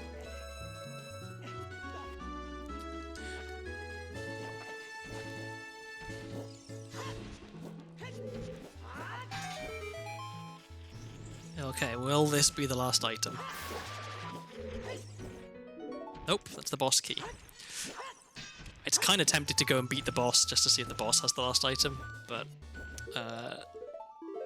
there's quicker things to check. I still wonder if I should just switch from sociology to computer science as a major, but what's done is done.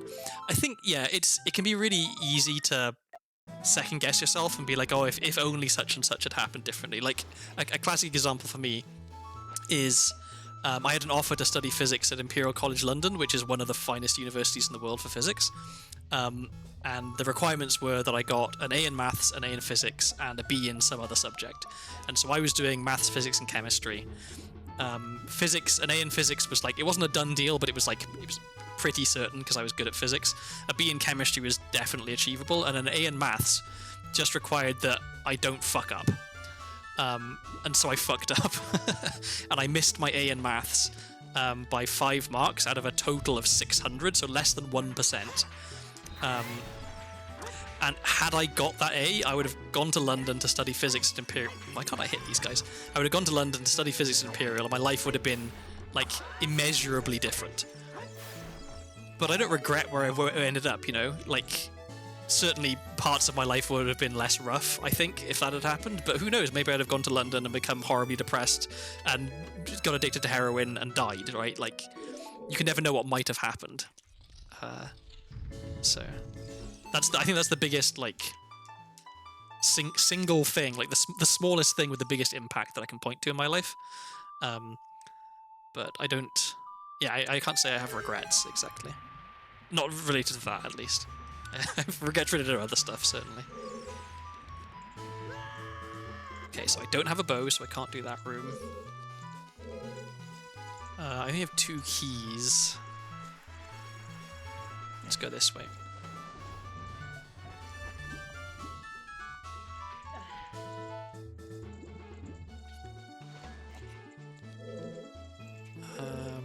Right. So I gotta be careful and try and... So what I'm supposed to do in this room is use the long shot to reach over there. But I don't have the long shot, so what I'm doing instead is walking backwards quickly and then trying to do a backflip to get over the spikes. Like that. Okay, and I don't know if I want to use my keys here, so I'm gonna save scum. I can't imagine you enjoying London in the long term. I feel like you'd succumb to some exotic Welsh allergic reaction. Another thing that would have been difficult about living in London is I have a friend who lives in London. And he's my closest friend, I think, by far. We've known each other since we were in school together. So, like, how long now? A really long time. Like, longer than I'd care to think, I guess. But... he is a little bit of a bad influence. And so I think, had I been in close proximity to him for 4 years of university, I might have ended up going down a regrettable path. No, okay, so nothing there.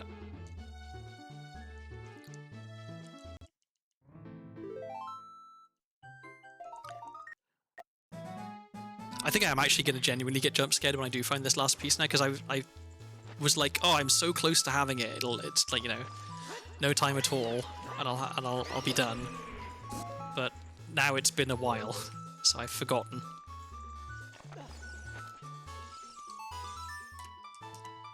I'm tempted to ask what kind of bad. Well, so in the nicest possible way, he is a drug addict who has very poor impulse control, and also he's incredibly good at egging me on, like me specifically, and getting me to do things that I might not otherwise do, which a lot of the time is good, because I'm really bad about doing anything ever.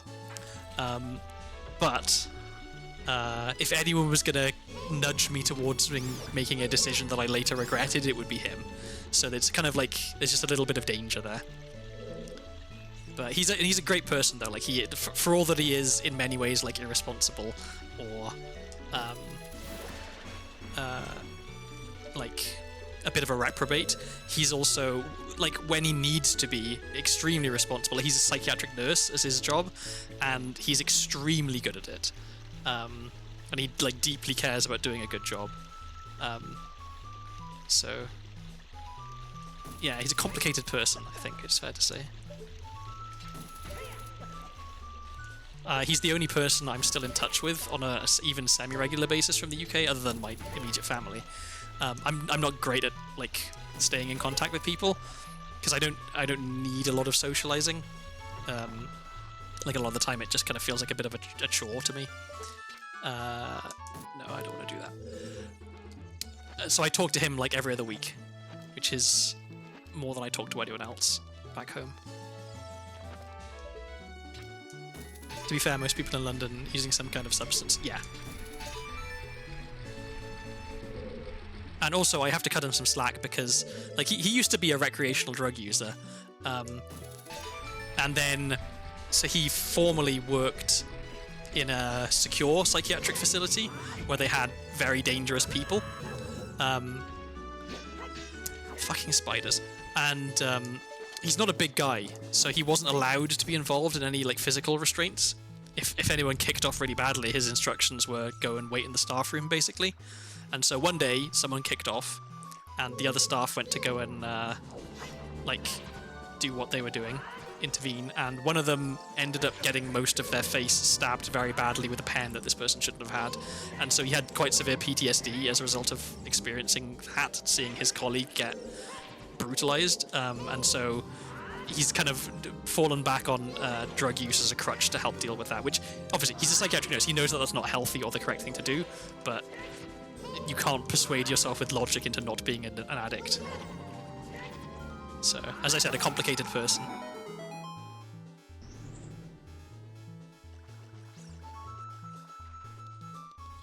And now I just realised I have to hope he never, ever tries to watch my stream. I don't think he would. He's not particularly interested in that sort of stuff, but I don't think he'd appreciate me saying all this stuff about him. Not that it's untrue, or that he would disagree with it, but it's like... Or that I'm not exactly doxing him either, but I don't know. It feels like the sort of thing that maybe maybe I shouldn't be talking about, because it's not my business, but oh well. Okay. No, I don't need to do that. How much more is there for me to even check in Water Temple? Not a lot. There's this sculpture, and then I can't get through the next door because that requires bow, so...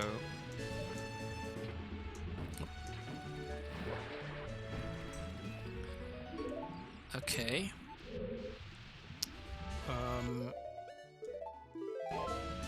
So there's a couple more things I can check, I think.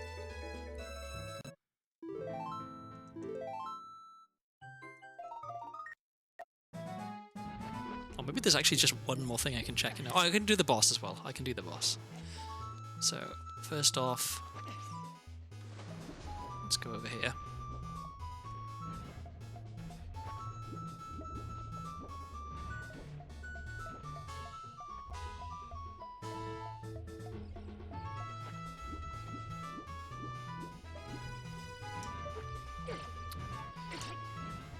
Oh, these fucking things.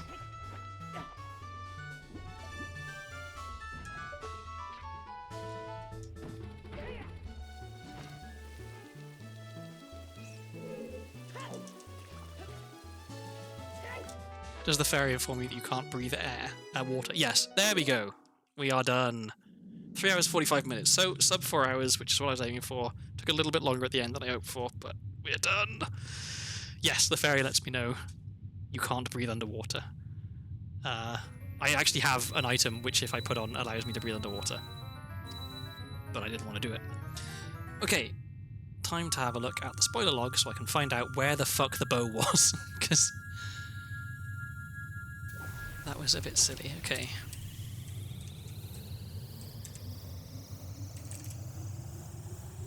So there was one in Shadow Temple, there was one in Spirit Temple, and there was another one in Spirit Temple. Okay. So if I had ever gone to Spirit Temple, I would have found a bow eventually. Where was Scale? There was one Lostwood Skull Kid, so if I had Soraya Song, I would have found a Scale, and there was one in Spirit Temple. I said there was quite a lot of stuff in Spirit Temple. There was a slingshot there. Epona Song was in... Oh, wait. Okay, Epona Song was in Gruda Training Grounds in the room where you have to push the heavy block. There was also a Triforce piece in there, so if after I got Silver Gauntlets, if I'd have gone back to Gruda Training Grounds, I would have found the Triforce piece there. Alright, anything else that I would have liked to have found? I guess, where was Soraya's Song? Soraya's Song was... playing Zelda's Lullaby for the Frogs, okay.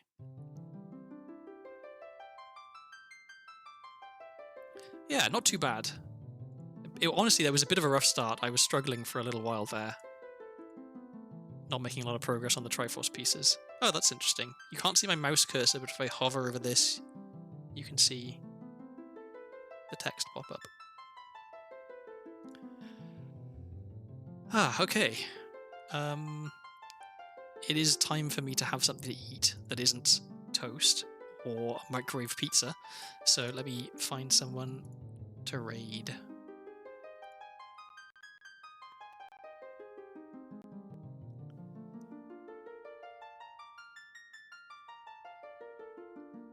Curse you, Gromit.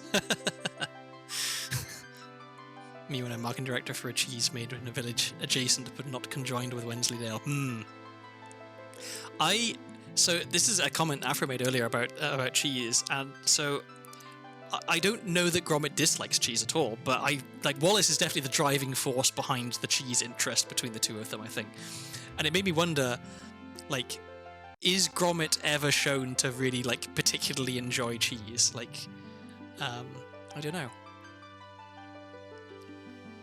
Let's see. Oh, Vanille is streaming. Let's raid Vanille. I like Vanille. Vanille also does Ocarina Time randomizers.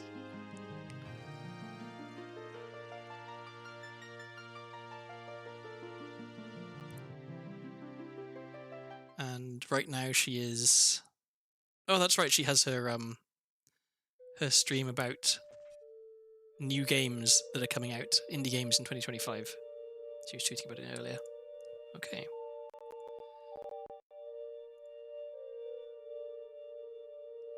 Okay, so we are getting ready to raid. Is there anything else I need to do? Thank you, Gromit. Goodbye. Nice. I'm glad you had a good time. I'm going to stream again on the weekend, I think, and that stream that I do on the weekend will be the stream that pushes me over into qualifying for affiliate, so I look forward to doing it. I don't know when I'm going to stream because I have some stuff to do tomorrow, and I also have some stuff to do on Sunday. I'm playing Call of Cthulhu with a few bunkmates, so I want to make sure I'm not too exhausted to stream properly. But yeah, I look forward to it.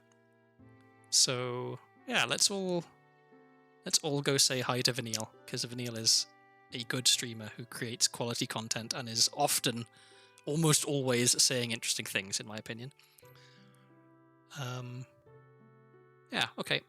I will see some of you, maybe all of you, on the weekend, I guess. Take care. Bye-bye. Thanks for showing up.